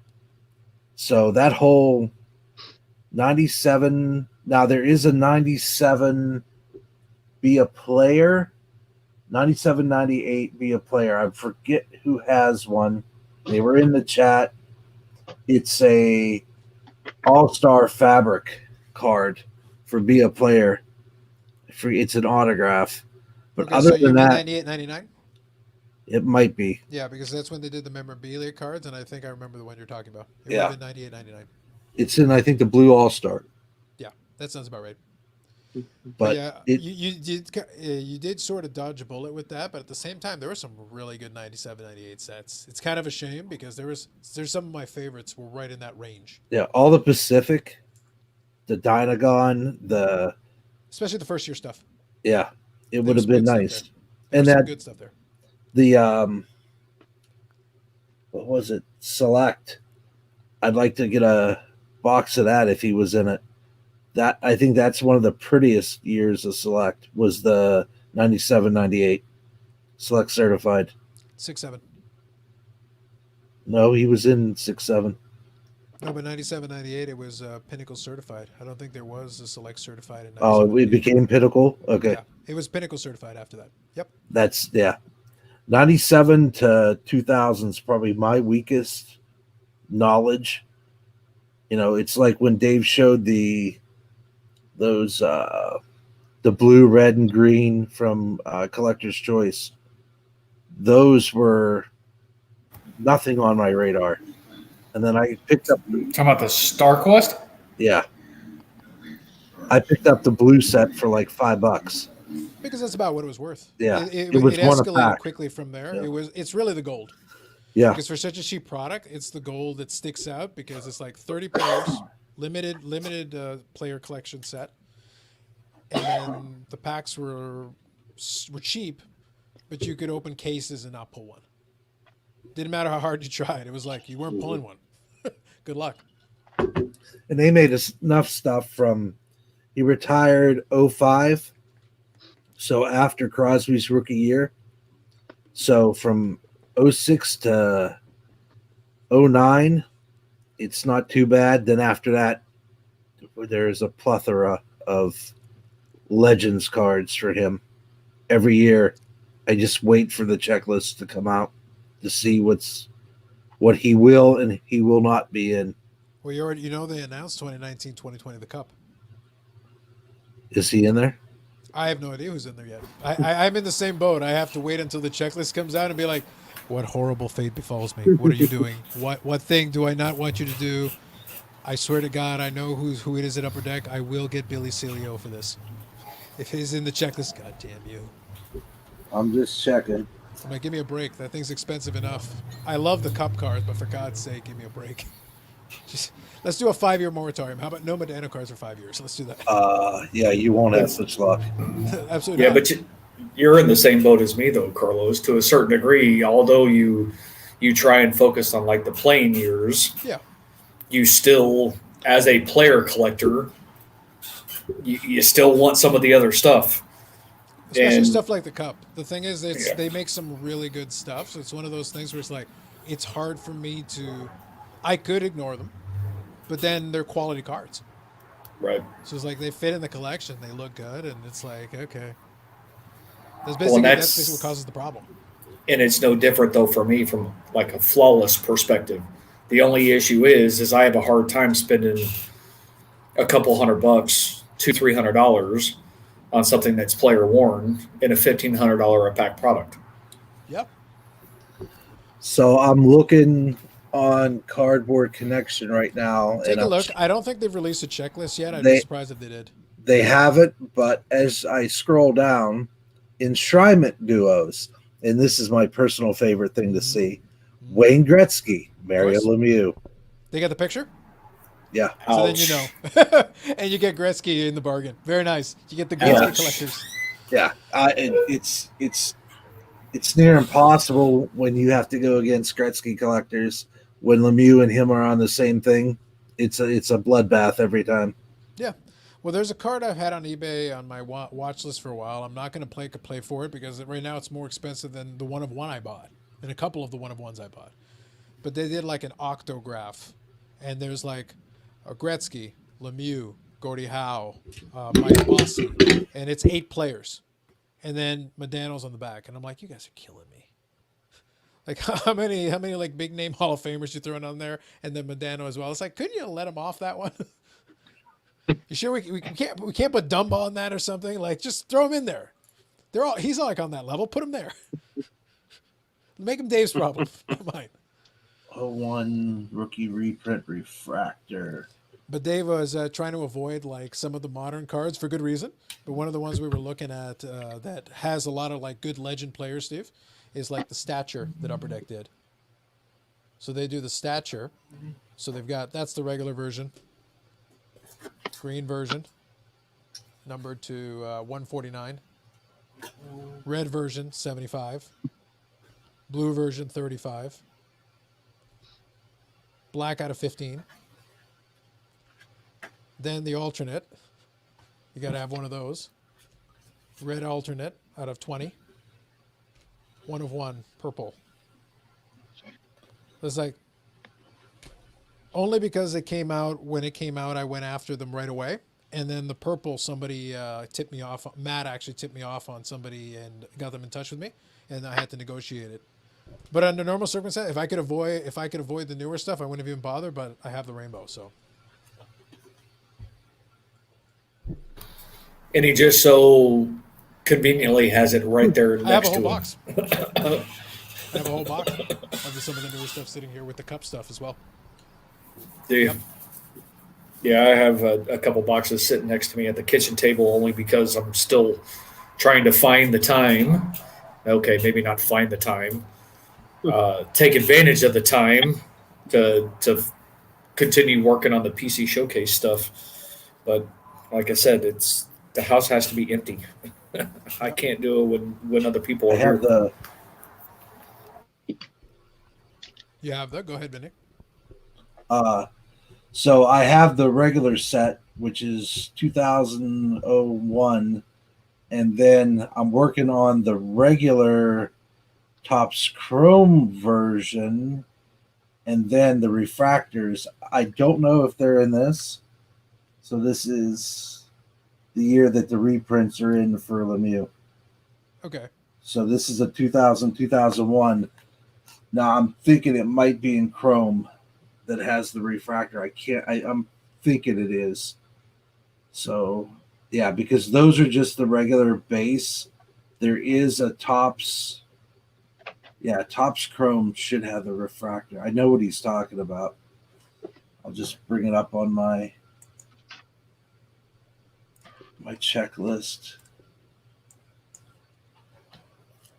To your point, Steve, though, usually what happens is when I'm off the clock at work, the work desk here becomes the card sorting desk. But I'm horrifically lazy when it comes to the player collect. I'm meticulous about keeping the checklist in line, but then I sit there like, okay, do I want to sort this? No. I know I have it. I marked it off the checklist. It's going in the box. I know where it is, but I'm like, okay, so ask me about those ones. That's a rainbow. That's one thing. But it's like, all right, ask me about a specific card from like 2005. And I'm like, it's somewhere. I know it's in one of those boxes. I have it for sure. Good luck asking me where it is. So you're struggling with integrating. Once the cards come in, like I added 600 cards this year. So some of it I was able to sort effectively, but some of it I was like, can I hire an intern? It's like, your job is just to sort this. I don't want to do it. Well, I spent damn near a week like sorting and getting all my stuff in order. Yeah. And that's because over the years, I mean, I want to say I bought 3 or 4 like mini collections over the years. So sorting through, checking the checklist, pulling out stuff that I had dupes of and everything else. I think I probably still have 1,200, 1,300 dupes between base and inserts, maybe more. Yeah. Still. Anybody want to collect Terrell Davis? I could probably get you off to a really good start. These are just the lots that I bought this year of Lemieux that I haven't processed yet. So these are mostly base, but you know, that's my big thing. I have to go through and see what's missing in the binders that are in front of me. And because I sort of do, like you saw, Carlos, the 9 cards per page. Yep. And I do that for almost every base card. And that's how I've built my binders up. And Mine's in all penny sleeves and top loaders. I wanted some way that I could go through them and see the majority of anything that was under probably $20. Right. Now everything else are in these boxes here. So, and then I have 2 boxes that are just pack pulled. Yeah. So I keep them separate. I don't know why. It's sort of like when Elite Code 3 does his Cardboard Futures sticker. I just like to keep them separate. I don't know why, but it's always been like that for me. Collecting So- usually comes with some kind of neurosis. There's always a quirk of some kind. There's something in Yeah. every collector where they'll be like, you do this one peculiar thing, whatever it is. So this little on the edge, I just mark it with a Sharpie if I purchased it as a single. If I pack pulled it, then there's nothing on there. It's just my craziness. That's a system. No, easily identifiable though. Yeah.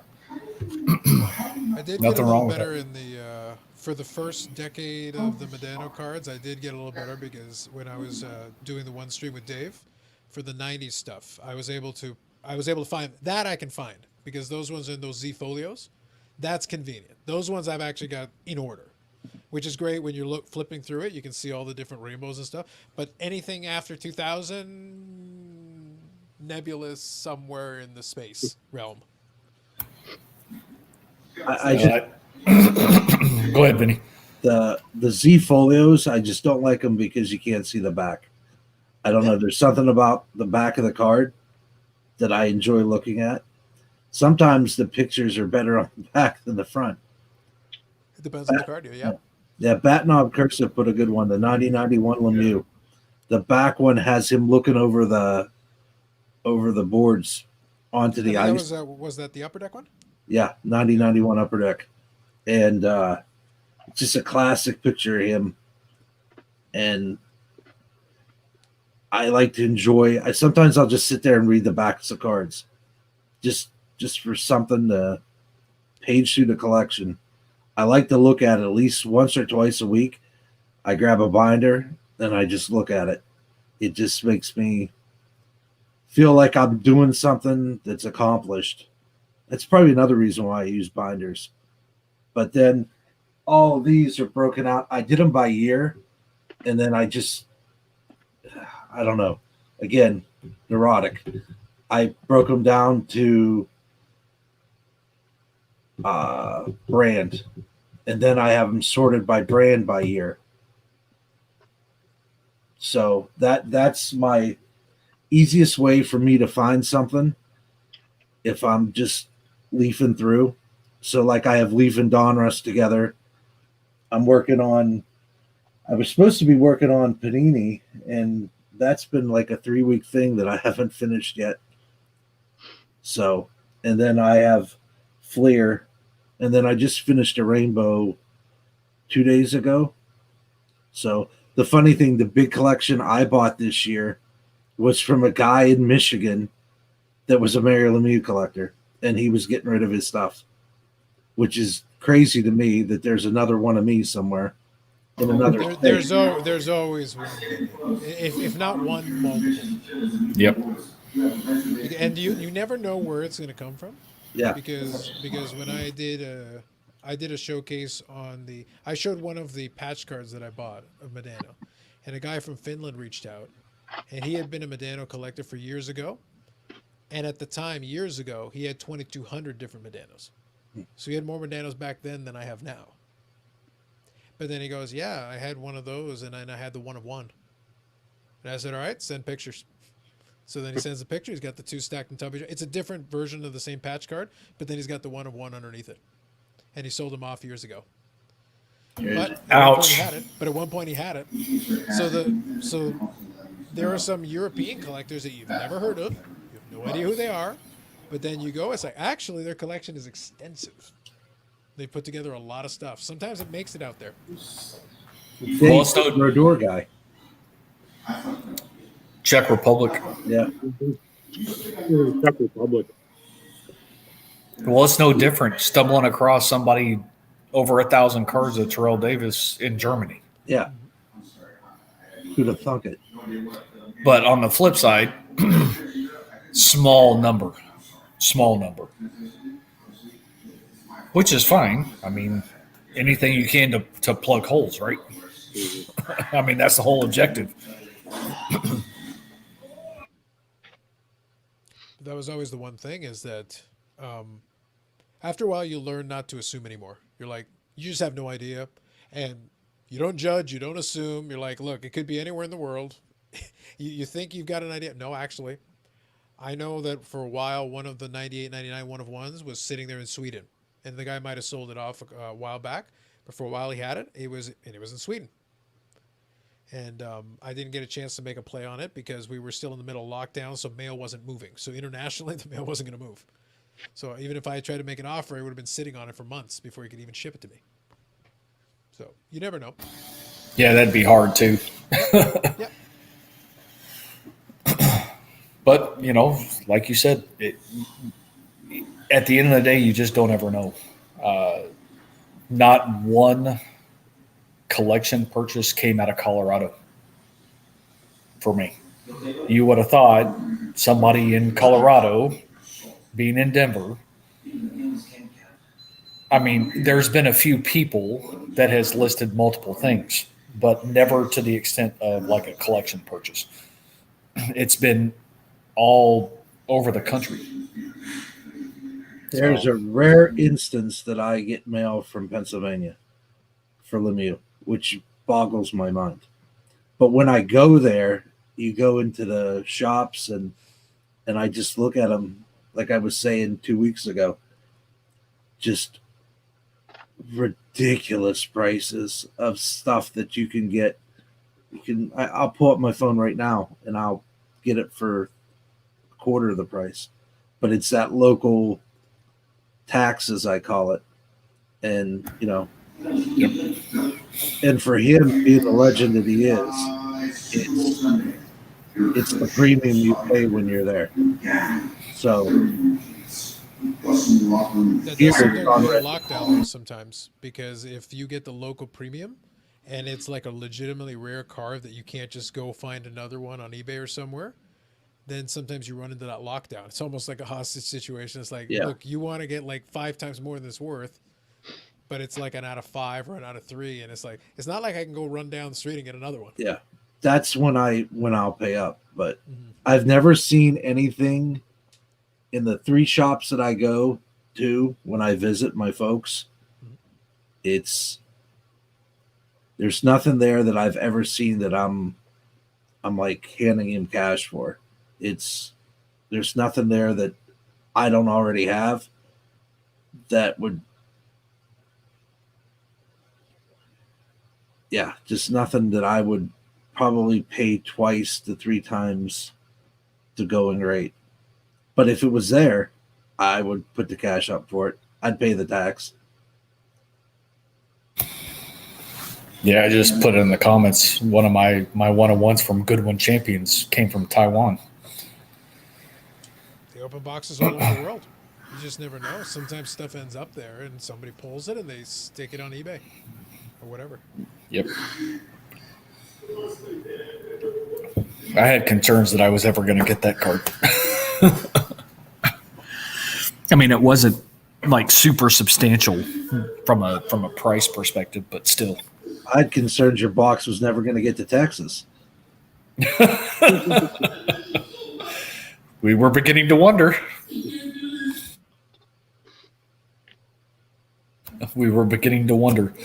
But, since we had the trend of, the code 29, everybody needs to start looking for that on their U.S.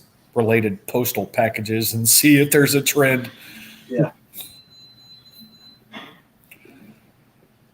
Oh, when I got that 101, that was before the whole global shipping stuff went into play. It was a couple years ago.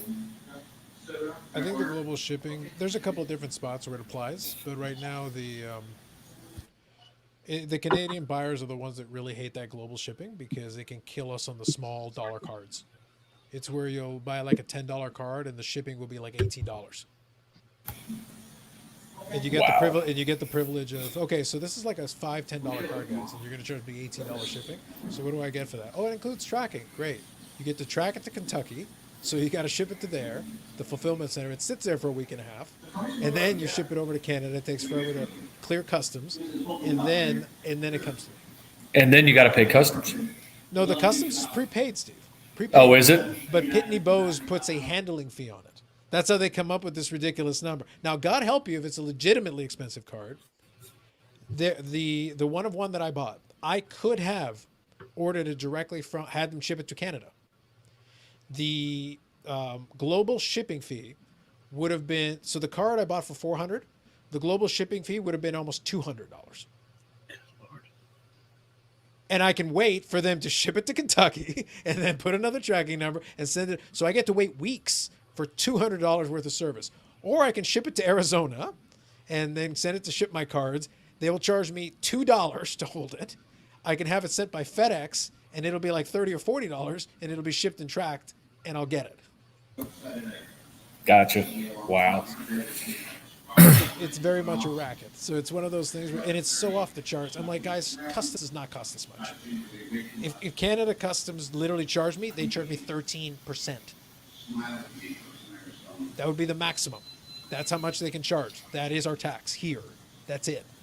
No more. And that's why I don't ship outside of the U.S. Well, the thing is though, like for the seller, it's not on their end. They just receive a label. That's why the sellers like it. That's why they play into it.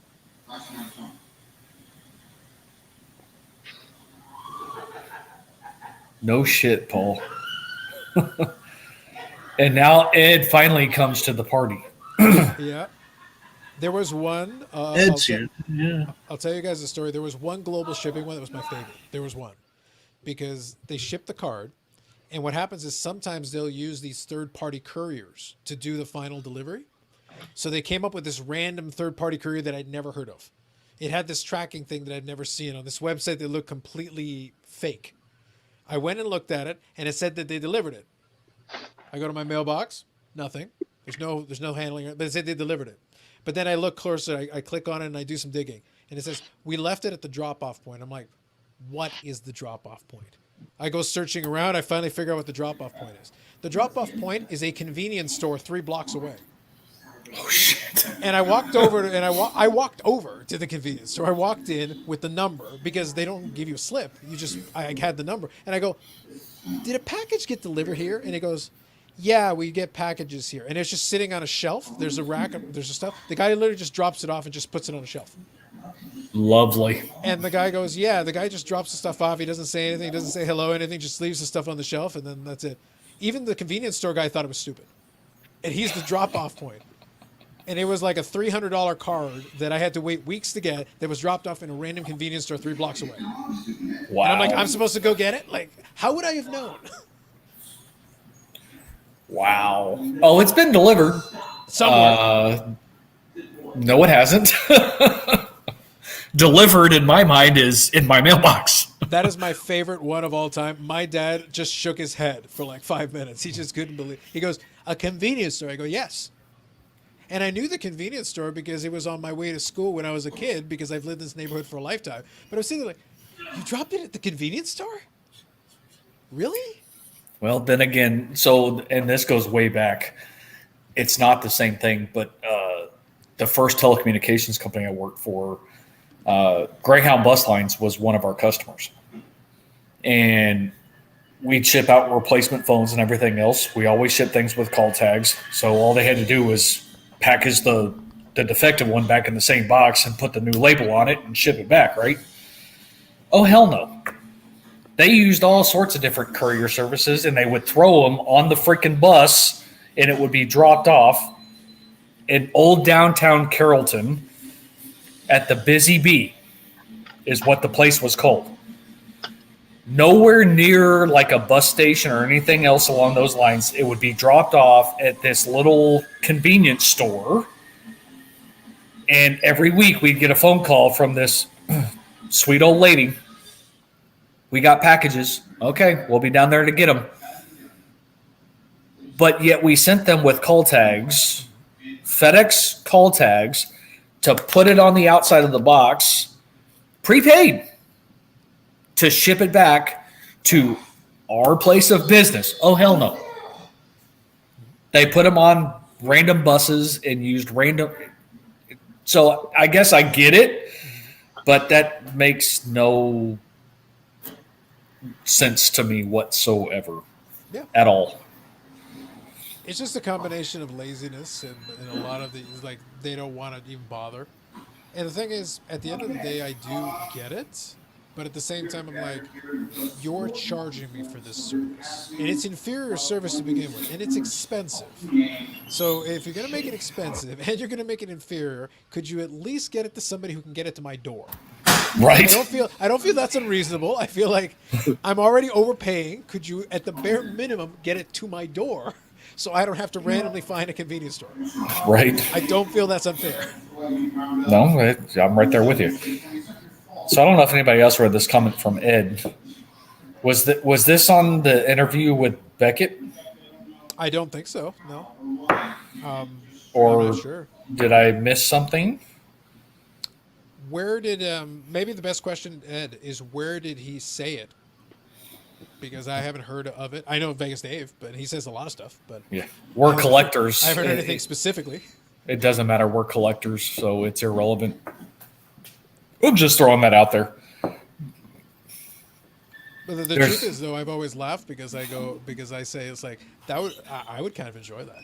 So yeah, 86 it. Let's go. Let's have fun. I'd have some fun. Ed says he sent it to you, Dave. Mm-hmm. Didn't Gary V last week say he's doing his homework and prepping for how big it's going to explode? So we have dueling comments. I've never thought that would happen. It's crashing. It's great. It's crashing. It's great. Like you said, we're collectors. We are at an all-time high as it pertains to the hobby.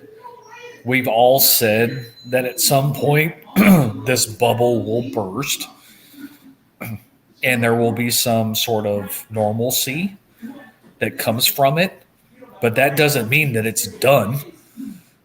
People are still going to collect. End of conversation. You're just not going to see some of the stupid money that's transpiring these days. I think though I remember having a conversation with somebody on one of the streams. I might have even been on Jeremy's, and I just said, it's like, well, do you remember the early 90s? He goes, yeah, I had a card shop. Great. Then you already know. Remember when we had the overproduction boom and it crashed? He goes, yeah. Now do you remember how they made a set the next year?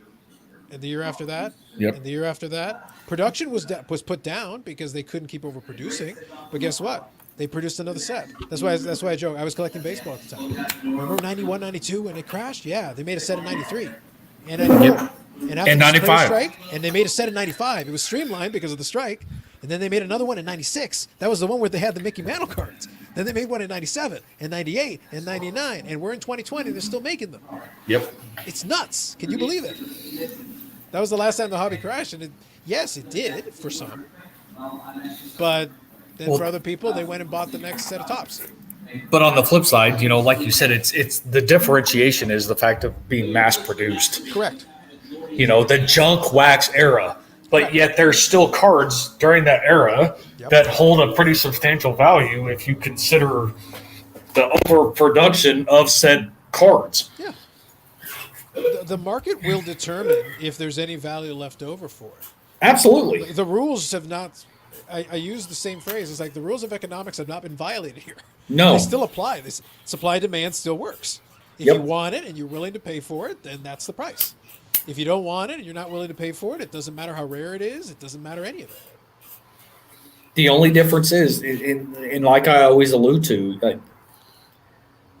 none of us can sit here and say that we've ever seen a time in the hobby to where it's been this crazy. Yes, that's fair. And, does the pandemic have a lot to do with it? Some of that free money? I think that's part of it. But there's always been investors. I've said this before. It's no different than, expanding your portfolio. Investing in collectibles is a way to expand your portfolio. It's no different than gold, silver, stamps, cards, comics, Magic, Pokemon, Yu-Gi-Oh! They're all investments to a certain degree. 2020 has brought out more of them in ways to add additional financial windfall by making YouTube channels and everything else and getting some of that YouTube money and becoming YouTube famous and everything else. It's done so much for me. It's been huge. Then you failed as a YouTube content creator. No, as a YouTube content creator on sports cards, I am succeeding. This is it. This is what success looks like. That's it. you want to make actual money? Point. It's called PewDiePie. That's the genre you go. Not this one. Yeah. Oh, okay. So valid point, Carlos. Valid point. This was if you're an idiot. No, you don't go to this one. You do the other one. Point taken. But it's one of those in which eventually the bubble will burst. I mean, let's be realistic. It will happen. Do we know when that's going to happen? No, because none of us have a crystal ball, and we can't determine when that's going to happen. Other than the fact of, we've said this before to a certain degree, if you want to burst the bubble on retail, stop fucking buying the inflated prices. Yeah. That ends the bubble right there. Yeah, if it's the secondary done. Market collapses, there's nothing left. It's done. Yep. But from individual card prices, I mean, who knows? We could still be seeing stupid money on some of these for years to come, which is good for the hobby. It's not a bad thing. There's not a negative impact to that, at least not when I think about it. I could be wrong. Can I pose something to you? So absolutely. In the vein of where you're going with it, and this is something I've repeated, but it's worth getting your guys' take on it as well. And this is something I was explaining to Jeremy the other day when we were talking on the Sunday thing. I said to him, because Jeremy really gets amped up. He gets excited. Because I joke with Bobby, and I've joked with some folks. It's like I kind of want to test Jeremy and see if everybody's like, Jeremy, is there a thing where like everything's good for the hobby? Because sometimes I feel like that's what you're saying. If the prices go up, it's good for the hobby. If the prices go down, it's good for the hobby. If everyone dies of syphilis, it's good for the hobby. If we have a mass extinction event, it is also good for the hobby. There is nothing that is not good for the hobby. Calm down. But he's enthusiastic. It's all good. It's all fine. But what I try to point out to him is I go, don't forget, and I use this analogy with Joe and a couple of things. I go, don't forget, when you say the economy or you say the hobby economy in this case, it's not all the same thing. Gretzky could be setting new records, but yes, am I paying more for certain Modano cards? Yeah, but not all of them. A bunch of them are exactly the same price they were a year ago, 2 years ago, 3 years ago, 4 years ago. Now, Jeremy will go like, well, Modano's not like on that type of year. It's like, it doesn't matter. He's a first ballot Hall of Famer. So if I can buy a first ballot Hall of Famer all day and most of my cards are not costing me that much more, then then the hobby isn't booming on that side, which means the guys lower are also not booming that much, which means it's really only the high-end guys. which is to say, if I'm collecting Gretzky, this sucks. If I'm Vinny and I'm Right. collecting Lemieux, who is a top tier guy on that top echelon, this hurts a It little. sucks. It sucks. But if I'm collecting 98.5% of the other players in the hobby, not so bad necessarily. Maybe it Right. went up a couple of percentage points. So then is it really causing me that much of a problem? If I'm buying retail, it's causing me a problem. If I'm buying those top end guys, the Jordans, the Lemieux, the Gretzkys, the upper tier guys, Brady's, then yes. Everybody else, and Palfy, of course. But like everybody else, maybe not. So then Right. my question was, okay, you can keep resetting these records. And I used an extreme analogy. I said, okay, if you tell me the economy is going up because the Dow Jones is setting new records, but you go to your local mall and all the stores are closed, all the mom and pop shops have closed, and you're at 45% unemployment, is the economy good or bad? The Dow Jones is setting new highs. Amazon's making more money than it's ever made. So is the economy good or bad? It depends on what you're looking at. It depends on your Right. index. So for the hobby economy, it's not that extreme and it's not that serious. But if Gretzky's setting new records, but my regular cards of Hall of Fame players are not so bad, then is it really going up by that much? It sort of is. But then you also don't know who's buying.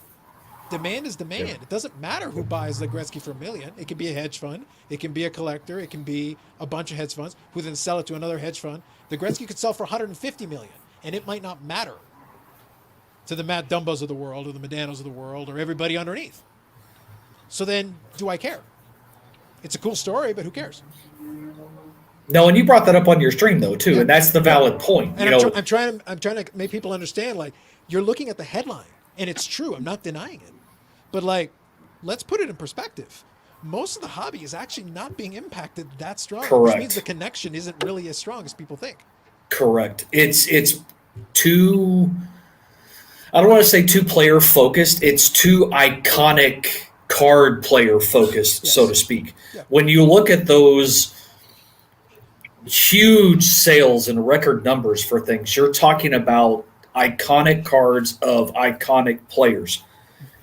You know, the LeBron James, the Wayne Gretzky, the Honus Wagner, the Mike Trout. You know, you're talking about a very small, minuscule percentage of a caliber of player that dictates the sell of those type of cards. And not even all of their cards. Correct. Because And they are I can specific. buy Gretzky cards for $5. I promise you I can find them. And it's Gretzky.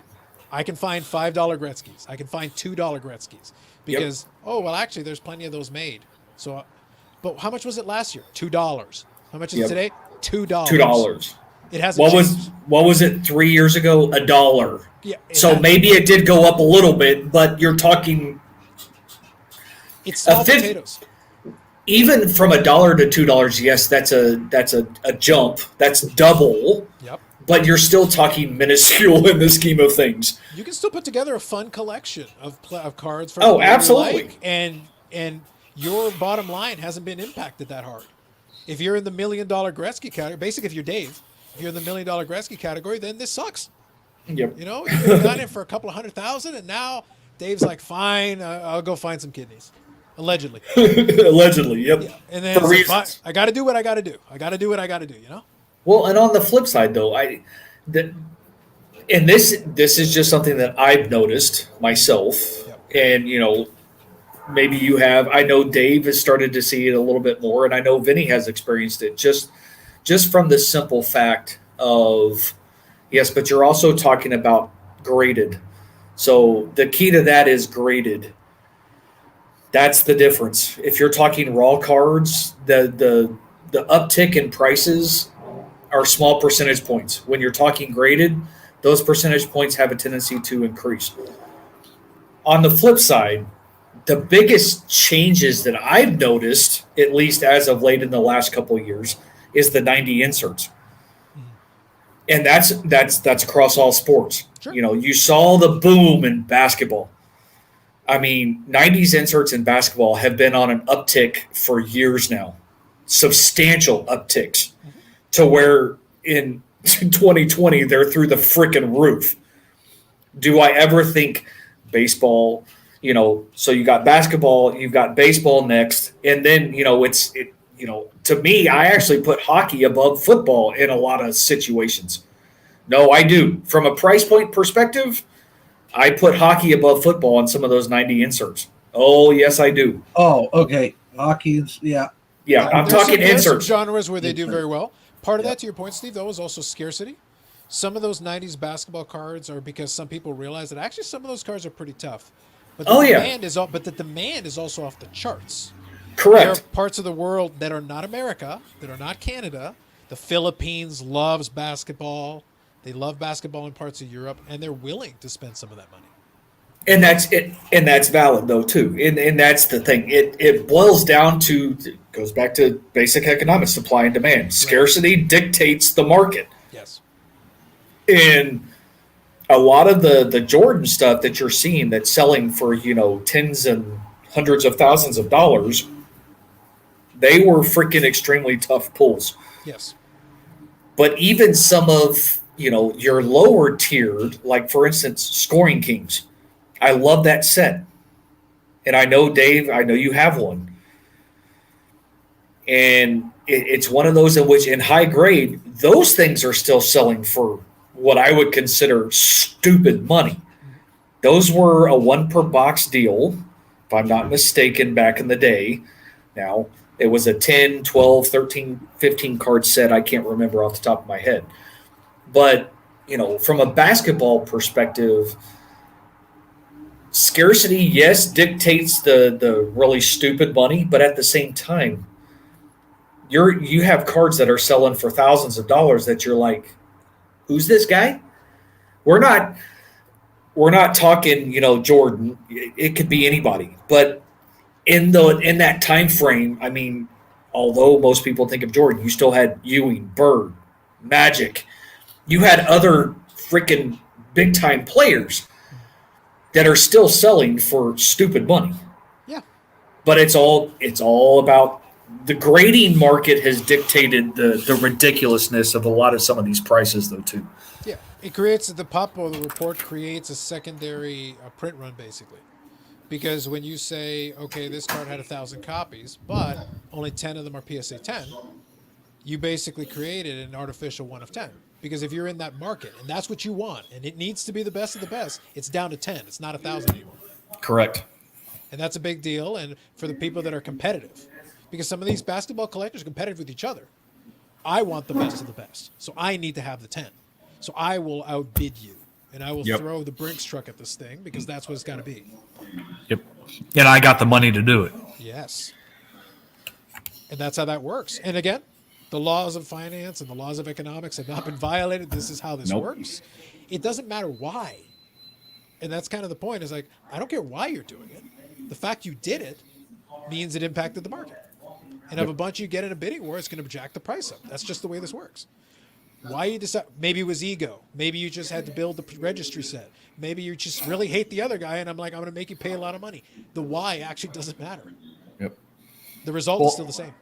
Well, and on the flip side, on the live stream on Sunday, Jeremy having a few of those auctions up and watching them in the last seconds,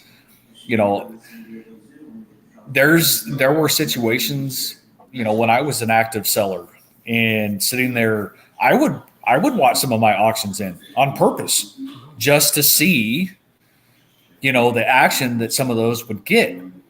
And there were a lot of times in which I would have cards that would sell for 3 and 4 times historically what others had sold for whatever reason. It wasn't, and we're not talking like big name players here. I mean, I was trying to think 2008 Gridiron Gear. I bought a case from the shop. One of my Gridiron Gear has always been one of my favorite products. The patches were always phenomenal. From the rookies to the vets to the retired, it didn't matter. The patches were phenomenal. And it was a Michael Bush for the Raiders. 3-color patch, sticker auto, rookie numbered to 50. Nice looking card. Pretty good size patch window. Sold for $36. I went back and looked at past sold listings, and yeah, I actually remember that. I mean, that is like ingrained in my head. Others were selling for $3, $4, $5, $10, like clockwork. But for whatever reason, my specific listing went for $36. So it, like you said, it's one of those. It boils down to the why. Yep. It's the direction of the wind that day, the position of the moon Yep. compared in relative to the sun in that direction. That's you don't know. And it wasn't because he had a freaking 150 yards rushing 2 touchdown game either. Which, from a football perspective, that usually dictates a lot of the fluctuations that you see in the card market. But it's not like he had a freaking hellacious game and everybody was running on Michael Bush. That wasn't the case. Yeah, you'll have those one-offs, and then that's your job. If you're looking at it going like that's an anomaly, ignore it, because then you'll look at the rest. But when you're looking at these markets right now, the reason why I hammered home that same point so many times was I was like, whenever people freak out about the prices, whenever they freak out about all the stuff that's going on with all that, I go, just remember, go check some of the other stuff. Don't just look at the top end stuff. If you telling me that the $100 insert for like a good player or a great player who isn't in that top tier has not quadrupled in price, then we're talking. Then you're telling me something's then you're giving me real evidence. You telling me Gretzky or Jordan tripled? I don't care. Thanks, good to know. But so? And that's usually where we differ, because a lot of the attention gets focused in on that. It's like, well, guys, I pay attention to it because it is a story. It's relevant. It's a headline. I'll pay attention. But until you show me some of those ones underneath are moving like that, then you'll convince me. Until then, as hot as the hobby is, it's actually not that hot top to bottom, front to back overall. Certain areas are scorching hot. Other areas, you want retail box, good luck to you. But It's the certain subsections of the hobby, so to speak. That's right. And it's no different. This year's rookie class, from a basketball perspective, through the roof because of Zion and John Morant and everything else. Okay, so here we come, 2020, 2021 basketball products come out. I'm willing to bet you're going to see some drop on Zion and Ja. You're going to see some dips because everybody's going to start focusing on the next biggest thing in hopes that the same thing happens as it did with Zion and Ja Morant. The only kind of unusual tick would be your Luka. Luka has been consistent as of late over the last 18 months, give or take. Yep. But even on the flip side, you look at when you're in season or when you're in off season. Football stuff in off season has a tendency to dip. When it's in football season, prices increase, especially with the rookie class. If somebody has a good game, you're going to see an increase in a lot of your prices on a lot of said rookies. Basketball is kind of the same way. I don't believe it's the same way from a hockey perspective. That's the only sport that since I don't follow it from a card market perspective, I can't allude to. But baseball, basketball, and football, if you're in off season, you have a tendency to see lower prices. When it's during season, that's when you start seeing some of your upticks. It has to do with the season. Yeah, there are seasonal waves. Seasonal waves are normal in all of the sports and all the markets. That's part of it. And Dave, you can debate me on this piece if you want. I get your take on this. I find that really, especially for modern players, if we're talking modern players, it is kind of top heavy. It's top loaded. If you're talking the Crosby, you're talking Ovechkin, you're talking McDavid, there's certain players, McKinnon, there's certain players that you'll pull one of these from a pack, it's a good card, you'll do well. There are other players who you'll do all right, but it's not like the fans are passionate. Like they will go to the ends of the earth to collect some of these players, but some of these guys will be passionate to the ends of the earth for like a second liner or a third liner. But that doesn't mean their prices are going to go nuts. That doesn't mean that. It just means they're passionate about collecting them. But the Crosbys, the Ovechkins, the top guys still do well, always, generally. But some of these other guys, it's like, no, you do all right. Like if you pull some of these second-tier guys from a box, it may not do anything unless something happens. Does that make sense? You kind of on alignment with that, Dave? Does that kind of jive with what you've seen? Yeah, it's well again, players you name McDavid and Yeah. even like So a the Wah. legends you can get away with as Schroeder, well, just because they've already established their brand. You they've right. already got their career in the books, and Yeah. you know what they've got. But yeah, if you put like a Landeskog, if he's got his season of a few years ago when they're looking at shopping him, you can get that cheap. But again, if you find something,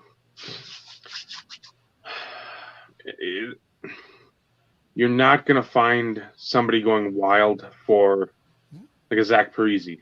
Even like the Wild fans, it's like, solid player, but you're not going to have like, let's say, and again, I don't know how many autos or auto patches there are out there, but like a Kirk Maltby, like if you had some auto patch to 10, you'd be like, oh god, a lot of those 90s Red Wings fans that still collect or still hold him in the highest regard, they'd be after that, even though you look at Kirk Maltby, who cares? Well, at the same time, you have to look at even if the body of work doesn't show Hall of Fame or Hall of very good, for the time he was good, a star player, he was a decent player, an above average player on a great team. So you have to sort of lump some of that stuff in too. But yeah, you're seeing sales of the big name guys instead of like the like what Jordan Bennington. He dropped after winning the cup. He dropped because he had a subpar year. That the Ghost for Philadelphia, his rookie year that Shin got to be here.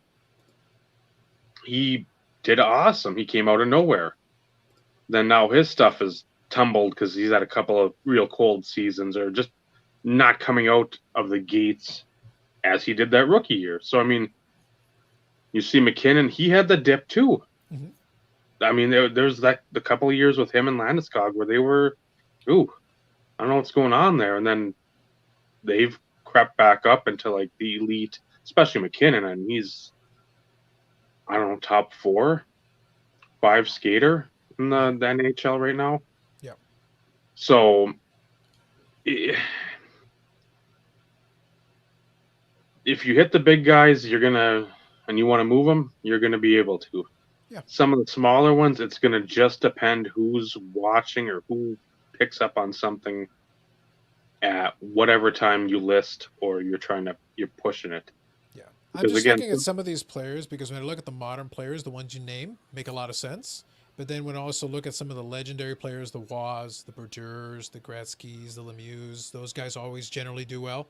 Mhm. But then, like I said, when I do the comparison, I don't just worry about those guys. I pay attention to them. They're part of it too. But then let's go a tier down. I look at a guy like a Joe Sakic, somebody like that, who was a great player, had a long career, Hall of Fame career, 600 goals, multiple cups, all of it. Well, I can tell you that in October, I'm just looking at some examples here. In October, signature patches the cup out of 35, signature patch auto, 140 US. That's not $5, but it's also not hundreds and hundreds of dollars. It's also not thousands of dollars. And Joe Sakic was a pretty good player in his day. That team was super popular when they were winning cups and doing well. They have a fan base. They have all this. $140 US. That's not that bad. That's not half bad. But that's another first ballot Hall of Famer. That was this year. So in theory, if the markets explode at this point, there should have been a $500 card, $1,000 card. That doesn't happen. It's not true. The cup is the highest brand they got. It's the best product in the highest end product they've got in the calendar. One of the better cards of a great Hall of Fame player. Less than $200 Canadian. Yeah, and a lot of that I don't understand. Yeah, but I'm just saying, find an equivalent basketball player, an equivalent in the NBA spectrum to a guy like that. How much would it cost you to get a signature game used patch from one of those guys? Like I'd consider him probably to be like a Karl Malone, somewhere in that. Sure. So you'd be looking at flawless then. Now imagine a Karl Malone flawless patch auto out of 35 Would that be $140? Is my question. I don't think it would be. No, I'm doubtful. very, very doubtful. At least 141, maybe a little higher. But Well, that's the if, point. if it's an auction service, you might have the auction buyer's fee or whatever it is. Of course. Yeah. But that's all I'm saying. It's just look at some of these. If you want to figure out where that market stands, don't just look at the top guys. Look at some of the guys in that second tier who are still legit players, who are legends in their own right, who did all the things, and then look at where they stand. Then you've indexed the sports. You kind of know how to measure them from each other.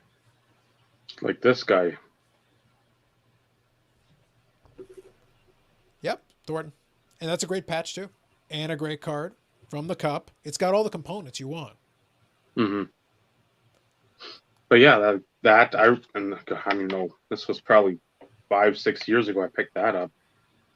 It was under $30, I bet. Yeah, not shocked. And again, he's had a Hall of Fame type career, plenty of success. I don't know if he's won the cup. Maybe. No. So that you got that knock against him, but still, I mean, just a guy that's been around 23 years, 24. It's up there. Because he started his rookie card was 96, 97. So yeah, about 24 years, and again, you put up numbers, but you don't just put up numbers because you stick around that long. You put up decent numbers because you're good. Yeah. It's not like Jesse Orozco or Ruben Sierra who played. Not Sierra. Was it Sierra? Depends on what you're going for. You talking about Julio Franco? There we are. Julio Franco played for. I think Julio Franco's still playing right now. He's just there playing. If you go look, he's out there. Go to an empty baseball field and he's. Well, he took a break for a little bit. He was watching my 6-day live stream, and then after he was done with that, then he went to go to the field. That makes sense. It'll just get longer every time I mention it. It'll just keep getting longer. Since everybody talks about OPC Premier, Yep. now if I can actually pull out of, since I can't read, what year is that? 93, 94. Yes. Anybody worth a damn? I don't know many. In the base set, Darren I'm not sure. McCarty, Kirk Malpe. You're basically telling him no. No. But Just thought I'd ask. A fun set. I actually did like that set. I remember opening some packs of it, but yeah, I don't think that year happened to have any I don't think any of the big rookies made it in that year. no. I don't recall. Not that Second, the big thing was that's the second year of Topps Gold for hockey. There's Gold, that was the only year for it. There's nothing of that in here. Yeah. I got a vending box, a Series 1, that had almost all the gold cards in it, which was pretty cool for $9.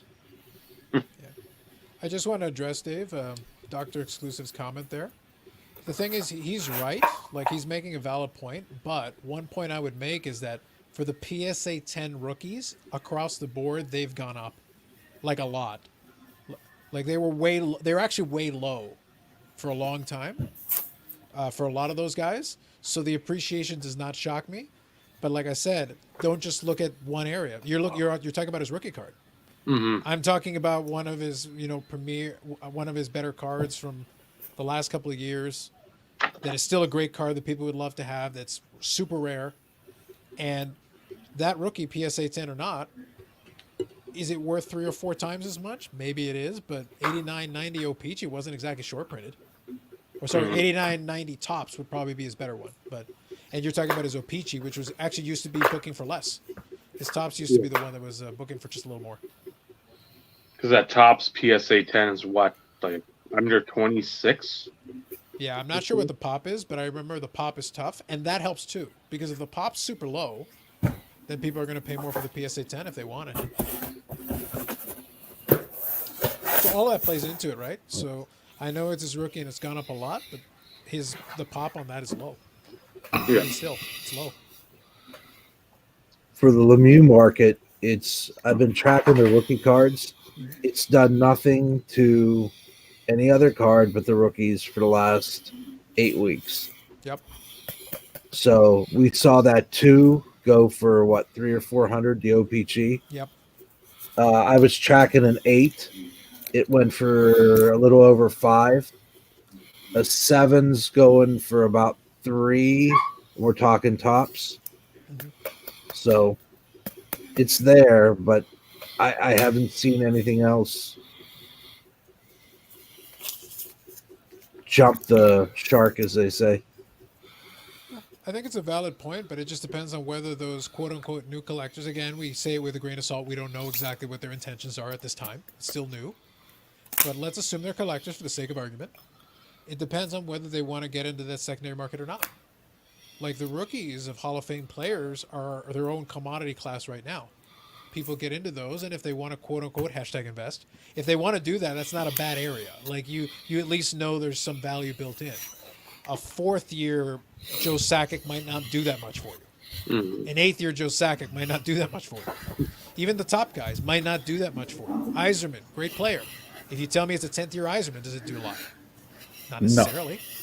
And again, Hall of Fame guy, multiple cups. He's got all the credentials you want. And he was super popular in Detroit, and like he's got all these things going for him, and yet not good enough. Well, and But his also, rookie's going to go like crazy.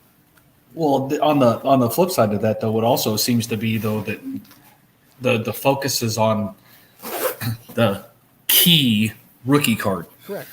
Whatever the market dictates as the key rookie card is where you're seeing the major influx in some of the card values, though, too, on some of that.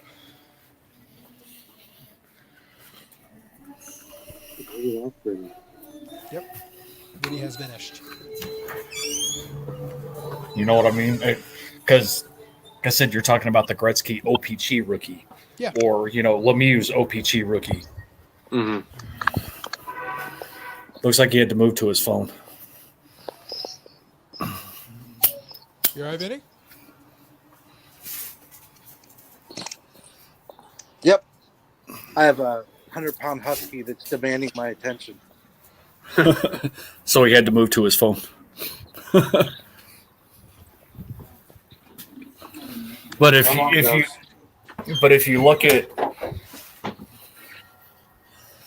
And I'm trying to. So, for instance, the first thing that comes to mind, and the only biggest reference that I can pull up, from a football perspective. So, you look at 95, Terrell Davis. Sure. Yep. Mirror gold. That's the card.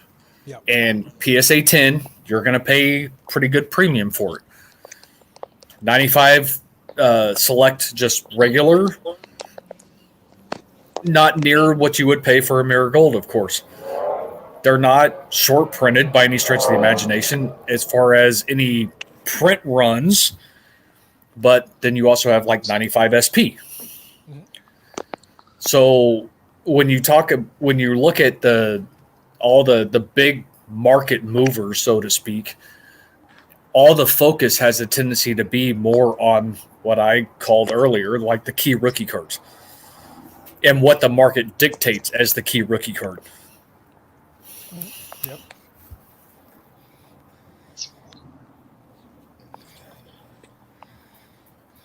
Whether it be a regular card or patch or an auto or whatever, that becomes really irrelevant.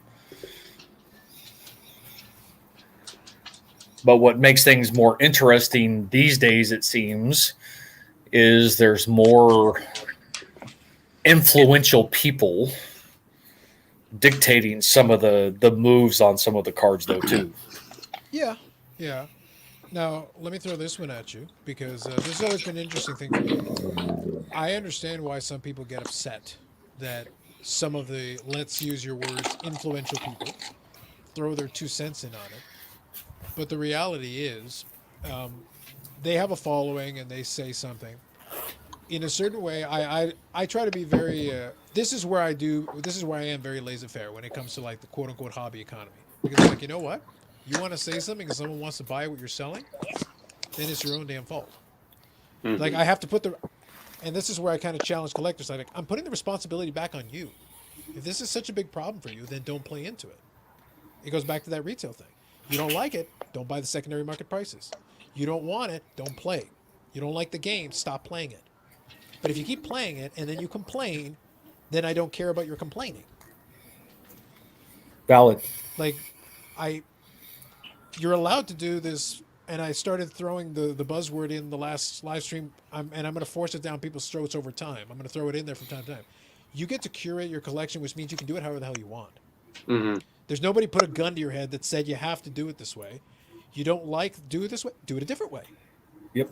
Like if Vinny changes his mind, loses his mind, you go, you know what? Forget it. I only want Lemieux in the black uniform. All the other Lemieux don't exist to me. They're dead to me. He can suddenly shift and do that if he wants to. Or he could go the other way and say he only likes the white uniform or the vintage uniform or whatever. Or he can collect everything. Like all are allowed. Yep. You can go in every direction. But again, if you want to play in this game and Gary Vee decides suddenly, Gary Vee gets on this bandwagon, he says, guys, Ziggy Palfy rookie. And all of a sudden Meat's dream has come true. The ship has come in at last. Then we can sit there and be amused, but like that's about it. Like I'm going to sit back, I'll get my drink, and I'll be entertained. It's all good. Or the Greg Jeffries. Dare I even live that dream, Steve? I dare not even dream such things. And Matt, just to kind of elaborate kind of on what I was saying, to a certain degree, years ago, it was very, okay, I won't say it was very, but it was easy to somewhat figure out what a quote-unquote key rookie would be. These days, the market dictates it all day long. And to be brutally honest, what I find interesting is 1 week it could be one thing, and the next week it could be something completely different. But for whatever reason, the market really has more of a hold on what dictates what identifies as the key rookie. And this is my opinion by all stretch of the imagination. But when you go earlier years, 70s, 80s, 90s, and maybe into your 2000s, it was still a lot easier to kind of figure out what would be considered the key rookie. In certain instances, you may have two cards that are the key rookies. If you want to look at like Tom Brady, for instance, playoff contenders, SP Authentic. Mm-hmm. Those I would consider both his key rookies. And then you have the lower tiers because the key rookie is what commands the higher premium. Graded, ungraded, it doesn't matter. 98 contenders, SP Authentic, probably would be considered the key rookies. Me personally, I would also include Topps Chrome, but that's me.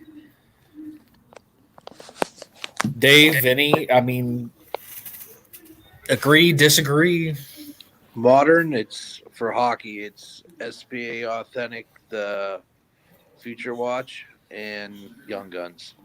Now, if I was going old school, it's OPG over Topps. But anything in the middle, it's a crapshoot. Yeah. You know? And even today, you know, Young Guns are more plentiful than, say, you have Trilogy. You have your high end, the Cup. But, you know, I'll grab Braden Point. I'm real high on him right now. So I've been grabbing numbered rookie cards of Braden Point. I'm not going for the Young Guns. I'm going for the numbered stuff. The parallels that are numbered from his rookie year. Just something different. Because just like the inserts of the 90s, just like baseball, you have a population of 3,000 Bo Bichette rookies in a 10, but you only have 120 of the pink refractor, what have you. So I like to go for things that are numbered, but I think for hockey it's definitely those two. But anything between I would say 90 and 2005. It's a crapshoot for hockey. It really is because there's no. I mean, for Lindstrom, it's his young gun, or is it his regular other base card set? I don't know. People probably would prefer the young gun as compared to the one in his World Juniors uniform. But I still think from 90 to 2005, there is no pure definition of a preferable rookie card for any hockey player. I mean, you have your black diamond, maybe, like with the, I think it's Marlowe and Thornton. I But love Black everybody Diamond, else but I is- don't think Black Diamond ever really got that cachet. Those two cards Yeah. specifically really got a lot of push, but outside of that, none of the other Black Diamond ones hold Yeah, up to that degree. I don't know. For those 15 years, it's really it's a crapshoot. Like, well, Fleury has his young gun, so that's 0405. So we might be able to drop that back. No, what year's Fleury's young gun? He's Because definitely 0405 before. He's definitely before Crosby, who's 0506. So he's at Yeah. least 0405. Actually, I think was the That's the lockout year. lockout year. So you might have to go one more year back. 0304. I know I bought a box of it, and I know I pulled a Flurry. I'm thinking 0304 is It has to be 0304 then. Yeah. So you're talking, we'll just say 90 to 2000 then, roughly. There was no young guns. So what would you call a guy's? Now for 9091, it's his OPG. Premier. Yeah, the OPG Premier. Yep. Yeah, or 9091. If they're not in there, then I'd go with the 9091 Upper Deck French. Oh, come on, Vinny. The Pro Set. The Pro Set.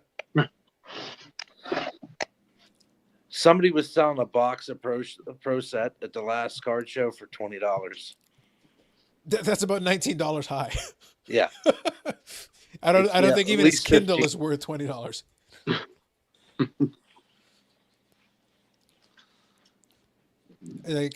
So Steve, my favorite thing about the hockey, the 9091 Pro Set, I opened a box of it one time for fun, and I was able to get the box for $5. For $5, it's hilarious as a rip, because they have all most of the key rookies for that era. Modano has a rookie in it. Yager has a rookie in it. Like, they've got players in that set. Yep.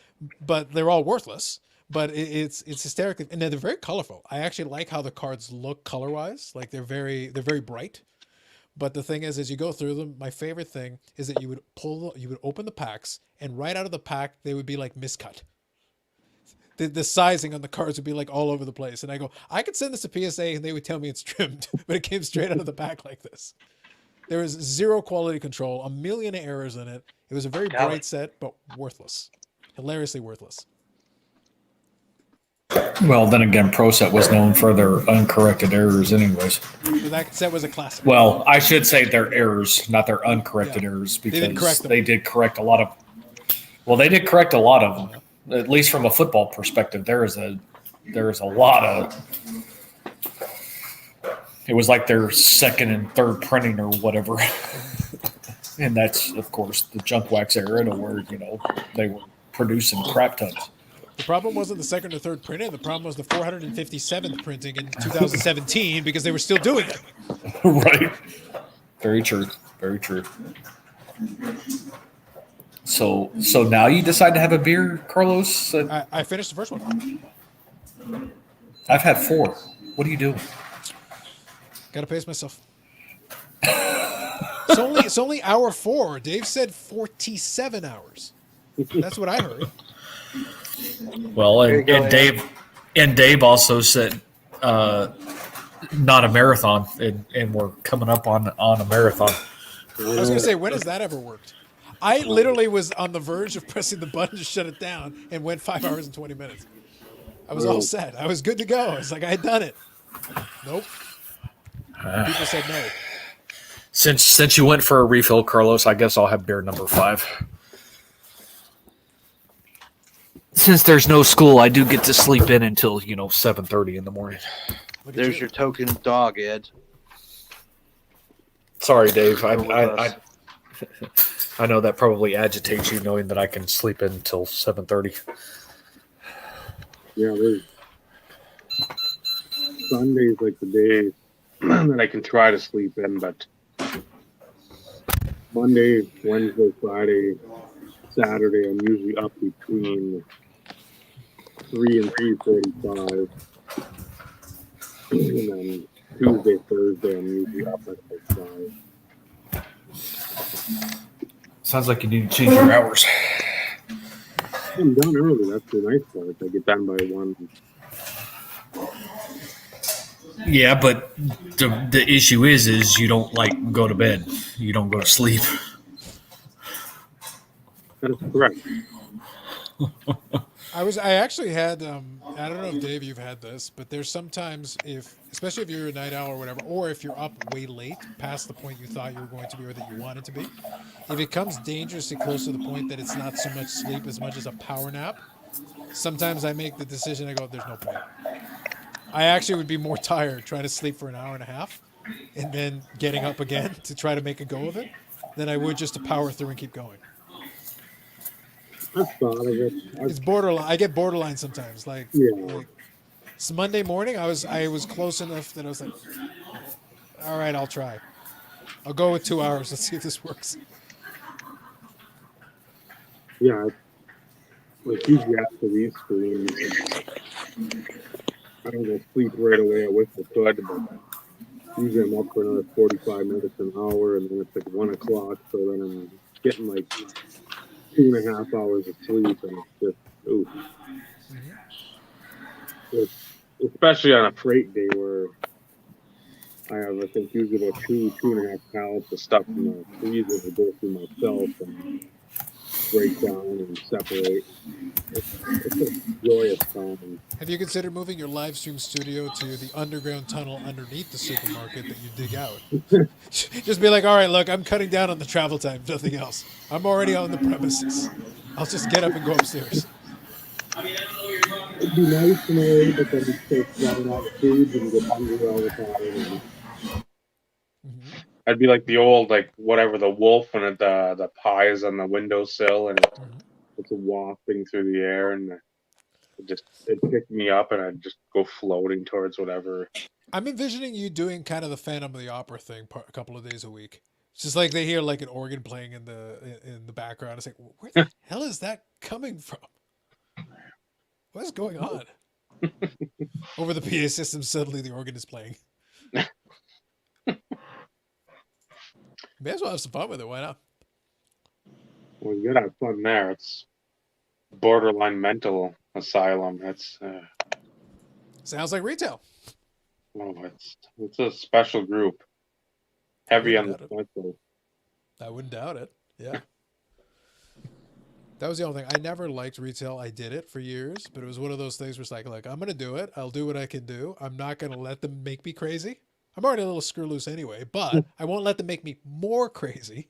I'll find a way to get entertainment out of this. Somehow, come hell or high water, I will find a way to be entertained today. That's the key to actually get through the day and not kill someone or strangle someone or. But you know, if you were to theoretically, allegedly kill someone, they have 2 useful kidneys. In case you have a grail you need. I'm just saying. Just throwing it out there. Again, allegedly, hypothetically. Copyright infringement, Carlos. Indeed. Trademark infringement, I think, is the one you're going for. Copyright, trademark. All of the above. Yeah. All of it. Dick move. I mean, well, the dick move is my trademark. Well, that's true too. Touche. I was like, that right there, sir, is my move. For reasons, right? On brand, Steve. # on brand. I didn't want to come on the Insert Revolution podcast, the premier hobby podcast on a Tuesday, hosted by Steve and Dave with Stuff and Things. The only. I said premier. It could be only. It could be both at the same time. I'm not excluding the possibility. No, it's the only. But then again, that's what makes it fun and enjoyable. And that's why Dave selected Tuesdays, because nobody else has a tendency to It is be true. on. The other days have started to get kind of clogged up with a lot of these hobby live streams. Definitely. That was actually the reason I kind of settled. If I'm going to do it semi-regularly, it's the Sunday felt kind of good for it because it does feel like, all right, this is the chill stream. This is the end of the week, rolling into the Monday, and then we call it good. That's how. But like I said, I'm flexible to do other days just because some people the schedule doesn't work. So sometimes you got to adjust a little bit. Well, let's see. Jeremy's is when usually? Is his Saturday? It used to be Wednesdays and Saturdays, but now it's Saturday and late Saturday, early Sunday. Because he'll do the after hours. That's the Sunday morning. Right. Yeah. But those are his only 2 streams on his channel, and then he's on the hobby hotline. When is He'll that? do that on Saturday. Yeah, they'll do like that on Saturday morning. Saturday morning. That's when Yeah. it is. Okay. I've caught a couple of them. It's one of those. It's. I understand the format. Like I get what they're trying to do, and I think it's interesting they're trying to do it. But it's one of those things where like they'll go about an hour and change, and they've got names on there. But sometimes it becomes this thing where it's just like one person will basically harp on the one topic and just opine on it. It's like, well, guys, it's only like an hour. So, and it goes back to what I said earlier. I find it tricky to do like a hobby question show. I like doing Q&As because if I've got something I can add, I'll be happy to say it. But then if I need to know something, I say, look, I'll ask the guy directly. Right. That's like my style. Like I can't do it on a Q&A thing. It's like, no, I'll reach out. I'll ping him. Be like, hey, what's going on? Here's what I'm thinking. What's going on with this thing? Well, it's no different. The questions that I posed on past live streams when you went straight to the source, and I pretty much knew the answers, but at the same time, it's one of those in which it's still an assumption, and assumptions are never good. So it's better to actually get to the real reasons, so to speak. 4 reasons. Legitimate reasons. Ooh, even better. And kind of solidify what, for instance, like what I had previously thought. In certain instances, it makes sense. Others, it's like, is that really the best way to go about it? Maybe something else could have been done differently, but, I get it. The upside, I will say, though, with a guy like Carvin, is that because he's still in the industry, but he's not in the industry of the manufacturer side, he is more willing to say the reasons as opposed to somebody who is currently working at Panini or Upper Deck, who may be a little less inclined to be as forthcoming. For reasons. Correct. Exactly. But that's the reason why, if I'm going to have a guest, I'd be more comfortable talking to Carvin, who is a little more willing to be like, ask your question. I'll give you the best answer I can give you, and if you really want to know, ask me later, ping me later and ask me. Right. But he'll still give you a ton. Like he'll give you a ton live. Here you go. Well, and that's that I can appreciate his willingness to share some of the hobby insight. He's happy because a lot of us as collectors, there's a lot of pain points for us, and there has been for years. Yep. And to a certain degree, we've always kind of understood the unwritten rules in certain situations and circumstances. Yep. But to actually hear them coming from somebody who's in the know and can elaborate and really share the full story behind certain things, I have a lot of appreciation for somebody who's willing to put themselves out there and really give the details. And that was, I had a conversation with somebody offline where I said, that's the one area where I'll give Jeremy a ton of credit. He has done a good job building a show that is friendly to brands. And that's a good and a bad thing. It's both. Because it means you get access. It means you have them on there. They'll talk to you. But I was joking with my buddy at that point. I go, I don't think Panini or Upper Deck would ever want to come on my show because I'm not very good at advertising for you. I'm kind of more inclined to like, look, I'm going to ask you the questions that I want to ask you. I'm not buying your product currently, but I'm watching what you're doing. I'm paying attention to it, and I got questions. Yep. And this is not a safe space for you.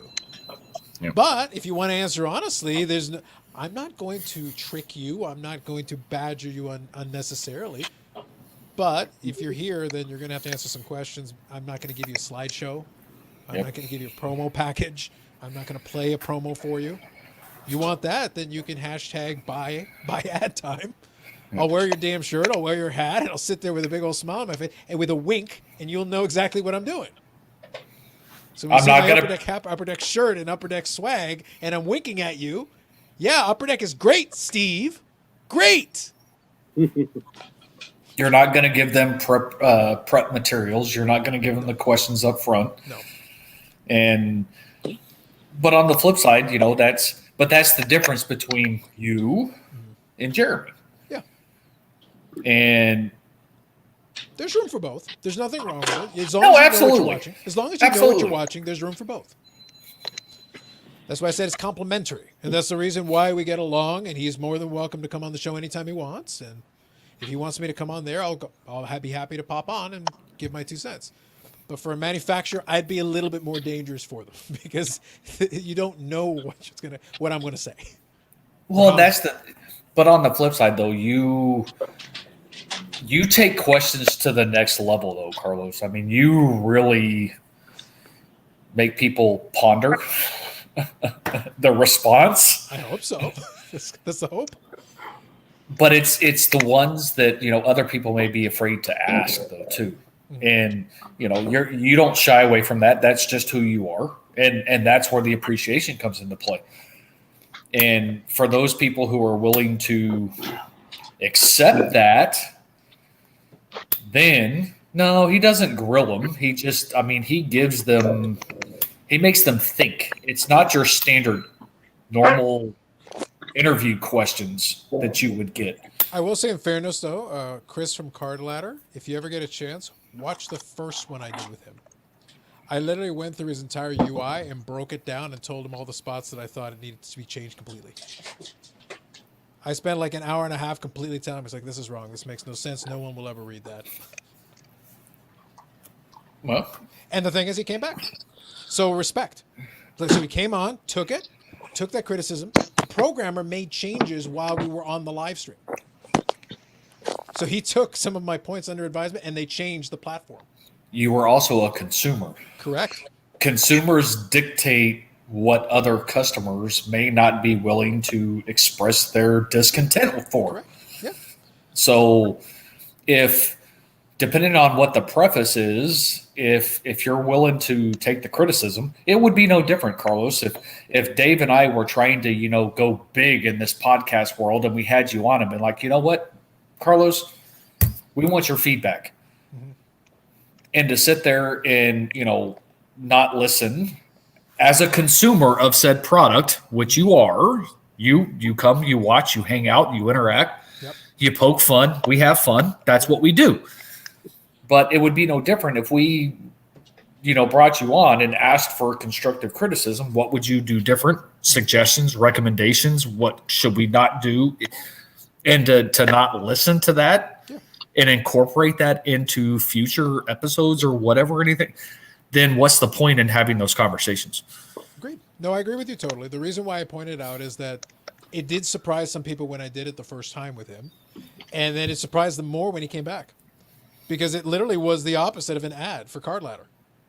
It was me telling him what I thought was wrong with Card Ladder for an hour and a half with the guy on Card Ladder. But, like I said, his partner, the guy who does the program behind the scenes, was listening.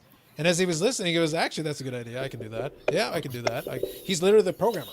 So he was like, well, we could do that. Yeah. And then they incorporated it. And then within days, I saw a bunch of those changes implemented.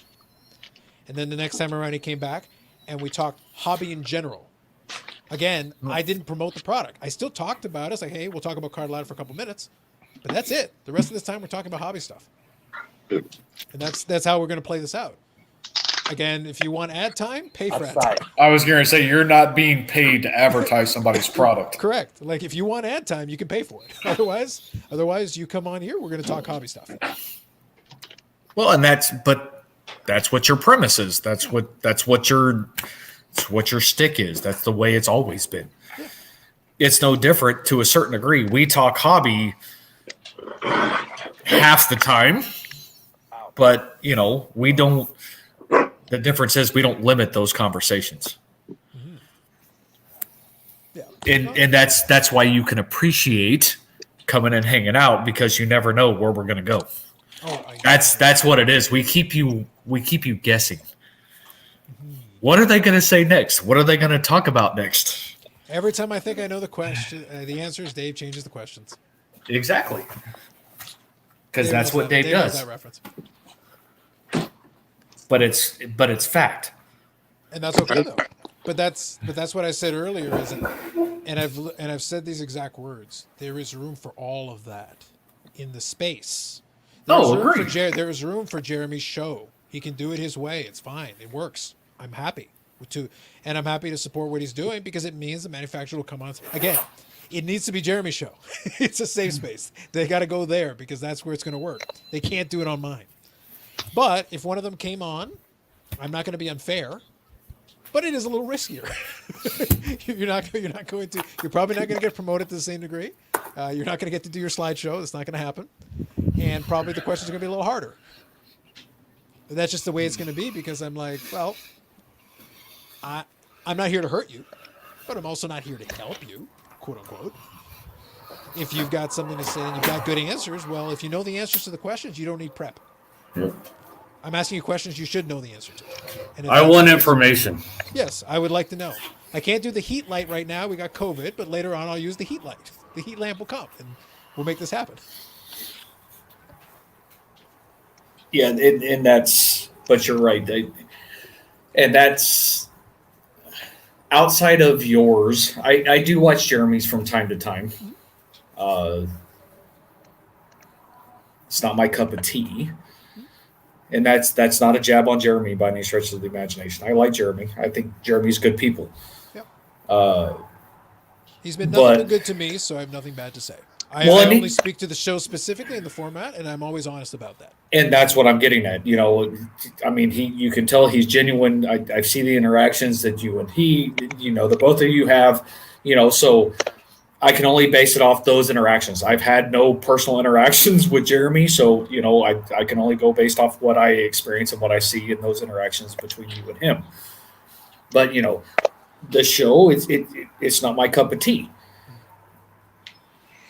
Yours, I watch, and I finish, and what I don't watch live, I go back and watch the replay, because to a certain degree, you are a lot like us.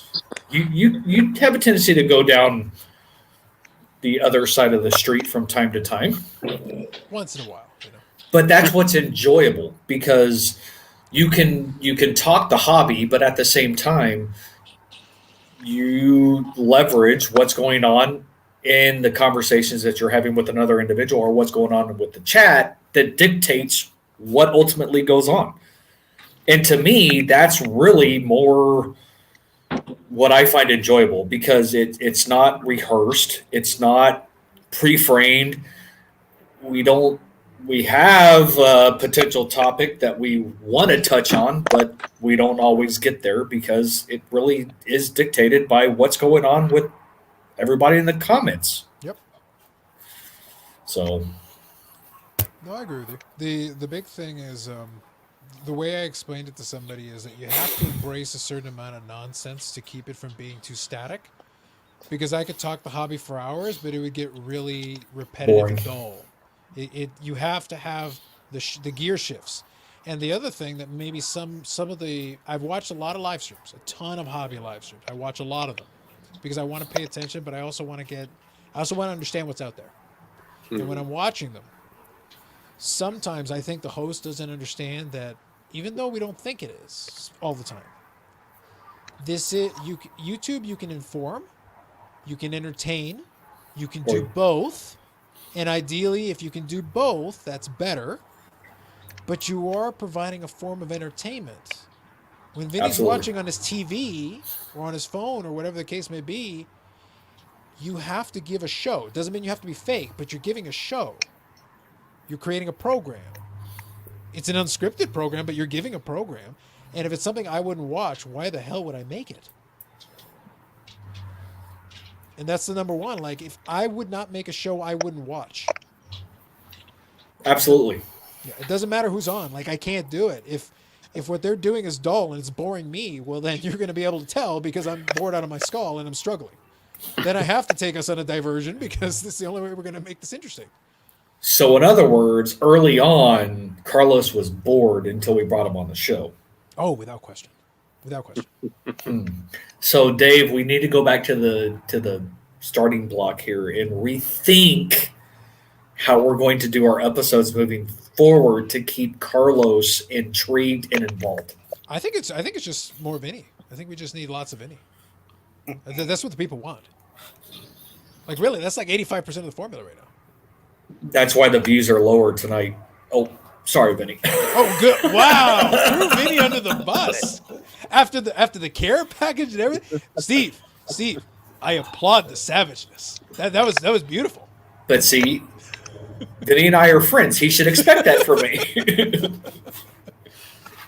So we began the show with Insert Revolution feelings, and we went with savagery by hour 4. I love it. Vinny knows it's much love. Yep. Much love. Much love. No, I think the reason, what's interesting is Ed somehow must have promoted the fact that he was on Insert Revolution podcast last week because we've never had that many people. Right. I just thought I'd throw that out there. Mm-hmm. People were coming out of the woodwork. I will say, and this is just something I'll throw out. I laugh because sometimes a meet will ask me how many people are watching. I go, well, number one, you shouldn't really be worrying about that. That's not important. No. I can see it. It's not important. And number two, if it's interesting, I'll be honest with you. Sometimes when the most people are watching is when I get the least amount of comments in the chat. It'll be Paul and Vinny and a couple of folks chatting, and I'll look at the chat, and the chat is no reflection on the number. But that means a lot of folks are watching, and then later on I'll get comments. Right. Hey, I watched the thing, and I saw when you talked about XYZ, and I was like, where were you? You're more than welcome to put something in the chat if you wanted to. But they're still watching, and that's cool, and that's all right. That's not a problem.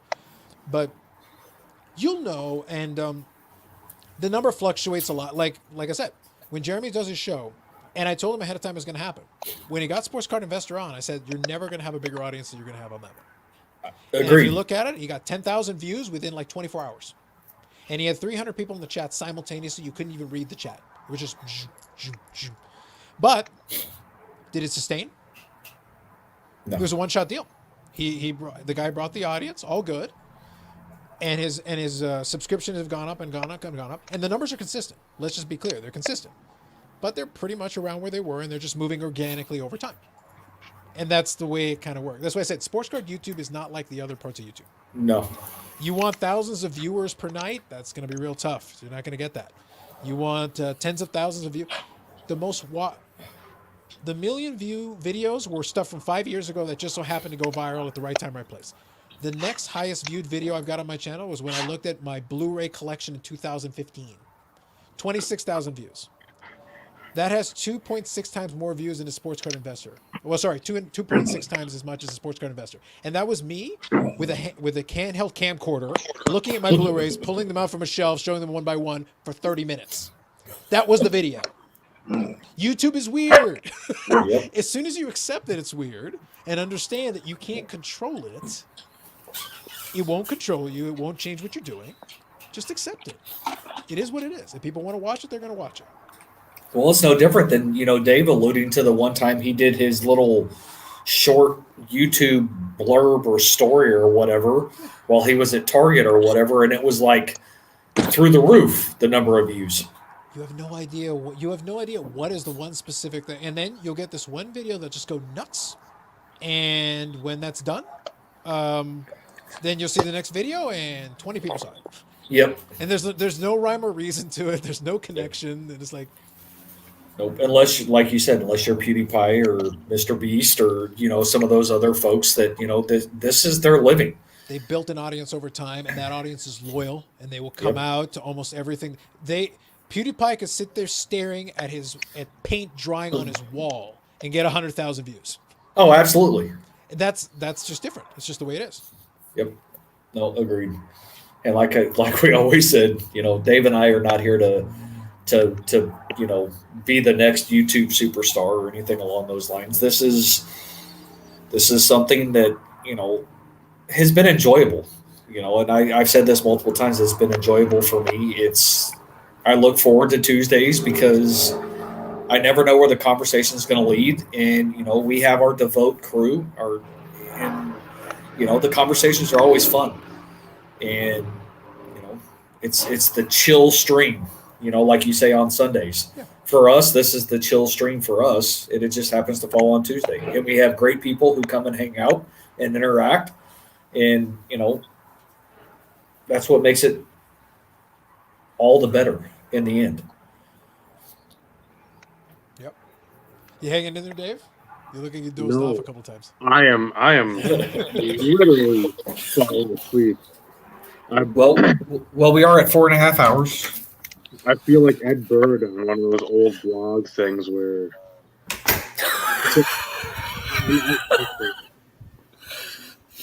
So, Vinny, you might have to take us home as the host. Do you know the tagline? Can you get that part in? Yeah, I can manage that much. Yeah, the only difference is you'd have to figure out the right way to point since it's not, to the side of you. Nope, other way. There you go. There you go. You got it. Well, with that, since, Dave is obviously tired, and Carlos and I actually ended up talking more in this show, which works, I guess. Yeah. Except it made you tired, even more tired, Dave, because you didn't have to talk much. I was tired from the day was just, when you're carrying shit in and out all day, you've got 3 or 4 orders you need to do. Have them in by a certain time. Your boss is just being a dick and not helping out in any way, shape, or form, or putting extra help on in the morning because more people usually are shopping in the morning because it's not like Thanksgiving where we're open that Wednesday before, so you're open to 7. Christmas, you want to have stuff lined up for baking and whatnot, and cooking. So you want to get that in the morning so the afternoon can be filled with cooking and baking. He put nobody extra on, so it's just like running around pretty much the whole day. I was supposed to be done at 1. I got done at like 2:35 or so, and picked Naomi up right away from school. And it's just like when you're going constantly. It's what I do, Paul. It's what I do.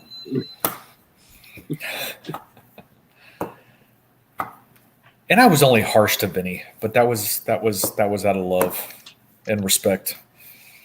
He knows it. A lot more harsh than this dog that's staring me down right now. I even sent Vinny a text message while we were on here, and Dave's going through the stacks and stacks of cards to thank him and how much I appreciated.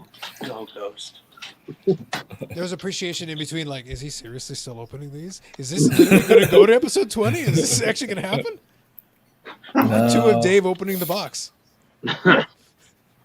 No, it was me taking forever to open the damn box. I was struggling. It was code 29. That has to be it.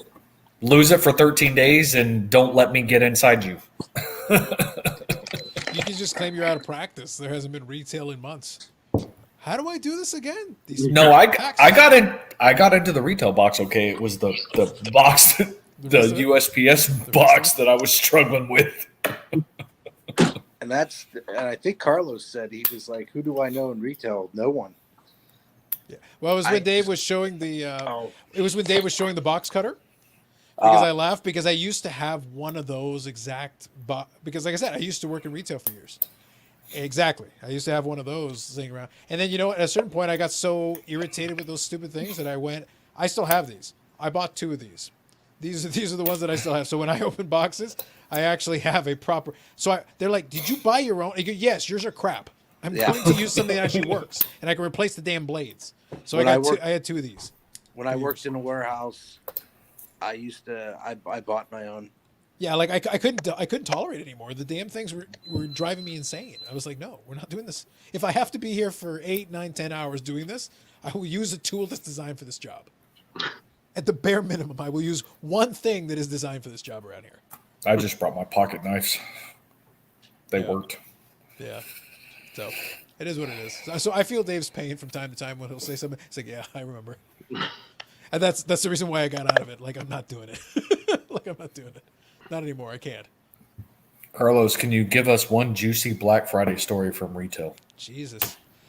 I think I was lucky in a certain sense. I will say, I understand where you're getting at with it, but when I worked in retail, I worked in a pharmacy for a while, and I worked in a party supply store. It wasn't Black Friday; it was Halloween, because for them, the Halloween was like 65% of their business for the year. So that one period, I was putting out Halloween decorations in June. Because they're like, no, we got to have it out. We got to have it out. And then it became one aisle. It became one section. It became one. And by the time you got to Halloween, it was like it was the whole store. Yeah. Because and the manager went over like the breakdown with me one time because the reason, and I was like, how on earth? I know you're making a lot of money with this, but how can it be that much? And he goes, the costumes, man. We pay like $1 for those costumes and we sell them for 30. Wow. It was like the margin was like off the chains. So it was like, I see. That would explain a lot. Yeah, okay. And they were so busy with it that they would set up a board so you could see all the different costumes that you could order with the codes. And then you'd come up and there'd be people standing there with walkie-talkies. They wouldn't even go to the back. They'd get it from you and they'd be like, can you get me 47-56? And 5 or 6 people would be in the back grabbing them from the things and then bring it out to you. Because that was the only way they could get the costumes out to people fast enough. Note to self: go into Halloween costume retail for the month. They were the margins were now again. That was maybe about 10 years ago when I was doing that, but the margins were off the chain. I bet they still are though. I wouldn't be surprised. Ironically, the company, the retailer that I work for, bought them years ago.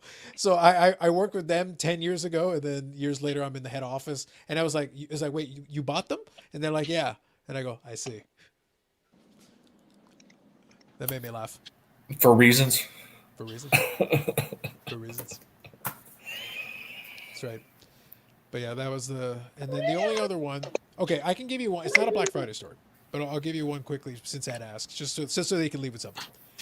My favorite retail thing was when I worked in a liquidation store. So that was after the party store. I worked at a liquidation store, and it had to be a front. There's no way it was legit. There's 0% chance it was legit. I was literally like the mob owns it, and I'm sweeping the floors just to make it look like it's real. Like I was basically that guy. So I went into the store and I got hired, and I went in because they had full-time hours. And I was like, great, awesome. That was early on. I just got out of school a little while. I was like, whatever, great, let's do that. So he goes, okay. So it was me and one other guy, a guy named Brody. And he goes, all right. So, and then the owner took me out to lunch, and he goes, so listen, Brody's going to teach you how to do all the stuff in the store and everything. He goes, but don't be like Brody, because Brody's been here a long time and we don't really like what he does. And I was like, this is my first day. And I'm like, this is a conversation we're having on the first day. You're warning me about the one guy I'm working with. He had been at the store for 6 years, and they had previously had a bigger store with more employees, and almost all the other employees had moved into the warehouse. The warehouse was where the money was, because it was a liquidation store. They would sell if you ever went to Walmart and got those cheap DVDs that were like $2 or $3 or $5 or whatever, and this cheap software, games and stuff like that, they would buy it by the truckfuls, load it onto pallets, and they would sell it to Walmart, Target, whatever. That was their thing. That was where the money was. But we had a store that was built right outside of the warehouse in a commercial district. There were days where we made $10.46, and I was making $11 an hour. And I'm sitting there like, we don't actually make money. There is no way the store has ever made money. It's impossible. And the way we ordered is that I would send off an email with all the things on the list and the quantity we wanted. And they would literally send the email into the warehouse, and somebody would open the door of the warehouse and roll the pallet out. And I was like, that was ordering, because all the product was in the warehouse. So I was like, this is the stupidest thing I've ever heard. But apparently you could never go to the warehouse. It was forbidden. So I was there about a year, and we never made any money. And we had VHS tapes. They were 50 cents, and people would buy them by like the truck full. And I'm sitting there like, what is this nonsense? And they didn't care. So I would play like baseball games over the PA system and watch them on the computer while I was in the store. It was a fun year. But then at the end of the year, they literally got tired of having Brody work there. They actually were hoping he would quit. But and then at one point, I think his girlfriend broke up with him, and he would like spend an hour and a half at a time, like by himself in the bathroom. And I'd be sitting there like, this is the weirdest job I have ever been on, or that I will ever be on. This is all bizarre. So finally, I think they got fed up with him. They said, okay, we got to get rid of him. But he was buddies with a lot of guys in the warehouse, so they couldn't fire him. So they said, okay, we're not going to fire him. What are we going to do? We're going to close the store. So I showed up on a day on a Friday. I had a vacation booked like 2 weeks later. And they said, hey, Carlos, can you come into the office? And I'm like, all right. Because even though it was ridiculous, I was still doing my job. I'm like, fine, I'm going to do my job. Whatever. I'll do what I'm required to do. So he goes, oh, listen, I got some bad news. We're going to close the store, and today's your last day. And I'm like, okay. So I was like, okay. And he goes, we feel really bad about this, so we're going to give you 6 weeks severance, and all your vacation time is paid. And I was like, all right, see you later. Finish the shift, get out of here. I'm like, the one time I did, Brody had to work 6 days a week, 11 hours a day. They didn't pay him overtime. They were trying to get him to quit. And the one time I came in on a Saturday to fill in for him, the owner came by, they paid me for the day, and he goes, hey, I appreciate you filling in. And he paid me extra money in cash. And I'm sitting there like, yeah, that seems a little fishy there, Carlos. It was a very entertaining 12 months in my career. And I was like, I have no idea what just happened. And then after I finished, they were always nice to me. I never had an issue with them. But after I left there, they never even acknowledged I worked there. I spent a year there. And if you called in, the store never existed. We have no idea what you're talking. I'm like, Jesus, what did I spend a year doing? They wiped you from existence. Correct. It's like the money's still spent. The money's still spent. I don't care. Whatever. That was my favorite retail experience. Yeah, I was going to say as long as the check's clear. They always did. I don't know what else happened there, but it always did. That's all that matters. Yeah. So there you go. Hopefully that it's not a Black Friday story, but hopefully Carlos potentially working for a front was at least a story worthy of something.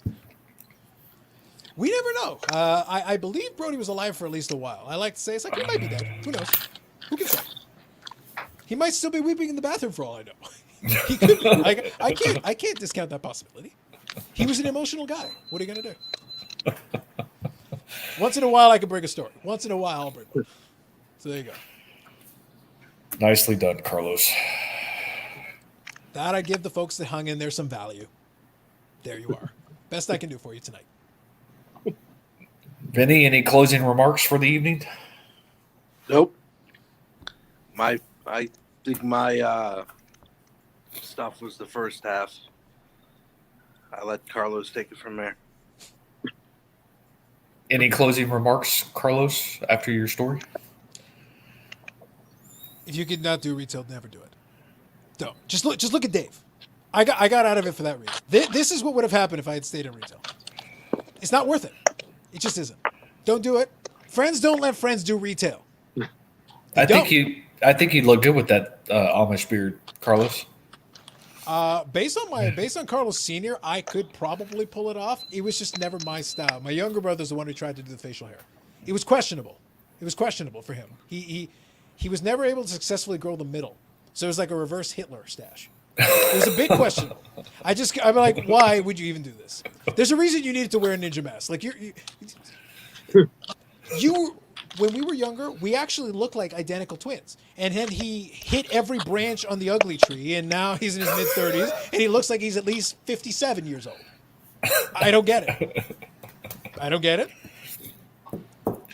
See, and he's not even here to defend himself. He could come in and try to. He's tried to defend himself for 35 years, Steve. It hasn't worked. It hasn't worked. He needs a new attorney. The defense is not working.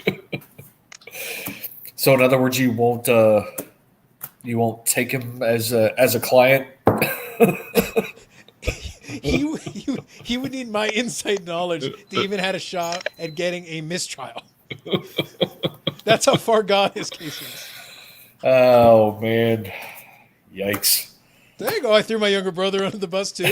Double bonus for you guys. I've only been doing it for 35 years. Whatever makes you happy, Carlos. It really does. I'm not gonna lie to you. It really does. Well, eventually you're going to have to tell him to come in the event that this happens again, so he can at least attempt to defend himself.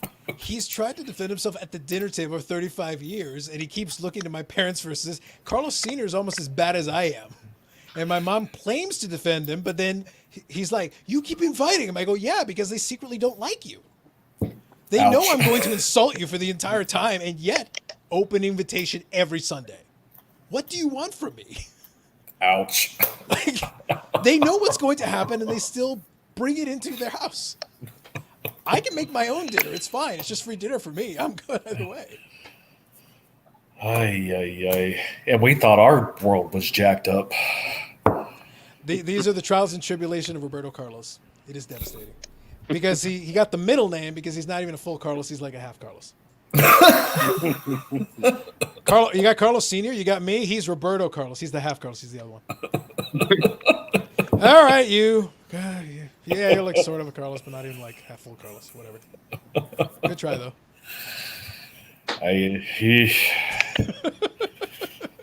On that note, Dave.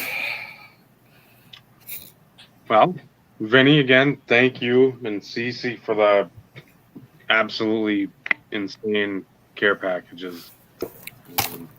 I still have product to open.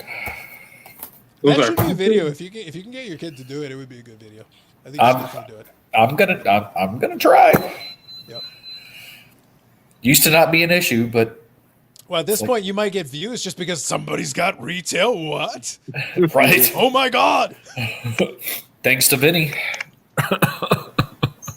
Every night after soccer practice, we go past a Walmart and a Target. So I would mask up, roll in, and sometimes it was liquid gold, as they say, and other days it was nothing. But I hit it right a bunch of times. They had tons of that Prestige at Meijer. I actually got that Prestige at Meijer, and they just had tons of it. It's like nobody wanted it. Then somebody discovered it one day, and it was all gone. Of course. Yeah. All it takes is one person to put something out on social media, and it's like freaking craze. Yeah. So we thank you for that, Vinny, and Cece. Absolutely. Thank you for coming on. You too, Carlos. For everybody watching, thank you for commenting and whatnot, and being a part of the conversation, the discussion, throwing some good commentary out there again.